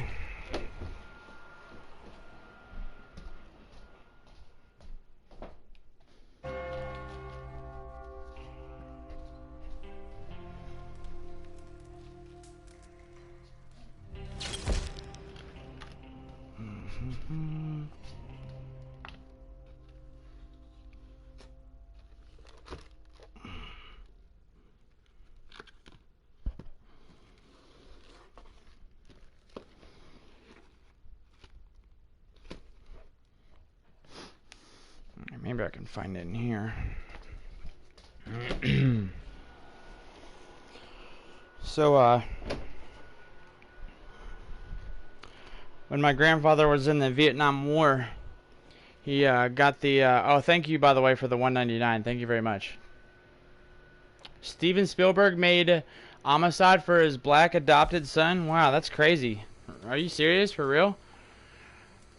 Dude, listen. What should I call you? Should I call you Jay Ferrer, like, honestly, or do you have a nickname or something like that? I would love to. I'm trying to figure out like what I can call you more often for like a shorter nickname, but I don't want to disrespect you. But thank you so much for the $19.99. Thank you so much for your support. It is so greatly appreciated. Jackie, is that how I say it? Jackie? JC, gotcha. JC. JC, okay, cool. Thank you for that. Thank you. Actually, while we're getting personal, my real name is Teddy.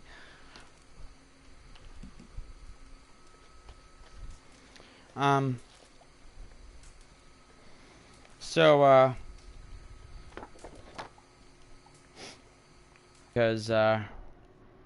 there was always bales of marijuana hidden all throughout the house. At pretty much all times, oh, but what I was gonna say is, my grandfather, he was in the Vietnam War, and he was ordered to like pull back or whatever, and instead of pulling back and retreating, he actually stayed behind in order to try and save some of his men that he was fighting with, and besides some of his friends, you know, keep him from getting killed. And he actually ended up taking a bullet in the process of trying to, you know, help his men get out. So he was given a Bronze Star or whatever. But even more important than that and cooler than that is when he got back from the Vietnam War, based on his story, he was interviewed by Soldier of Fortune magazine, and they put him on the cover of Soldier of Fortune as a returning Vietnam vet, soldier, badass, basically. And he's like on the cover of Soldier of Fortune with no shirt on, like this poofy, like fucking poofy hair, like curly hair, and like fluffy hair.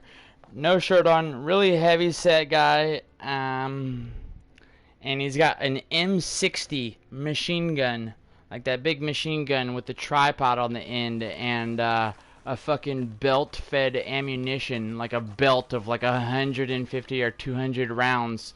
So he's sitting there holding this M60 machine gun in one hand, and he's holding the belt of ammunition in the other hand.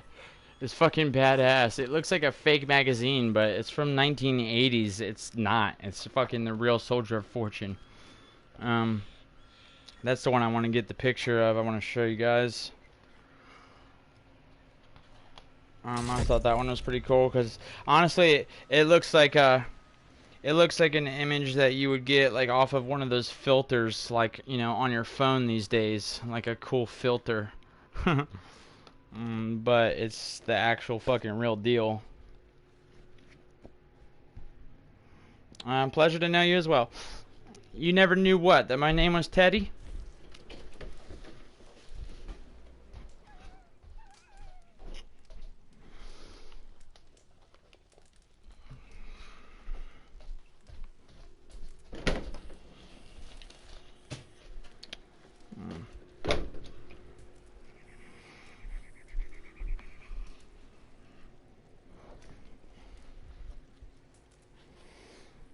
Oh, well, it'll do you well to forget my name is Teddy.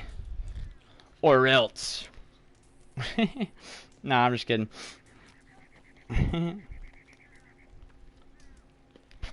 God, I'm looking at pictures of my dad right now back in the 80s and shit when he used to work on the dock when he was younger, in his 30s and shit, my age. What a young, fucking, nice, fit, handsome man. And I think about him nowadays and I just wonder, where the fuck did he go wrong? Jesus fucking Christ, man. What did you do? But I swear, you look at his pictures of him back when he was younger and in his 30s and shit, and he just has this typical narcissistic facial expression in every image. Like he's getting these pictures taken of him, and when they're snapping the photos, he's just thinking in the back of his head like fucking, oh yeah, I look so good. I would so fuck me right now, like just like, you know, just like boosting his own ego up as much as he possibly could. I swear that's the face that he has on in all of these pictures.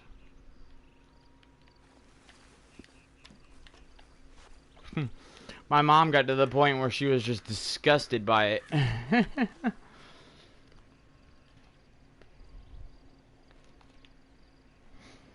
He was on steroids at one point, and like he would literally just be in front of the mirror for fucking, you know, an hour before he fucking left to go anywhere.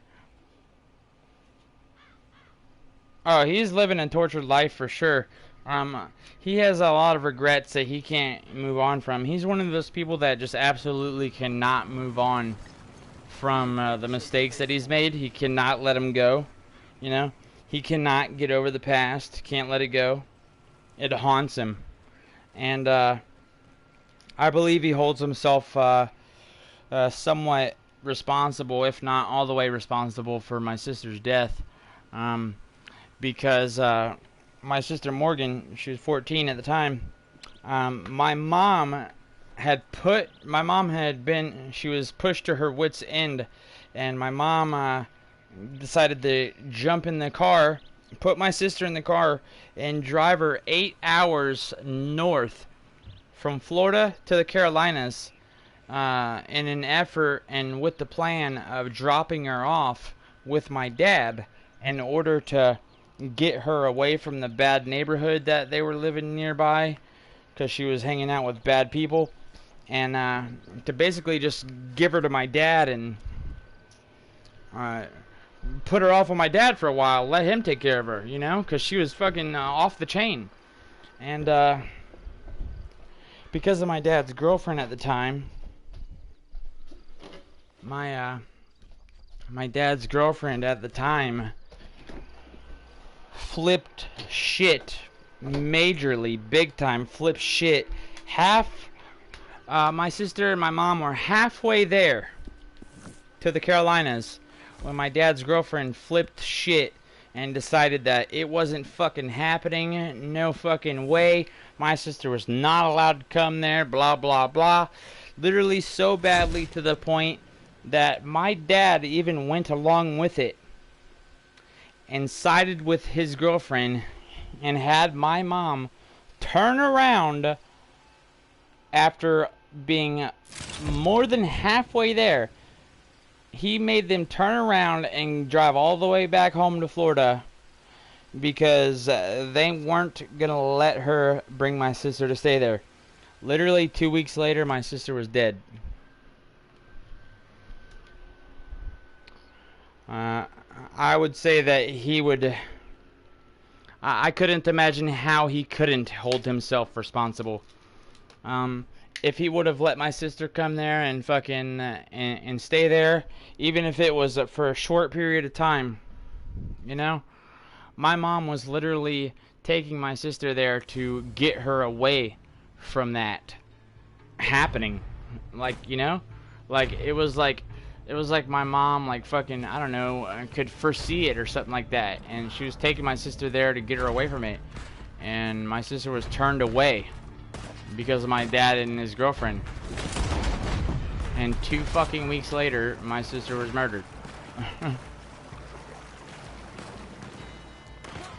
And so he absolutely has that on his conscience on top of fucking up his entire family. How old was I when this happened? I was like around 21.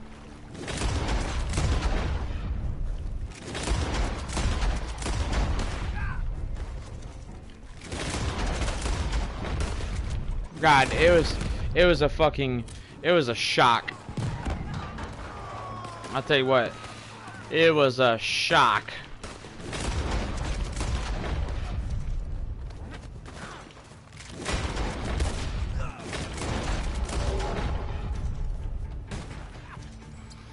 I had just moved from the Carolinas. I had just moved back to Florida in an effort to help my mom get my sister under control somewhat, because I was hearing from my mom that she was out of control, worse and worse, and that she was experimenting with drugs and stuff like that, because the people that lived in the neighborhood across the street were just no good drug addicts. And it was in Florida in the middle of the pill craze in 2010, when all of the pain clinics were all over the place and everybody had their own prescription of fucking oxys and shit like that. God, it was bad.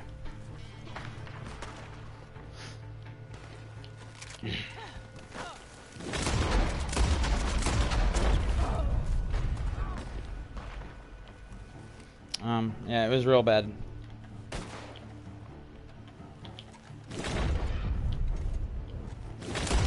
I appreciate you, by the way. Thank you for your condolences. It really sucked because, like I said, I had moved from the Carolinas back down to Florida with this specific intent of, like, you know, trying to help my mom get my sister back on track a little bit. And I was only there for 2 weeks. I was back in town for 2 weeks, and I got to be around my sister for 2 weeks, and we had some great times in that 2 weeks. I have some pictures of me and her dressed up as complete stoners. That's what we were trying to do. We were just trying to dress as stoner as we possibly could. So, you know, picture us in like fucking slippers and pajamas and, you know, pajama pants and big stoner glasses and just leaning backwards like we're ready to fall asleep while we're standing up and just acting stupid.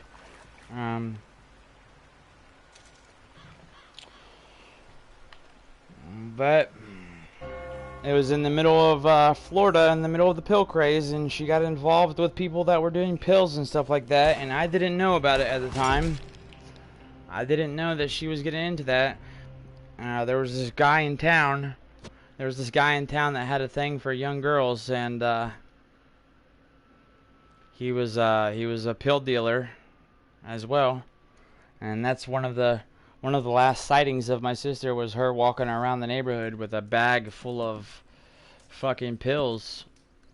They described the pills as little round blue pills and long elongated yellow long pills, like ladders. So basically this guy gave her a bag full of Roxy 30s and Xanax bars. And yeah, fucking tricked her into coming back to his fucking house later that day. My sister was supposed to be like across the street, like 10 minutes away from our house, and she ended up an hour away in fucking Orlando. It was fucked up, man. She was just supposed to be at a friend's. And like, dude, my mom started freaking out because she could not find her. And when my mom started freaking out, I knew it was serious. So I started calling around trying to find her. And I don't think it took long before I decided to call around to the hospitals. And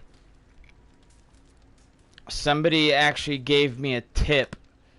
Somebody called as like a concerned citizen, telling me that they had heard something and they thought we deserved to know, and gave us a tip that we should check the hospital. And so I called the hospital, and they were trying to withhold information from me. Like, they were like, oh, well, I'm sorry, we can't tell you this information. So I started flipping the fuck out, cussing them out. You're gonna fucking tell me, motherfuckers, that's my goddamn sister, blah, blah, blah. I cussed them out good enough that they were like, okay, we're gonna put somebody on to talk to you. Like, basically, they didn't say anything really at all details-wise. They just said, we're sending a detective out to speak with you.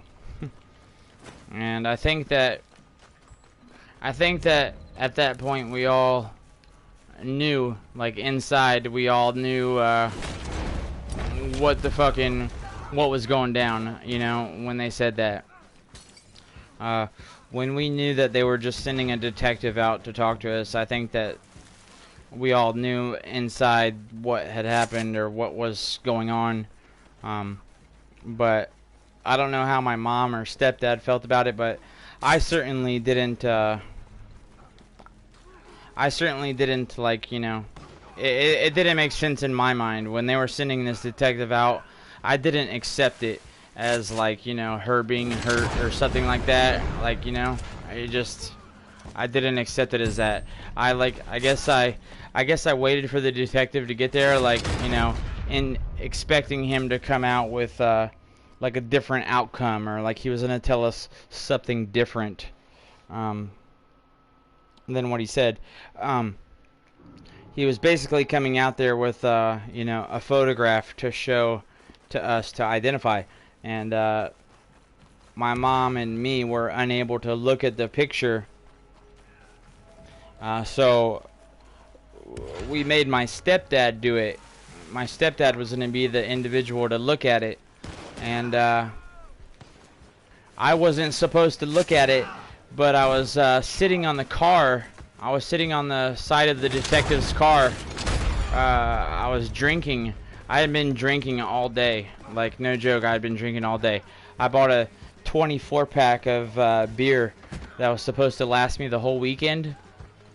And because of the drama and the stress and anxiety of what was going on, I had drank the entire case of beer to my head in one sitting. By the time the detective got there, I was already about 18 beers in.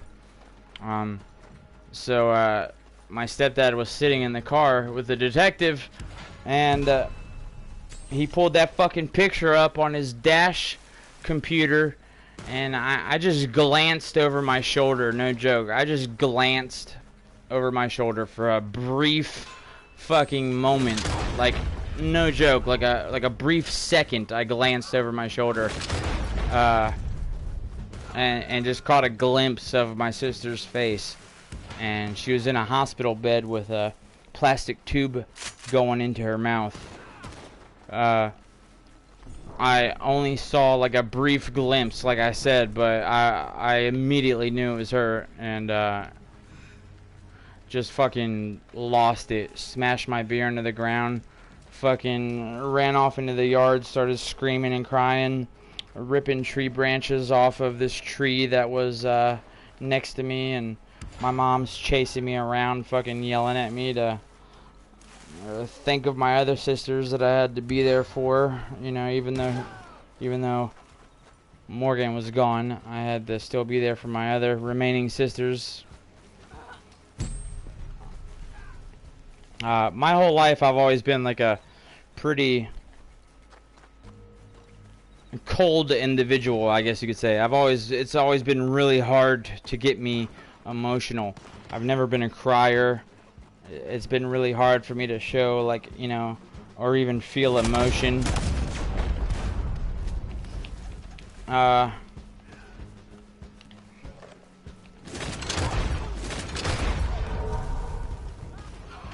on this occasion, on this certain occasion, when I saw my sister's face, dude, like, I just lost it. Like I said, I couldn't even hold it in. That's the one only time that I've ever had that reaction. I've never reacted even close to that ever since. I mean, obviously.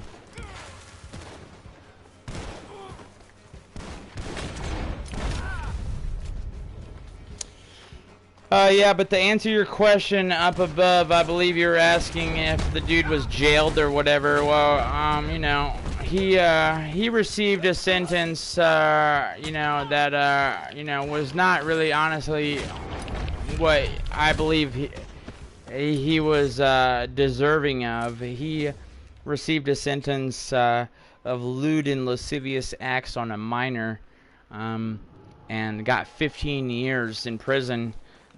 Was not charged with her death whatsoever at all.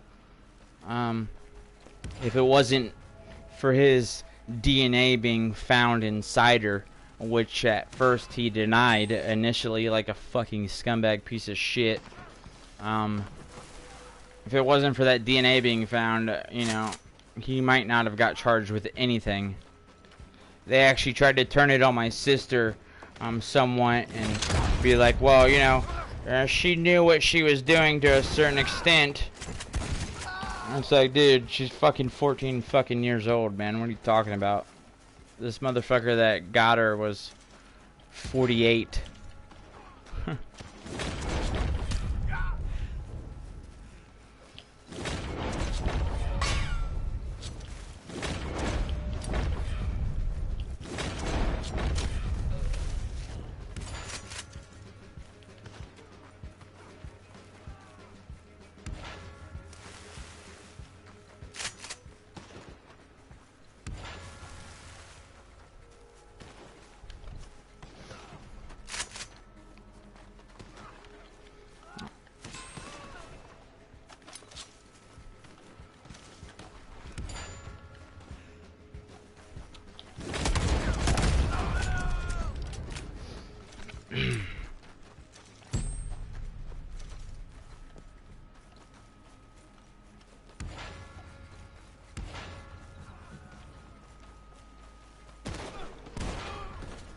I think that weighed quite heavily on my dad, though, for sure.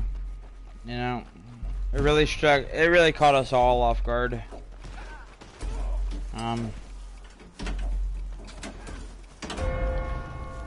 It's just something that, it's one of those things that it catches you off guard so badly, and you're so shocked by it just because of how out of this world it actually is. It's one of those things that when it happens, you can't wrap your mind around it because it's not supposed to happen. Like, that is never supposed to happen. Not in that order. Hustle, he was charged with lewd and lascivious acts on a minor because his DNA was found inside her. So they were able to prove that and charge him with lewd and lascivious acts on a minor, which only gave him a 15-year sentence in prison. He was not charged with her death whatsoever. So with that being said, I mean, you know, he's within 5 years or sooner of being released.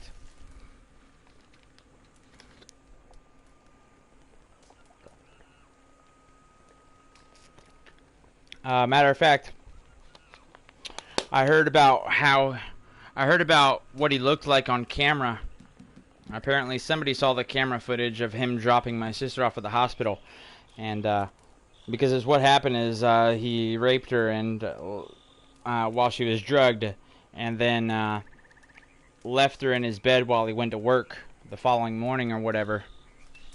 Afterwards, he left her in his bed while he went to work. And while he was at work, she OD'd and died. He came back and found her dead in his bed and took her to the hospital.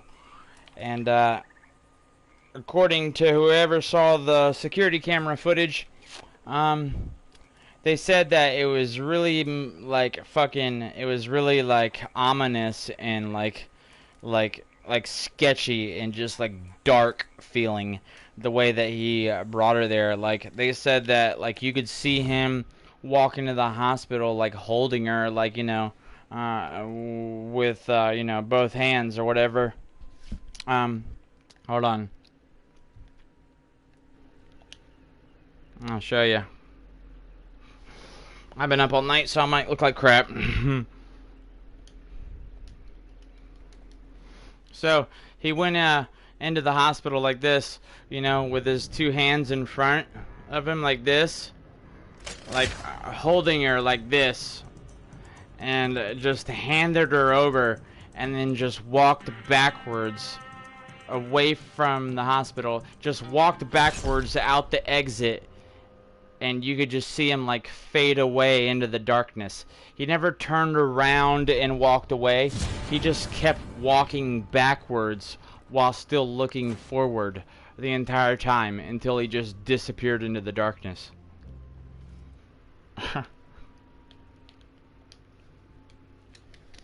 Really fucking sketchy, and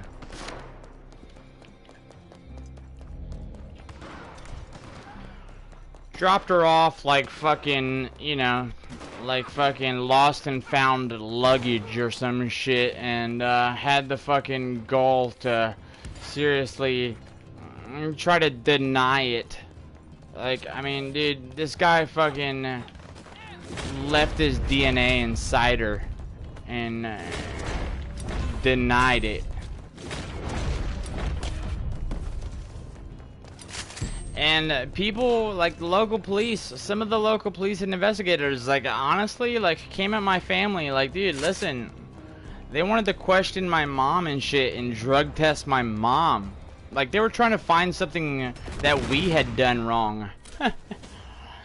Like, wanted to fucking, try to put some fault on us. And, basically we're like trying to say that, look, you know, she knew what she was doing, and you know, she was she had a part in what happened. You know, my sister, she knew what she was doing and what she was getting into, blah blah blah. Xanax bars, I don't know if you guys know about Xanax bars very well, but Xanax bars are fucking classic date rape drug. Perfect date rape drug, no joke. They make people forget everything. They'll make you forget everything that you're doing for that entire day. They'll make you forget everything. Even if you have you know, a bunch of plans set up for that day that you've been planning on for a month. If you do 2 Xanax bars that day, you will forget every plan that you made for that day. And if you drink on them or something like that, straight up, you will fucking black the fuck out.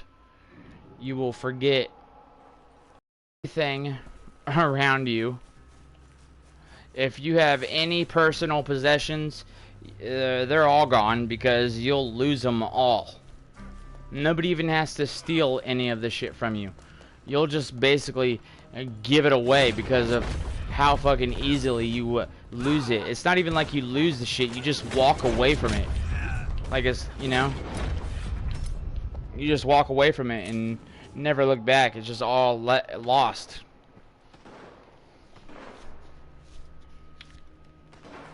You smashed a girl because of Xanax, so you're sitting here telling us that you fucked a girl because she was on Xanax bars. Is that what you're telling us, Rudy?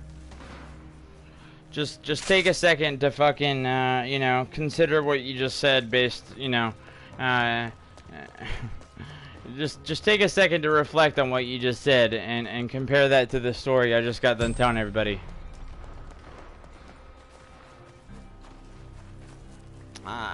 Dude, Rudy, I can't believe you, bro. You come back, bro. Listen, bro, listen. You come back and you're not even, dude. You're not even back fucking 5 minutes, bro. And you're just, you know. I believe at first you were apologizing for some of the shit that you said, you know, a while back. Fucking. bringing up heroin use and trying to rub it in my face like you're gonna hurt my feelings or some shit like that. And despite the fact that I've been sober for months and months, and right after you get done apologizing for that shit, you go and fucking make a comment like that, bro. Jesus fucking Christ. You know what that makes me feel like about you? Makes me feel like you're a fucking pedo, Rudy. Like you're a goddamn pedo. Like you can't get any pussy unless you're taking advantage of a fucking girl that doesn't know any better. A girl that's fucking drugged. You're no better than a fucking pedo. And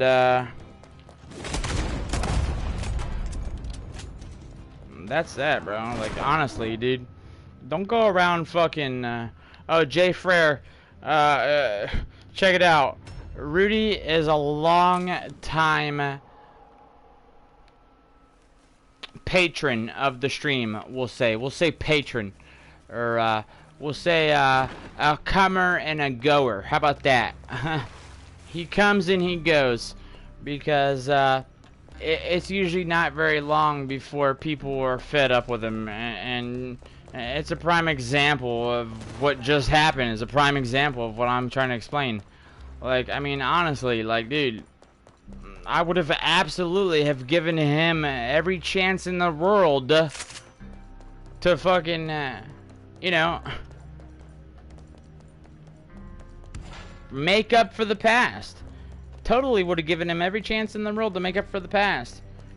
But, dude, listen, man. If somebody mentions Xanax bars and you think it's cool to let us know that you fucking had sex with a girl because she was inebriated while on Xanax bars. You're like sitting here admitting to us that you're a fucking weirdo and a piece of shit.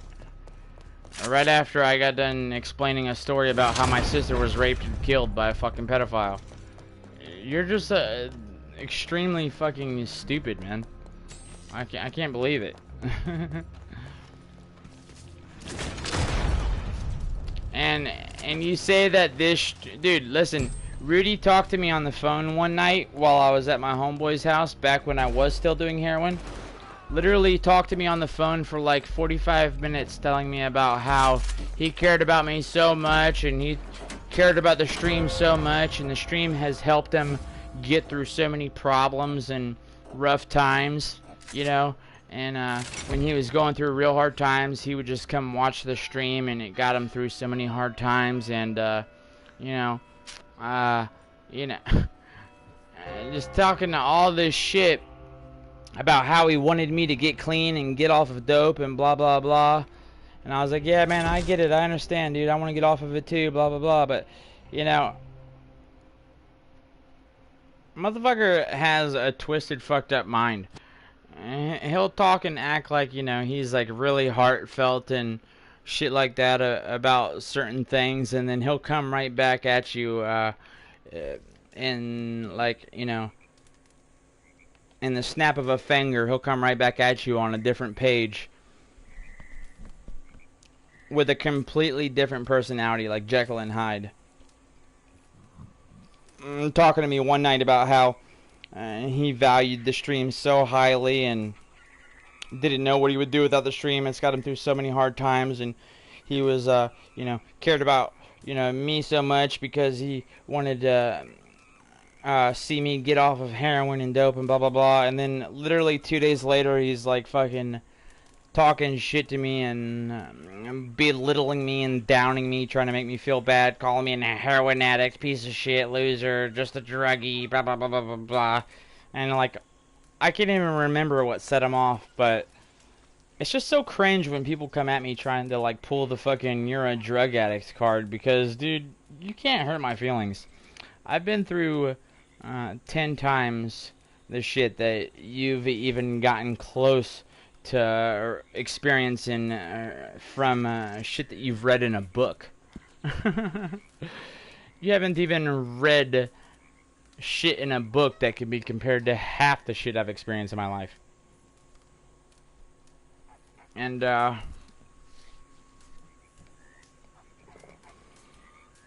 it just comes across so immature and cringy when you try to do that kind of shit. That's why he was in here a few minutes ago, you guys.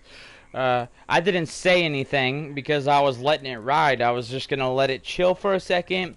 I was gonna see how he was gonna act. I was gonna see if everything was gonna go smooth and chill and see how it all panned out. So I didn't say anything when he came back in here into the chat after, I don't know how long it's been, 4 months.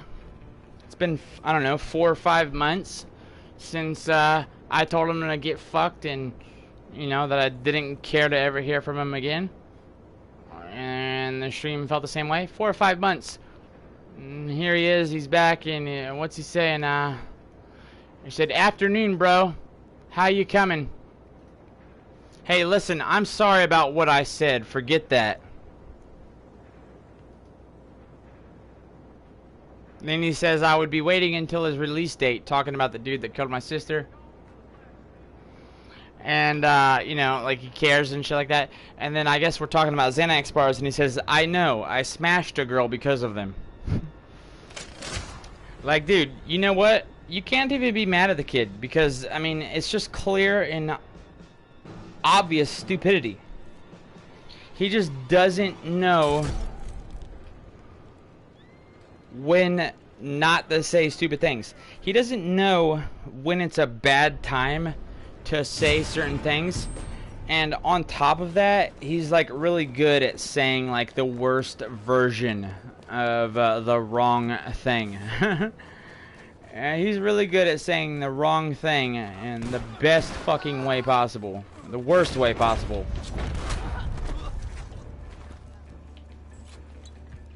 I mean, I feel bad for like even being like, you know, mean to him, like, or like, you know.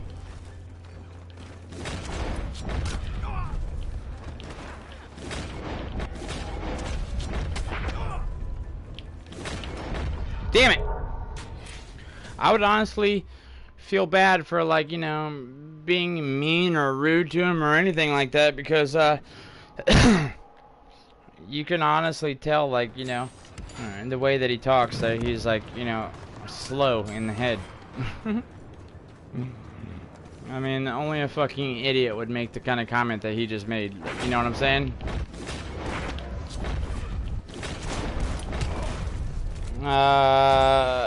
Hustle can agree with that. I'm sure Hustle can. Was it Hustle that said it, right? He said, what did he say? Hustle said, "Fucking idiot." Exactly, bro.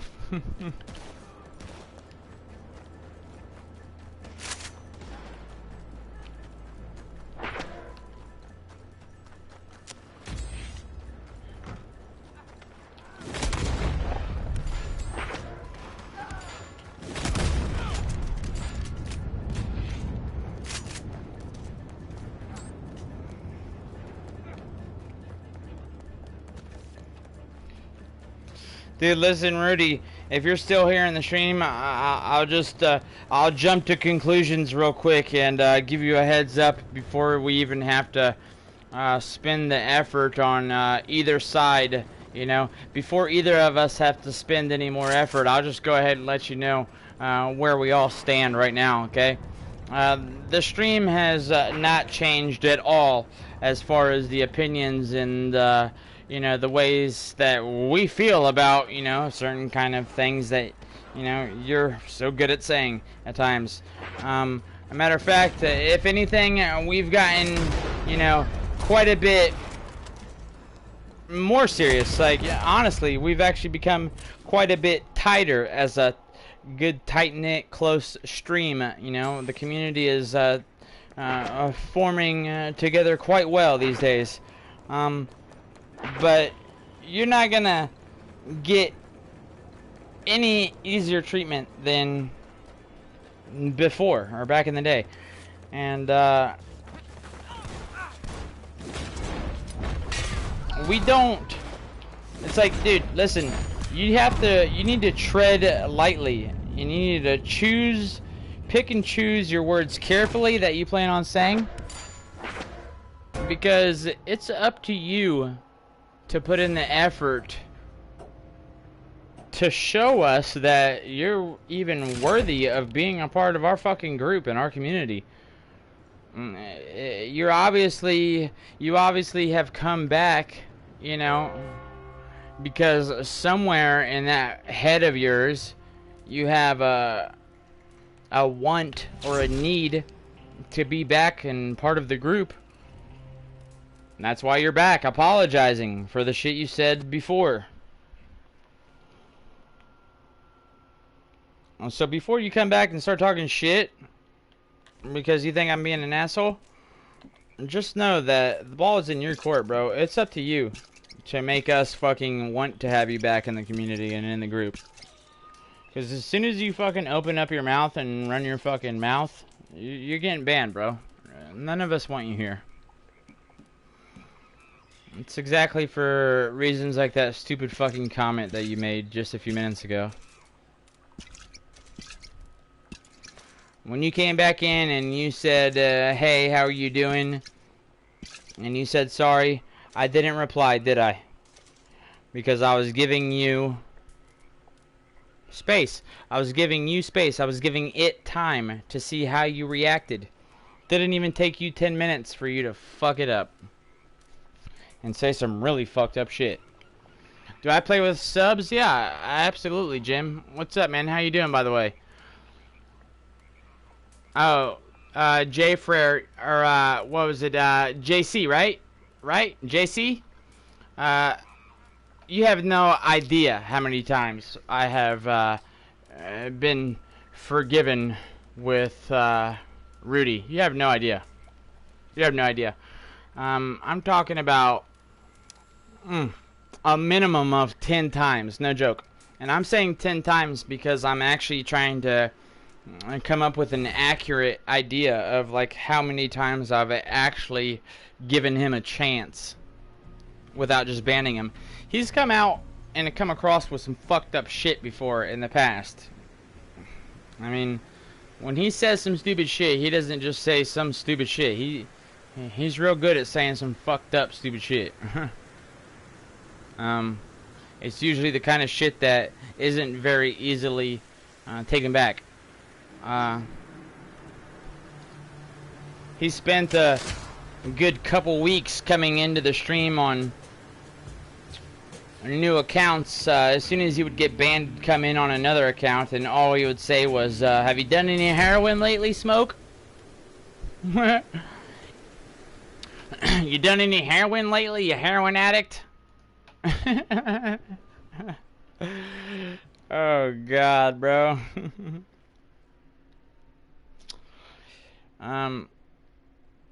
You know, listen, Rudy, I'm sure you're there still listening. Don't take it the wrong way, bro. Just because we're talking about you as if you're not even there, we understand that you are there and you're in fact listening. Don't take it the wrong way. I mean, you know, we're just discussing it. And I'm trying to explain to everybody that, you know, honestly... just so you guys know, by the way, Rudy's only 16 years old, okay? He's got a lot of learning to do, and...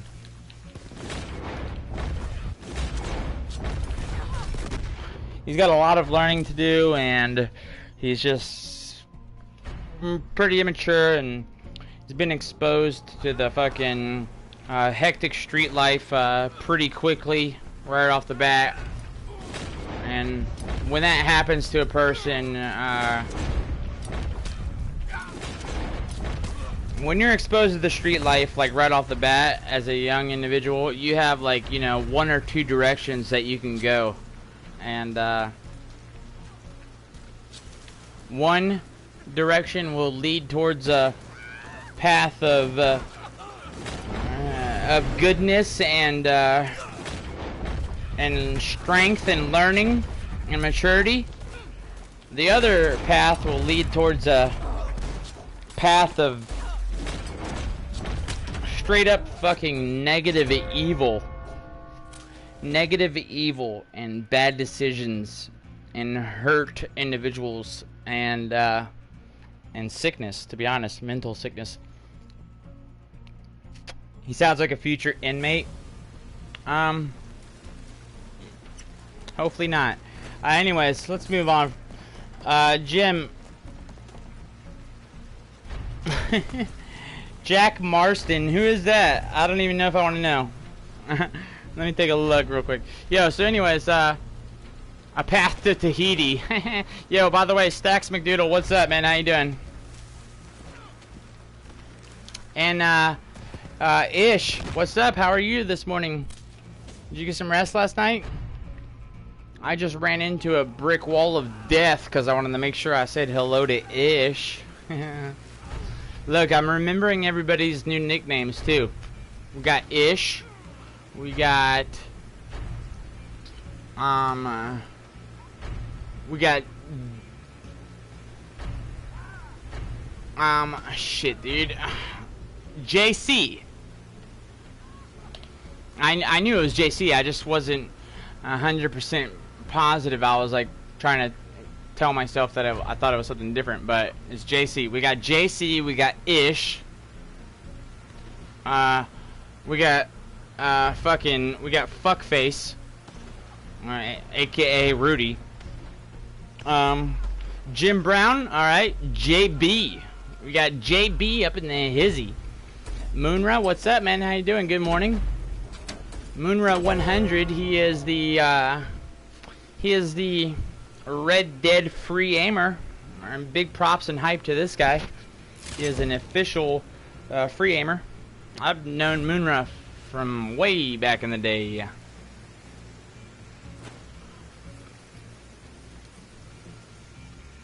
Soundwave, you're not in a very good mood today. I hear you, man. What's up, dude? Did you get some rest last night? Did you get enough sleep or not enough sleep? What's up?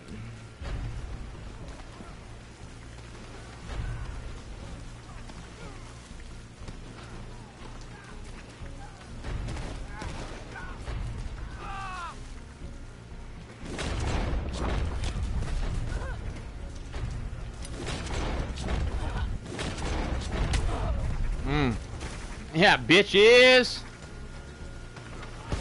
Go in with a full-on aggressive knife.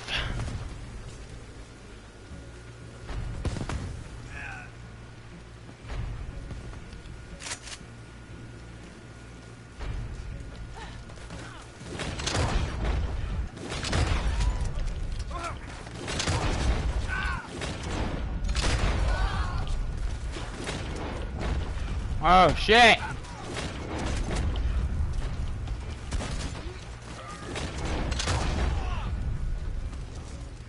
God damn, dude, I'm shitting my fucking pants right now. Oh god. That ain't fire. Irfan, what's up, mine?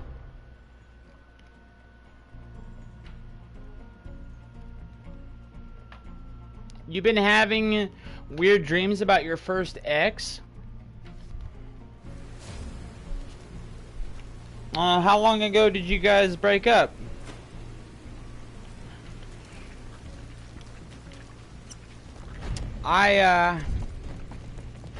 After me and my last ex broke up, I had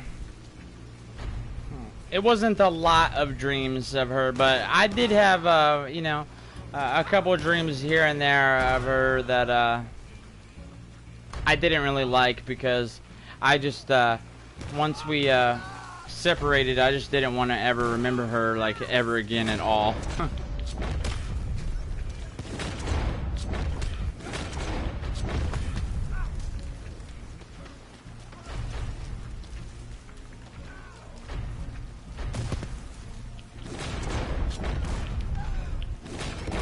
God damn it. Back in 2012? Oh, damn.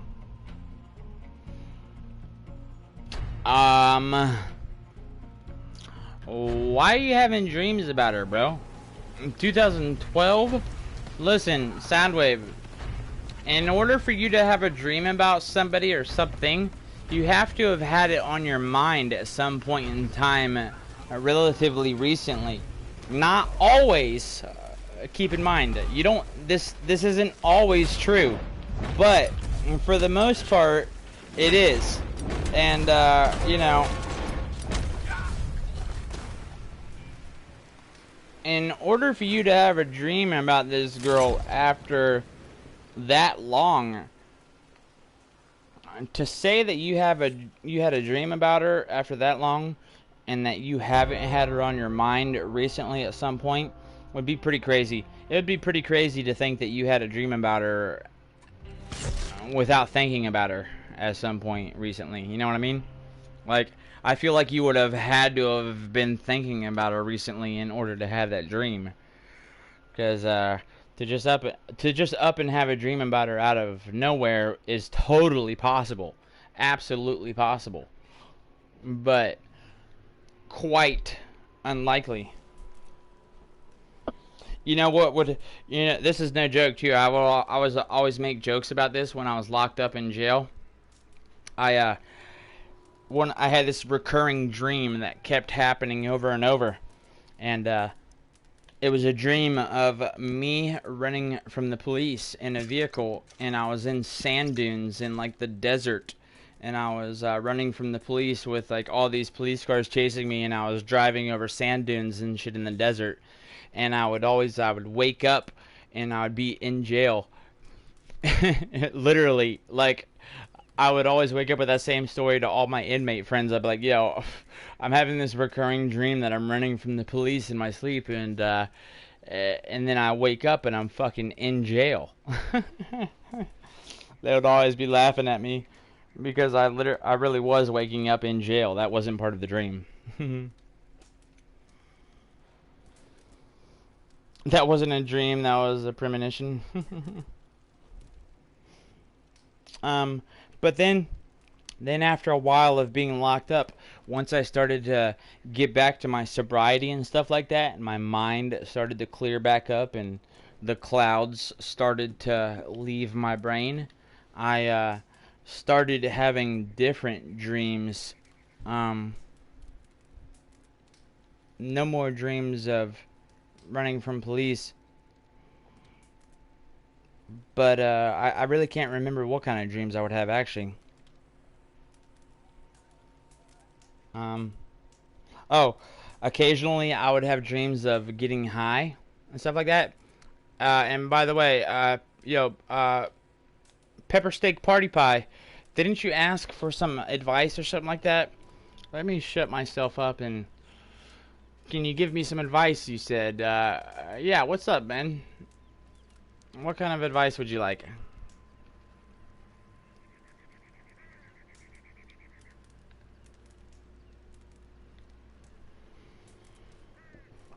You want to kill her boyfriend? Listen, Soundwave, okay? Right now, okay? Don't fucking think about the boyfriend, okay? Don't give a fuck about the boyfriend. You need to stop in your tracks right fucking now.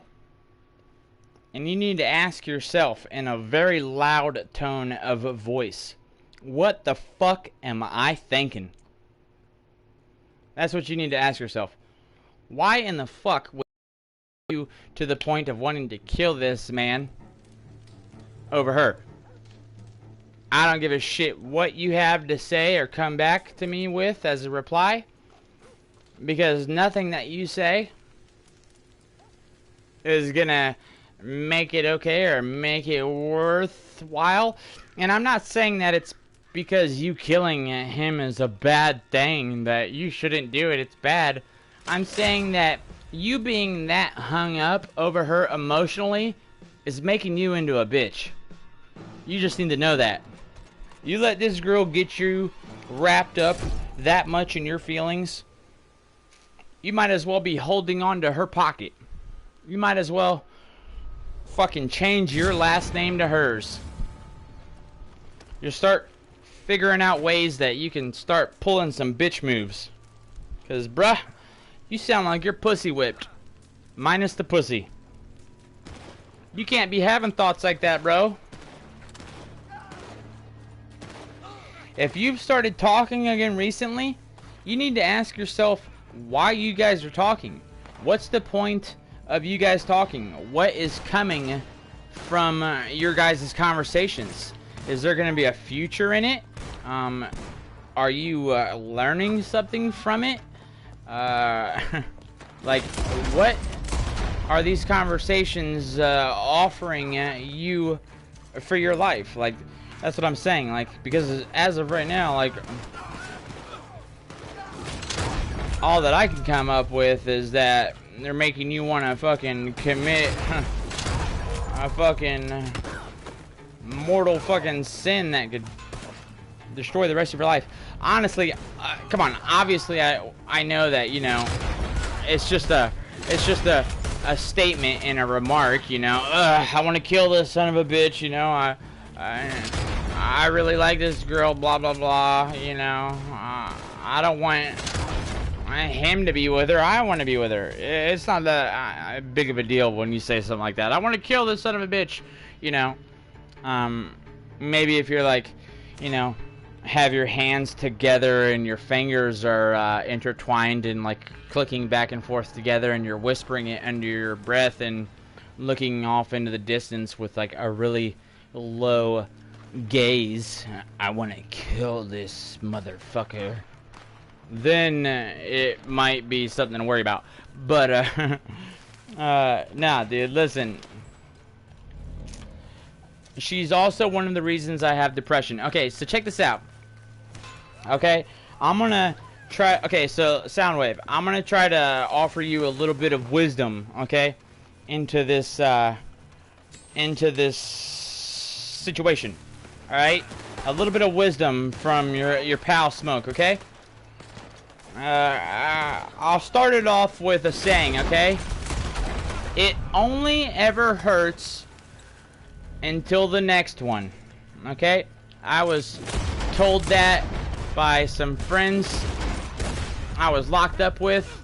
I was in a situation similar to yours where I was feeling a little upset over my girlfriend that I had lost.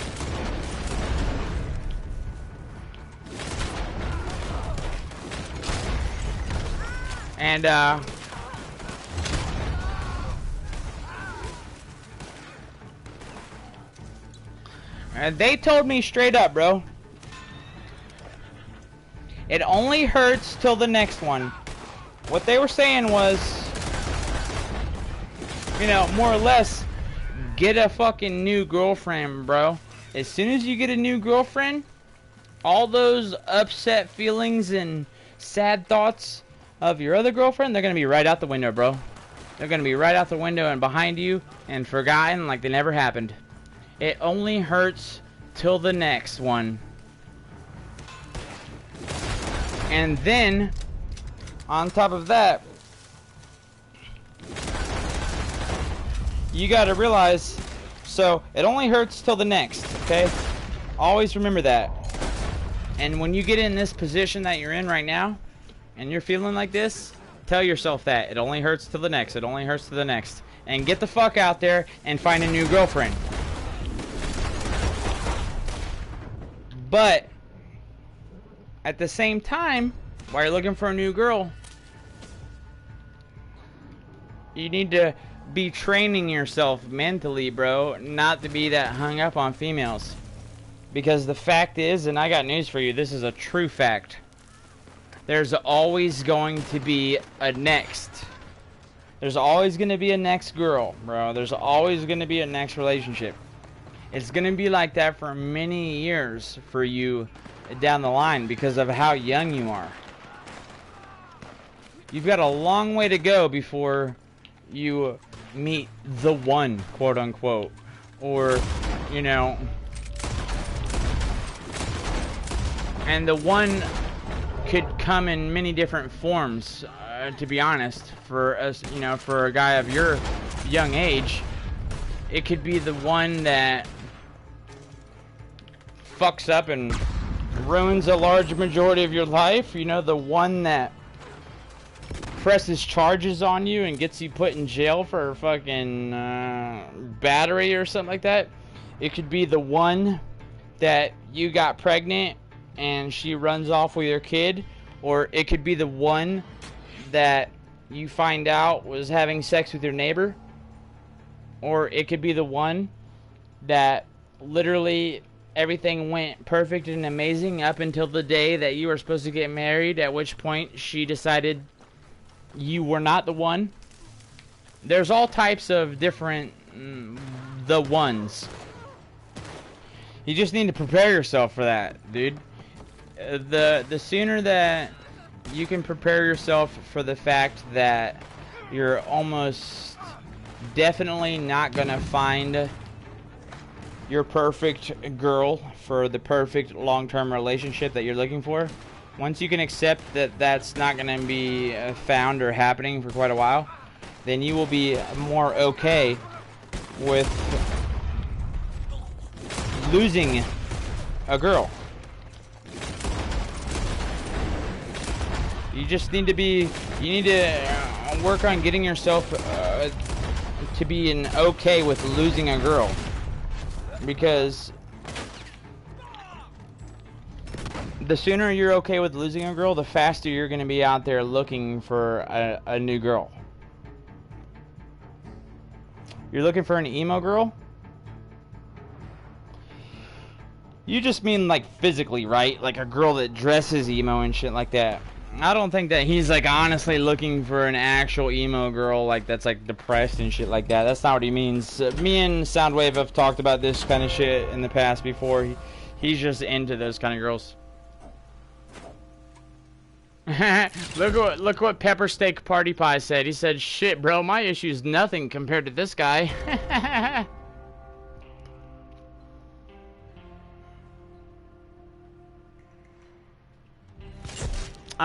Yo, JC, 1 second. Let me take a look. Oh, my card's actually painted black, never without one, winning streak, and Landon's patience, more than likely. And yo, check this out, you guys. Isn't this amazing what the stream is turning into? I swear. We've got a lot of new people coming into the stream that are becoming serious, strong fixtures of the daily stream. Day in and day out, they're coming back and they're becoming strong additions to the stream. And I feel like the fucking... Dude, I feel like our stream here is like really strengthening into a group and a community again. Like, I feel like we're coming together as a good, strong community again. Like, what we're doing here right now, like, you know? Me playing Red Dead is just something that's happening in the background of something even that much more powerful. There's something way more important and way more cool going on, and in the background is Red Dead. But the coolest shit that's happening is what we're all talking about together. Oh, Ish, I swear, if you look at the channel, listen, Ish, go look at my channel right now on YouTube and look at the last video that I uploaded before this stream. It's a field test and a quick test run of my new PC running Call of Duty Warzone while streaming with Streamlabs open in the background. So I had Streamlabs open in the background and was playing Call of Duty Warzone while broadcasting to YouTube. Test run.